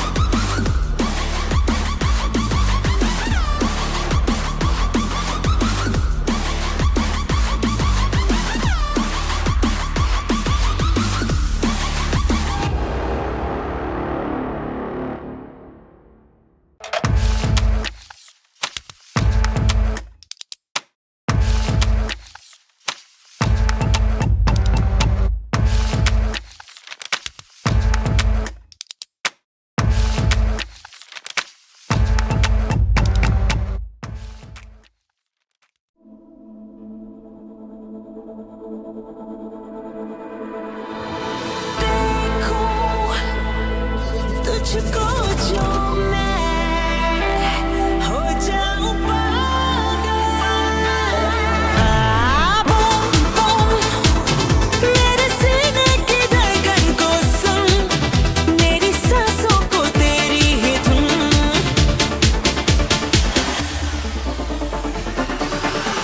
Dreaming about me. Love is to get lost in the look. Unlimit Love B6 Pack 2 starts at 21.9 lakh. Mahindra Electric Origin SUVs.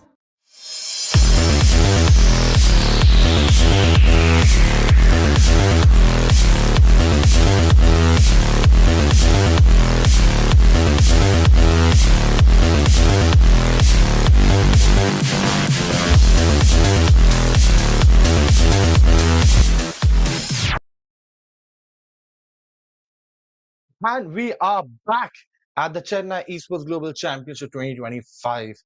The last map was very interesting. We saw three Oh, yeah. teams at the very end and a brilliant resurrection or like save by Hector, the IGL, saving his teammates who resulted in his team winning. How do you feel about that, Raider?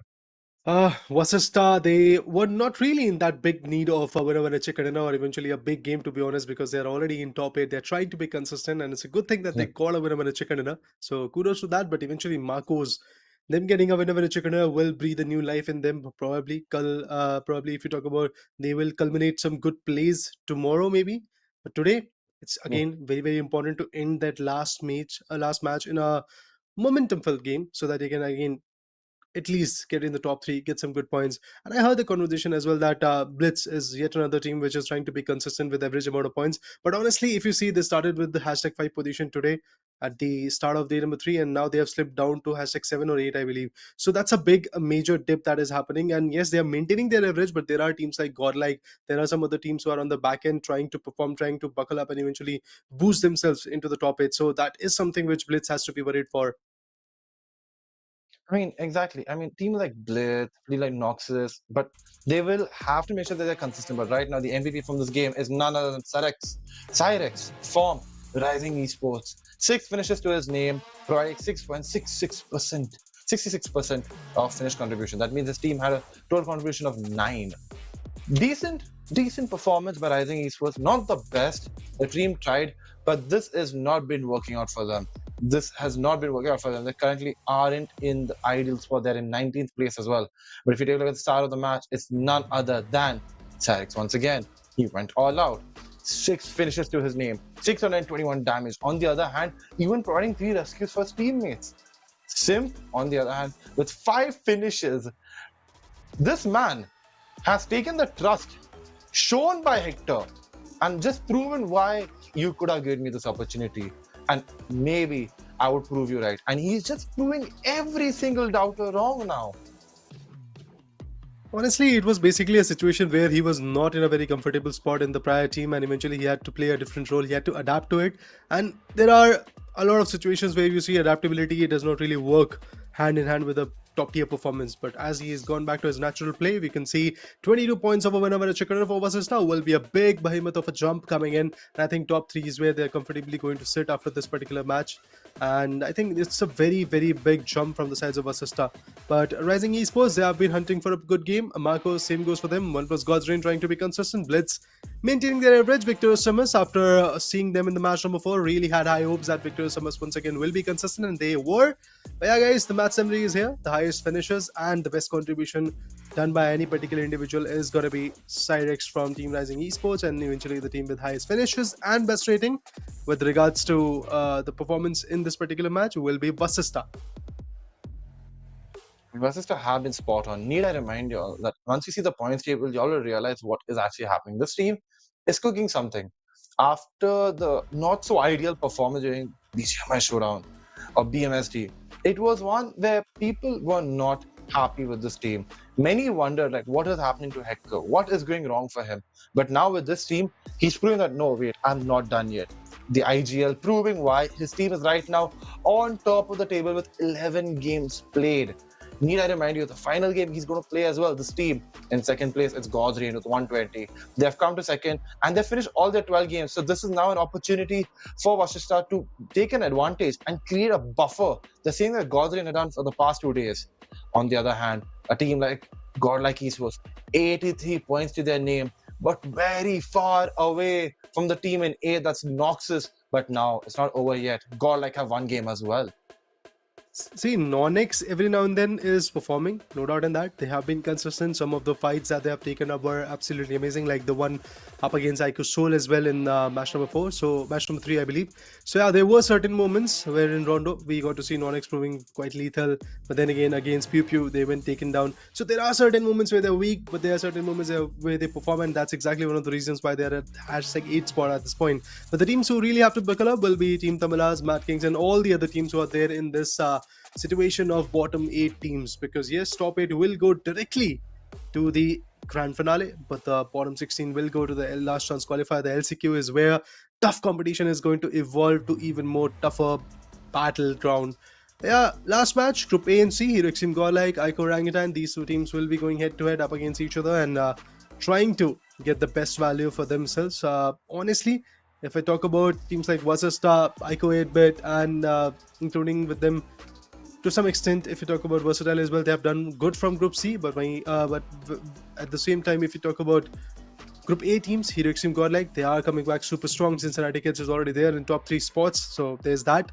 Brilliant performances from their corner. NONX, WELT already in top 8. So I think, yeah, there are quite a few big names and quite a few practical names as well who have actually performed. That's true. All the teams are performing quite well, but there's few teams like 8-bit who have slowed down a little bit. Right. A team who I expected to do really well to buck up today was Team Versatile, but that performance not coming through. They do have one more game, which is today's final game. If you notice this group, there are 3 teams that have won 3 official tournaments as well. But neither of those 3 teams are right now in the top 8. It just goes to show with time there are changes. And if there are changes, there are opportunities for other teams to take the top spot. And right now, one interesting fact which I was just noticed from today, every game other than the one of ERANGEL, which happened, I think so that was map 4 where Victoria Summers got the chicken dinner. Every team earned a minimum of 22 points. It was So Ico that is 8-bit what who a got chicken a dinner gives winner it to you. chicken in that match. Yeah, exactly. I mean, generally being honest, it is literally amazing to watch over here, like what is happening. Like teams are making sure that if you get a winner chicken dinner, there are finishes coming to with them as well. So that's the push that they get. That we have seen from Remnant X Park as well today. That team was in the bottom, in the trenches in the eyes of many, but they slowly and steadily bucked up and come ahead.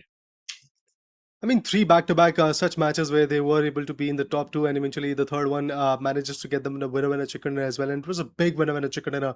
Trees God, I believe, got around 6 finishes, but still 40% finish contribution. That clearly showed us how chaotic a particular team can be. And with 24 points of that particular match, they were able to bring themselves back in the top 8.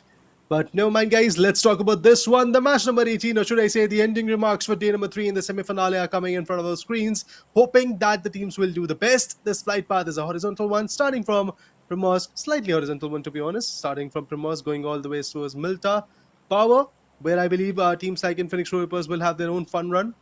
Specifically, military base islands are pretty much vacated for them. Apart from that, going all the way towards Rozok, Giorgio, Siveni, Stalbury, Asna, it will demand a lot of gliding and some good rotations with the vehicle. So pretty intriguing will be the equations. I am looking forward to see how far the teams are going to push themselves. Seems like Aiku Seoul and all the other teams from Group B are already done for the day. So it's a brilliant opportunity for all the other teams from Group A and C to buckle up and eventually perform. And remember, guys, it's back-to-back consecutive matches for Group C in this one. So this is the third and consecutive match for Group C teams. Infinix Troopers, Ico Rangtan, this is their opportunity to build something better and get that lead, get that gap converted. I mean, exactly. There is an opportunity, and you can see because of the changes in the groups, teams are taking different drops. Previously, we have seen military base taken by GODLIKE when they are playing, and when they are not playing, it is 8-bit who's taking that zone. Meanwhile, True Rippers are making sure that end, they're just like, yep, you know what, that is ours, and nobody's contesting it, and that's what is happening right now. On the other hand, the team of GODLIKE trying to go as north as possible. Meanwhile, interestingly, Puppy Gaming going close to prison or Poka. This will be very interesting to see. Like the team of Why Not Esports. But now, luckily, we haven't seen any casualties just yet. Before the zone has been confirmed as well. But where will the zone go? Only time will tell. Oh my god, the circle. Central Western shift into the circle. Teams going to Gatka, teams going to Georgia Pool. They'll have their fun run. MADKING, this is a brilliant opportunity for you to be back into the charts. Wasista, they are also on the western roads. They can easily go ahead and loot at their home drop, which is basically the Georgia Pool Northwest compounds. They can easily have their own fun run over there. Once they are ready with the tier 3 loot, then they can push in. But yeah, Roman on the other corner will not let it go that easily. Team Why Not Esports will be now under some serious trouble as Iris is down, as PP was taken down for a peak movement. I definitely would have to see what FS Esports is going to do. Are they interested in taking a team wipe, or are they just willing to take 1 or 2 frags, whatever they get, and then eventually completely go back into the circle? It feels like that they are eyeing for the circle because top 8 is very, very important. And let me remind you folks, it's very, very important to purchase your tickets as well. It's available on Kin. From November 7 to 16, you'll get to see the CS action. From 14 to 16, on the next weekend to be precise, you'll get to see BGMI Giants going head to head, fighting for the trophy, fighting for 50 lakh rupees worth of prize pool. I mean, that is a big prize pool to fight for. And for these teams, it means a lot because right now, with the transfer period ending on November 15th, it's a ticking time bomb. It's a situation where teams have to make sure that, hey, once you're locked in with the players, they're going to be there for the next 6 months. For the next few tournaments, the roadmap for 2026 is out as well. But this LAN is as important as that. This LAN is an opportunity for everybody to showcase their talent on a stage that will be provided by the Tamil Nadu government. And right now, you need to realize that one thing is for sure. The teams that are going much more north are going to have a bit of an advantage because they know from the match fight that the flight path didn't support teams who have their drops in the northern part of the map.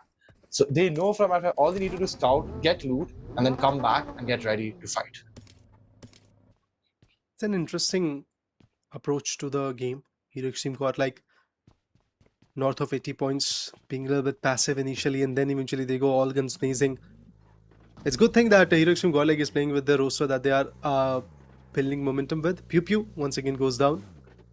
I think why not esports? They found that momentum, specifically Pew Pew found her momentum in Rondo.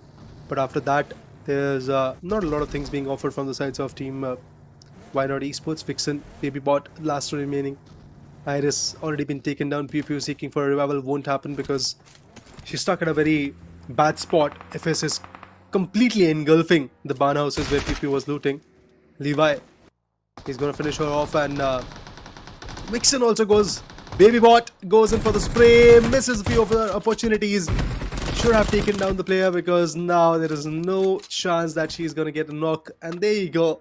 FS Esports fulfilling their dreams of starting off in a good way, being aggressive and effective. That's the motto for FS Esports at this point. And talking about their stand in the leaderboard, remember folks, they are right now at the 12th spot, at the 13th spot, sorry, and they are currently at 64 points with these 4 more frags. Obviously there will be a boost, but Hero Extreme GODLIKE, I talked about them moments ago that they're going to play slow, but no, they found an opportunity and they're completely crushing on it. Aiko Orangutan, Atanki got caught off guard, and that's a big loss for the apes, but the gods will be smiling. They will be smiling. They want this finishes because guess what? The difference between GODLIKE right now and the team in 8th, NOX's, is just mere 12 points. So GODLIKE need to make that buck up because going into the last day of the event, you've got 4 games. You've got only 4 games, and once you have 4 games, it's all do or die. Each of those games, one game goes bad and the pressure just increases. All the other teams behind you, they can come ahead. Like to give you an example, GODLIKE is currently in 9th with 83 points. Make that 84 with this finish point.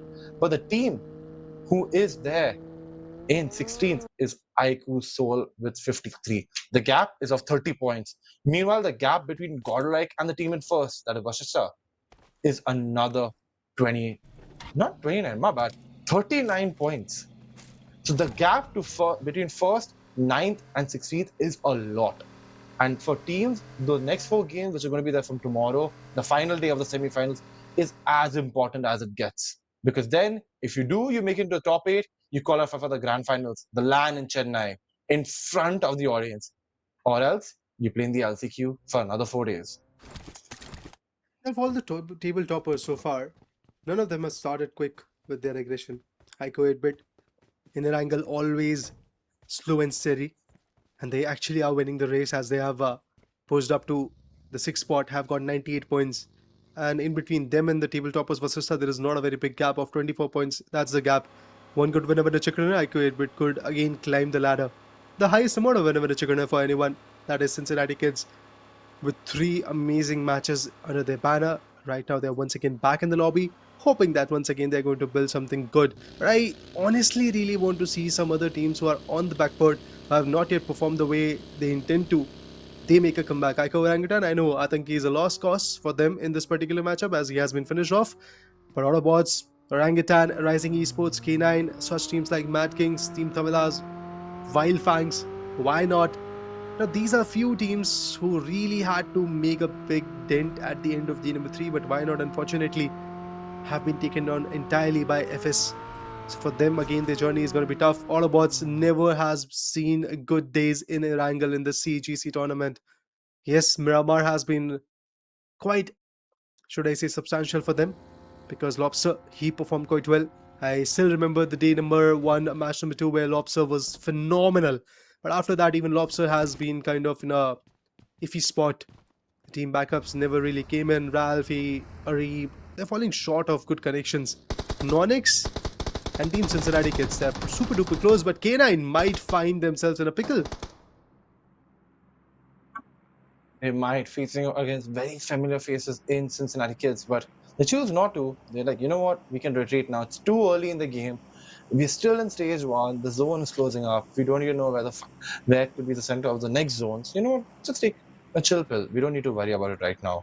But one thing to point out is for the teams, like right now, if you even have it, look, we were talking about 140 being like the benchmark, and I feel we might be touching at 130 is like the good spot. Like if you have 130 points at the end of day 4, there's a high chance you have you have that spot in the grand finals. But another thing to keep in mind is the number of winner chicken dinners as well, because right now there are a lot of teams with 1, and we know how the points table goes. If there's level scores, it's first on the number of chicken dinners and then on the placement. So it's going to be very interesting to see how these teams take a look at day 4. But getting back into this game, Cincinnati Kids having a good day, to be honest. 3 chicken dinners, 15-9 finishes. They have been very consistent. The most amount of placement points by any team right now is held by Cincinnati Kids with 53. So can they get more? We'll find out at the end of this game. Slow and steady. All the teams are being very, very patient. They know that being aggressive can cost them at this point, and as the circle is shifting, I think the teams will wait for the third one. But Vasista, what a cushion for them. They're already at the table toppers position. I think they do feel quite safe at this moment that yes, Chennai, Jawaharlal Nehru Indoor Stadium, here we come. That's the motto and that's the slogan for them for now. As I do believe that Vasista Esports will be qualifying to that particular stage. But for MADKINGs, it's a big problem.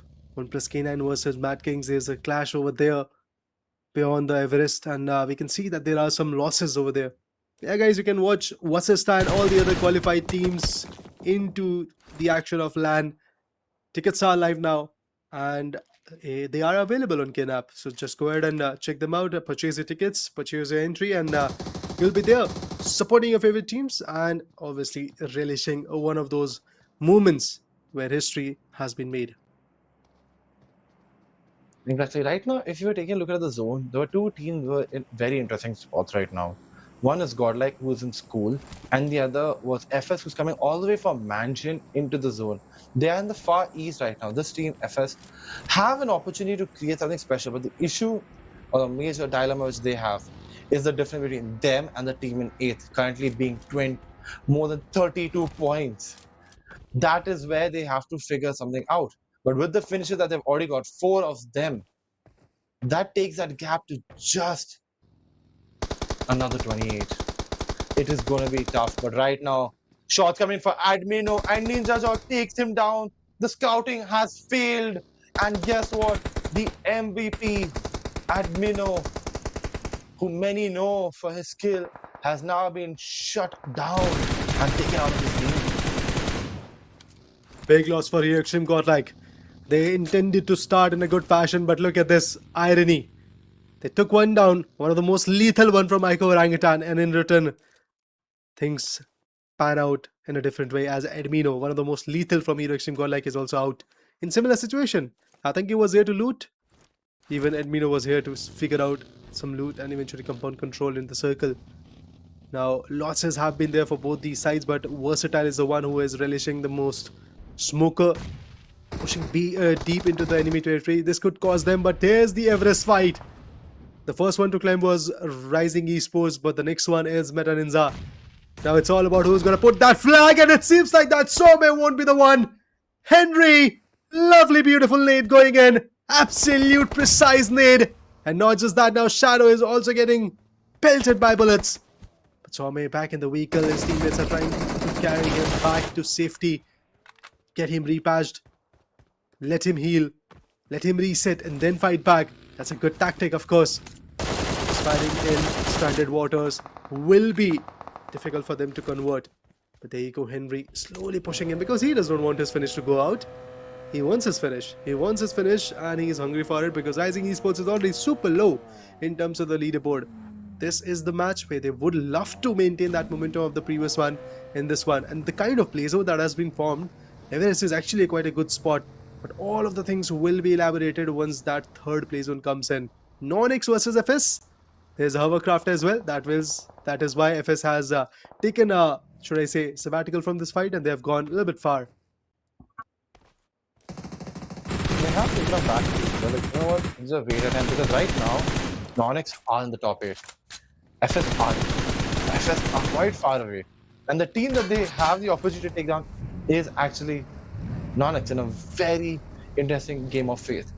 But deciding that this fight is not required, this duel is not required, NONX just tracks back, goes back, and they're like, okay, let's just see if we can get more loot, let's get a compound, let's be in the zone at the end of the day, let's just be in the zone and then see what is happening. Meanwhile, Raiden is just swimming.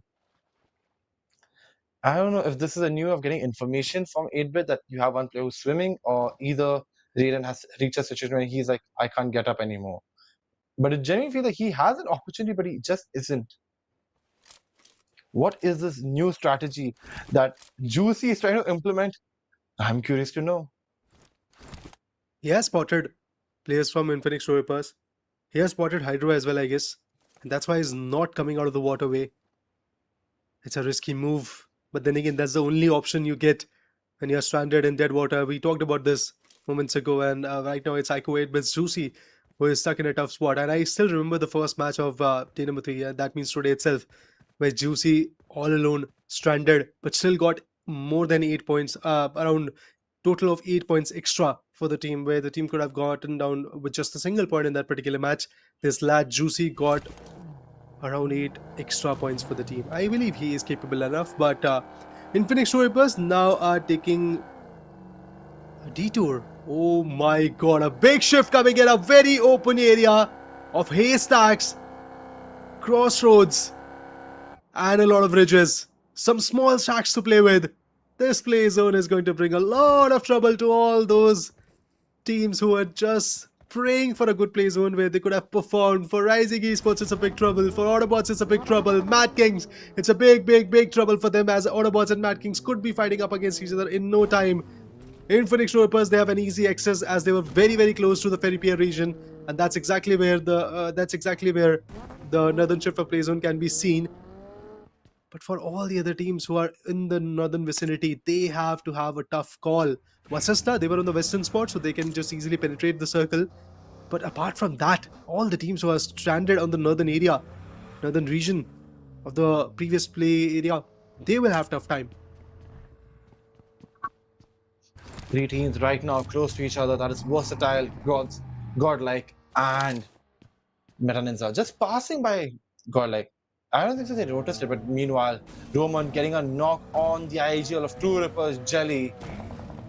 Now, there's an opportunity that Roman can create some momentum. And yes, he does. Gets another finish for his team, taking them to 5 finish points in total. 1 finish a day will get them closer to the Grand Finals. The LAN. All they need to do, because we all know the meaning of that 1 point, the impact of every single point, especially the team of True Rippers. They know that. So does the team of Orangutan, and as well as other teams as well. But right now, Cheyenne taking down and finishing Amit. The coach is being taken away. Meanwhile, Vashisha is just chilling out. To be honest, they have done such a long pendulum swing. It is actually amazing. They have literally gone from northwest to southwest, and now coming back into the center. And guess what? They're immediately ready to slam in, and slam in they do. The shots coming in straight into the part of K9 Esports. Cheyenne is low, and Skyjohn is nearly taken out. Finished as well by Slug. Hector, knowing that he is the IGL. Last time we saw him create a miracle out of nothing, and now Sim to create something, an opening for his team. JD holding his angle. There are only 2 of them left. But what a flick right here by JD! JD on the shotgun, taking away Sim, taking away his life, and finishing off in style. But Cheyenne, now with the help of Hector, a nade cooked, and it's backfired. He self-naded himself. Oh no, this is not looking good. This is not how the story had to be written. This is completely backfired for Vasishtha. And now JD getting another finish to his name. Oh no. Hector might be wondering what went wrong. 1 second, we were 4 of us, and now he's all alone and stranded. It's just not Hector who is wondering that. It's us as well. I'm also so confused at the way the execution went down. I mean, you already decided to just straight up push into a compound where there were multiple windows, where the sprays could have easily been delivered by the opponents, and you were seen hundreds of meters away while you were trying to push in. An easy retaliation, and basically, guys, it was a 2v4 type of situation where JD and Slug, both of them delivered in a very beautiful way. Utter retaliation, that urge to be successful, that urge to get the points can be seen clearly. Hector now being the last one standing. Oh my god, NONX, they're also receiving a lot of bullet damage. Anonymous, he's super low, but Aryan connects in, goes down. Viper goes north, and he is going to take the ridge so that no push will be done. But Sarex, he has read this strategy. Oh my god, Sarex is also going to be stuck in a wide open spot. Super duper low, but behind this buggy, he has found a cover. Knight is going to cook up a nade, and he has the idea that a nade could be flying towards him. Goes out of the cover. The other three also push in. Knight had to just move into the hovercraft, the tank that this lad has got. Oh my god, it's about to burst. It's about to go off. But even before that, Knight delivered. One of the player has been taken down. Where's the backup? Aryan is just trying the Lamborghini here and there. You had to give backup to Devotee. He got taken down. There was a very good chance that he could have delivered, but never mind. Knight is also knocked out. Although I feel Rising Esports might not get the winner with the chicken in this one. Their calculations and their strategies are not at all looking pristine at this moment. Simply not worked in their favor. One bit. Right now, Rising, we saw a bit of glimpse, and what a nade! As the beautiful and the amazing Kobe Ranma said, he said Kobe, and that's what Sarex has done. A Kobe and a nade, shutting the dreams. But meanwhile, Manya stealing a finish for himself, while Jonathan is just going forward, making sure that they can get into the zone. But who's in front of them? It's Rising Esports. That Aryan takes down S-Power, and Jonathan with a bit of spray, trying to get some damage, but it won't be enough, as S-Power has been finished off as well.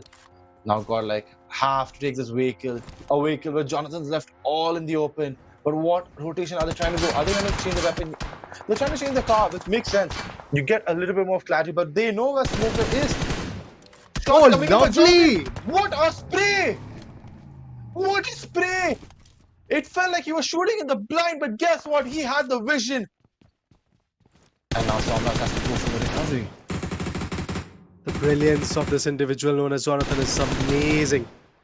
VXT caught off guard outside the play zone, but trust me, even HeroXtreme Godlike has to go into the circle. AUTOBOTZ going ham on Infinite Snowrippers. So much is happening. There's a retaliation from Ico 8-bit as well. Third part is happening. Ralphie trying to finish Kiolamau off, and it did do that. The next up is what will Smoker and Somraj do? They have got the vehicle covers and the smoke path being created.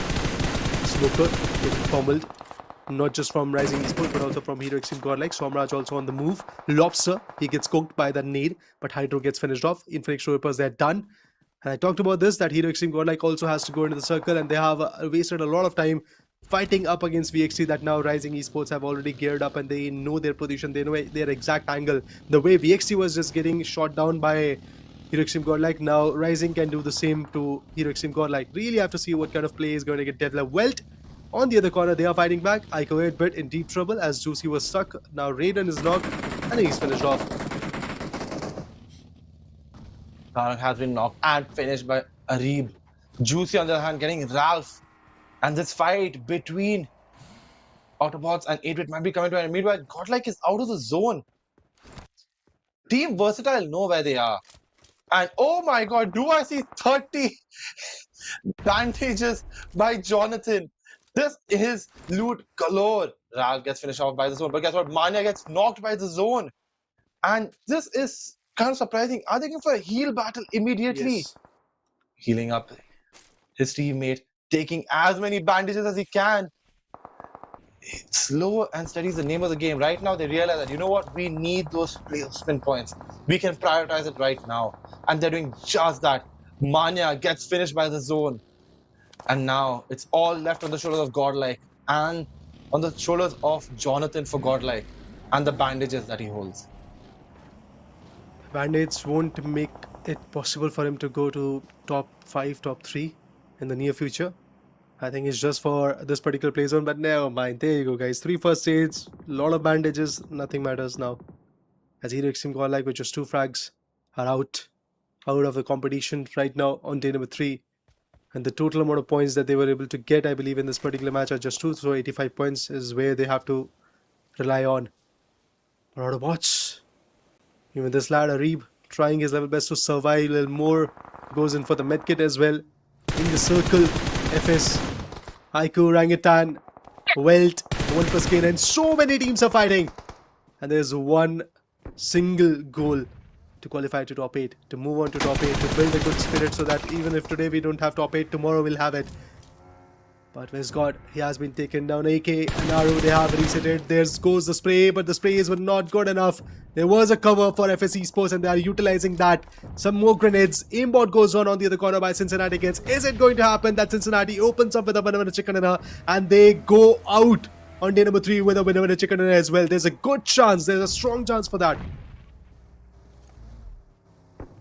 FS currently have 5 finishes to their name. On the other hand, Welt have 4. These two teams just trying to create an opportunity. Meanwhile, what a shot right there by Levi. He gets the knock and confirms the finish on none other than JD, the same player that took down Team Versatile in a whimf.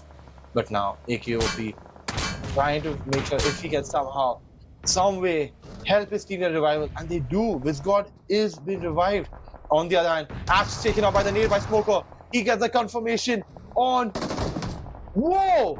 Noddy. And guess what? Somraj is down as well. Flock, Ash, all down. It's all left. I believe it's Ninja Jord. And Veron waiting for the time. Waiting for the peak that comes in. He jumps down. MADKING goes out. An opportunity right here. Somraj has been revived. The health coming in and that's it. Veron has been taken out by Team Versatile.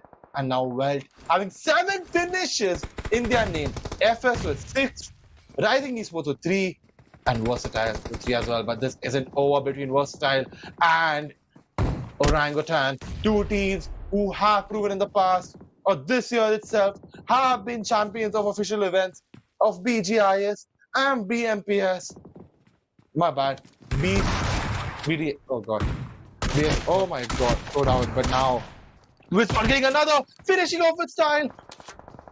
Ninja Jord is taken out. Raider, what are we watching? We're watching utter retaliation from the Apes, who are trying their level best to improve the firepower, but now they're hunting for a winner with a chicken, and FS stands the only contender with the manpower. Along with that, Meta Ninja is also out there in the dead center. They have said that let these guys fight and we will take the ending remark in our favor with the winner with a chicken dinner. Well, definitely stands out. Super strong chance of having a winner with a chicken dinner. But Meta Ninja Sobe goes down. FS Esports' Sahil OP is not so OP anymore as he's down to his knees. But Aiko Orangutan, what can they do? Can they fulfill the dreams of having a winner with a chicken dinner today? Roman cooking of the nades, and those nades are being very, very fatal. But where's God? Where's God? Where's God? And Aru, both of them got blasted with this nade. Levi is now super low. But even if the reset is done, going into the circle is going to be a big challenge for Aiko Orangutan as Meta Ninja and Welt, they have their eyes set onto them. Levi goes in for a sticky nade. And it's not going to help him a lot. But there you go. Levi gets finished off. Lovely. 3 teams, 8 individuals still surviving out here. Aiko Orangutan, phenomenal so far. One of the best matches we have seen in Chennai Esports Global Championship 2025 semi-finale. But Welt and all the other players, they know a lot of action has been happening in these compounds. We will not let anyone come out of that. Because now Meta Ninja and Welt, both of them, they are in the haystacks, in these brown bushes, and they know that hiding is the best tactic out here. But the teams who are coming out of the compounds into the bushes, they are easy target for both these teams. So I think Aiko Orangutan will have a very tough time getting the zone control now. Yeah, they will. Meanwhile, as you can see, the finishes by these teams, Medanins on just 3. This chicken dinner, if they do go on to get it, but it's all left on the shoulder of one player. Meanwhile, Orangutan, they had multiple players knocked multiple times, every single time. And now, like in the military, there is another nade, and the location has been given out brilliantly right now by Proton, aimed towards AKOP. But the shots are coming in, and Aru gets a knock on Proton. AKOP is been taken out by the nade by Gokul, and now Aru has been knocked once again. Wizgod, a shot coming in, gets Proton. It's all left on the I shoulders, knew, but I guess knew. what? Gokul finished with him. I knew Oh Meta god, Ninja is this is going to not looking good. backstab. Ronnie brought it forward from outside the Wow. zone, and that's it. That is it. WELT Esports getting the winner chicken dinner. A game where we thought what would be happening, what could take place, and guess what? This team is like, we want to make sure that we are in the top 8, we are in the grand finals, and we are in the LAN. This was it, guys. I really thought that Meta Ninja's individual last man standing Ronnie is going to play the patience game, and that's exactly what he did. He waited and he saw everything happening. He saw Aiko Orangutan crawling into the play zone. He saw players getting bombed by the nades. He saw knocked out players getting finished off. He even saw Aru finishing one off from Team Welt. And when he decided to strike was the perfect time because he knew he's the last man standing. He took him down, got one extra placement point for the team and an extra point for the finish as well. So 2 points added at that situation. Well, definitely secured the winner chicken dinner, which is going to push them quite a bit in terms of the leaderboard, as Welt was already on the second spot. Now with this particular jump, they definitely are going to have a very big fun run. I think Welt has actually secured the second spot, which is a good thing for them. But apart from that, Aiko Orangutan, this jump has also pushed them quite a bit. So all these equations, all these things going on, Aiko Adbit making a serious push, Cincinnati Kids dropping down with all of this will definitely spice up the last day journey of semi-finale, where we will get to see the top 8 teams. And my doubts regarding Blitz Esports is getting even more stronger by every single match, that for them tomorrow will be, or should I say, hopefully not be a upset day, but I think it is going to be a big upset for them if they continue this kind of performance the way they are performing for 5-10 points here and there, not being that consistent as they were on day number 1. Remember, on day number 1 they had around 50 points, but from there to here they just have 97. That means somewhere around 40 points is what you were able to get in the next 8 matches. In 4 matches you had 50 points, in the next 8 matches you just have 40 points. That clearly tells us how drastically that average and that consistency, domination, whatever you want to call it out, has dropped. And due to that, teams like Hero Extreme, Godlike, Versatile, even in this particular match, Smoker, Somraj, they performed. Yes, Aiko Orangutan were able to take them down, but they still were there in the top 5. They still were there to get some good frags. Aiko Orangutan, they're slowly but pretty precisely pushing in into the leaderboard. So all of that, Blitz, you have to be worried. Exactly, they have to be worried because at the end of the day, the teams who are in the middle 8 are not teams that you can doubt, not teams that cannot do it. They can. They have shown in the past, like this game as well.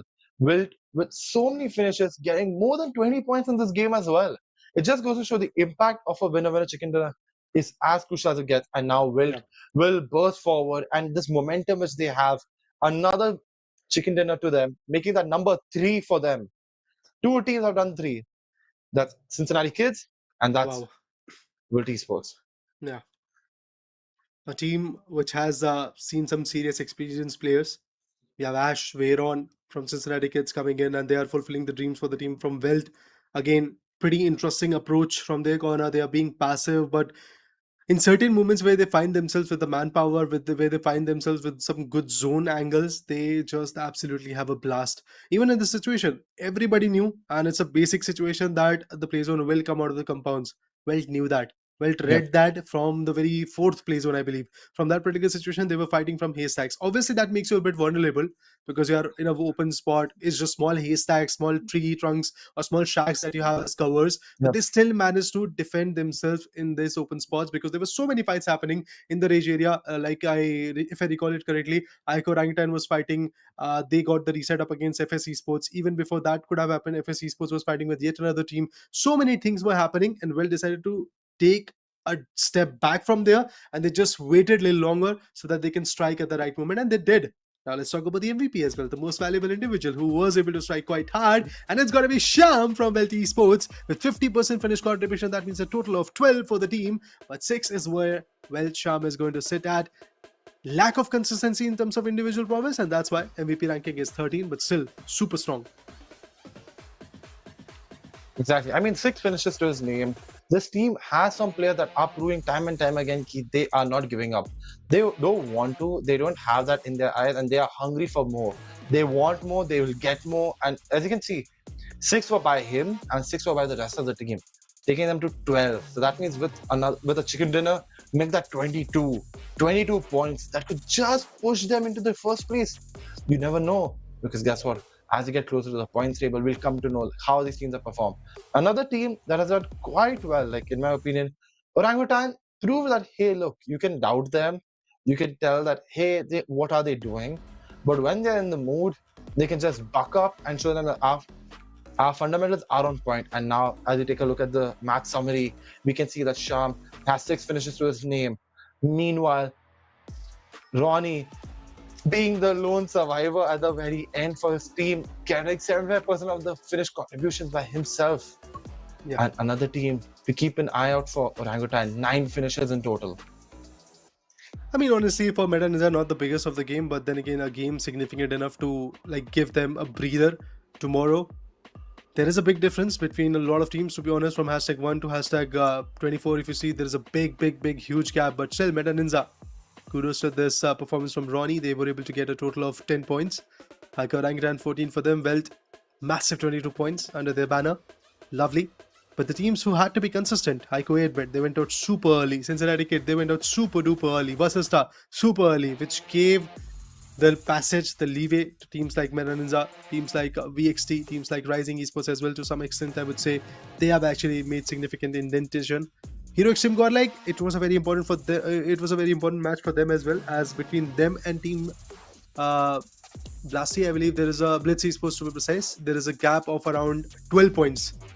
So if Godlike could have performed the way they were intended to, I think that gap could have narrowed, or maybe even Hero Extreme Godlike could be again in the top 8. Never mind, guys, let's talk about the overall standing so that we have a clear idea of where the current situation is at. I mean, the overall standing is very interesting. Right in front of you, Vasishtha in first place with 123 points. Wilt with 122 points, and below them, God's Raid with 120. Then we have a 7-point difference, and it's Cincinnati Kids in 113. And then a big jump, because Aigu 8-bit is on 100. Noxus and NONX Park both close to 99 each, and Blitz on 97. And then another jump into 85, where Godlike is there. Now, if you look at the team at the very end, in number 16, is True Rippers, is 56. It does feel like this team will need to create wonders to have a chance. The probability is not 0, but it's very low for them to make it to the Grand Finals through the semi-finals. But in the next 4 games, you never know what we can see from them. We can see games where they could be getting 20 points each. Same goes for Orangutan. Same goes for the like of FS Esports, because now they are chasing everybody else. The team in the top 8 are now going to be hunted. How you can stop them? When you make sure in the beginning itself, in the first few rounds, you take them out. But for these teams who are in the bottom 8, it does feel like they will be playing the LCQ. Teams like K9, Aiku Soul, Aiku Team Tamilas, Wild Fangs, Autobots. After a good day, if you remember, Lobster tried his heart out. After that, he's not been able to replicate that magic. And it doesn't look good. Team like... But I think, now, when you talk about Infinix Trooper sitting at 16th spot and still having a chance for like getting 20 points each tomorrow in every single game, I count AUTOBOTZ, Rising and Team Aiku Soul also in it, because they also have north of 50 points. So I definitely have to see what kind of fruitful game they're going to bring. But now let's talk about the top 5 fraggers, the top 5 individuals who have just gone in guns blazing. Simp! Take that.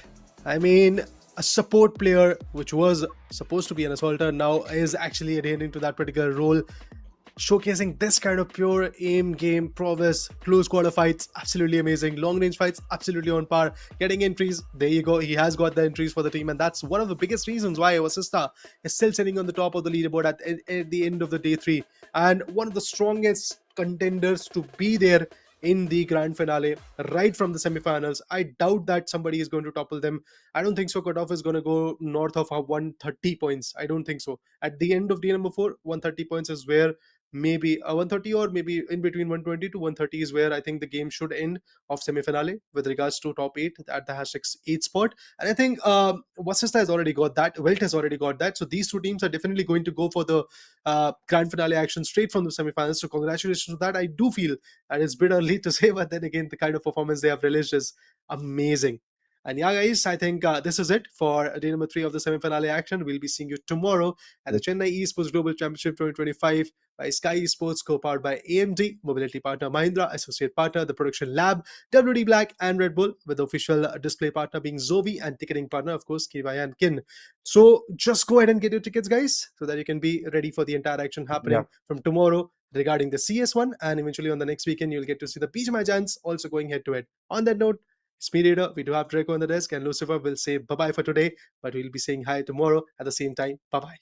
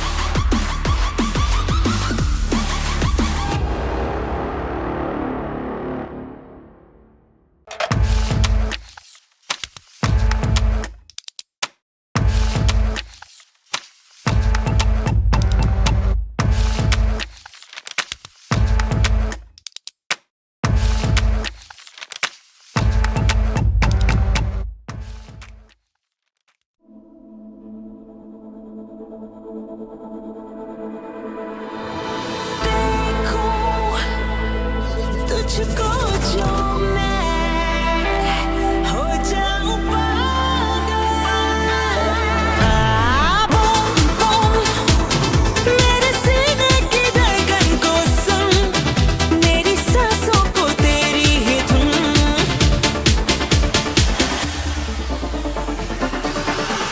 Dreaming about me. दिल बोले boom Love is to get lost in the look. Unlimited Love B6 Pack 2 starts at 21.9 lakh. Mahindra Electric Origin SUVs.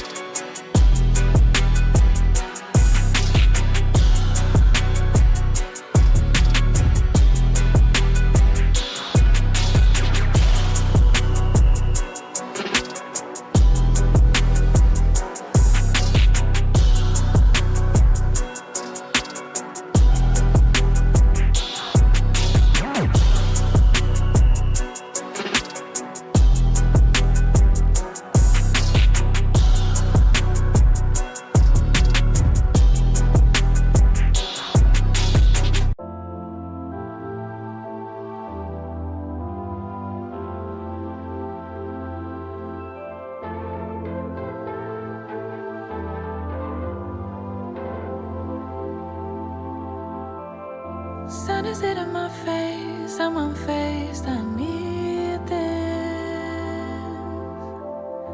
Calling out my name, say meet me, cities away.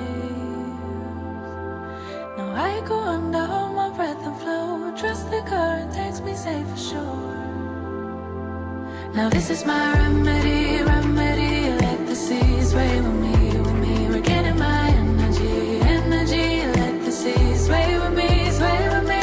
My remedy, remedy. Let the seas sway with me, with me. Getting my energy, energy. Let the seas sway with me, sway with me.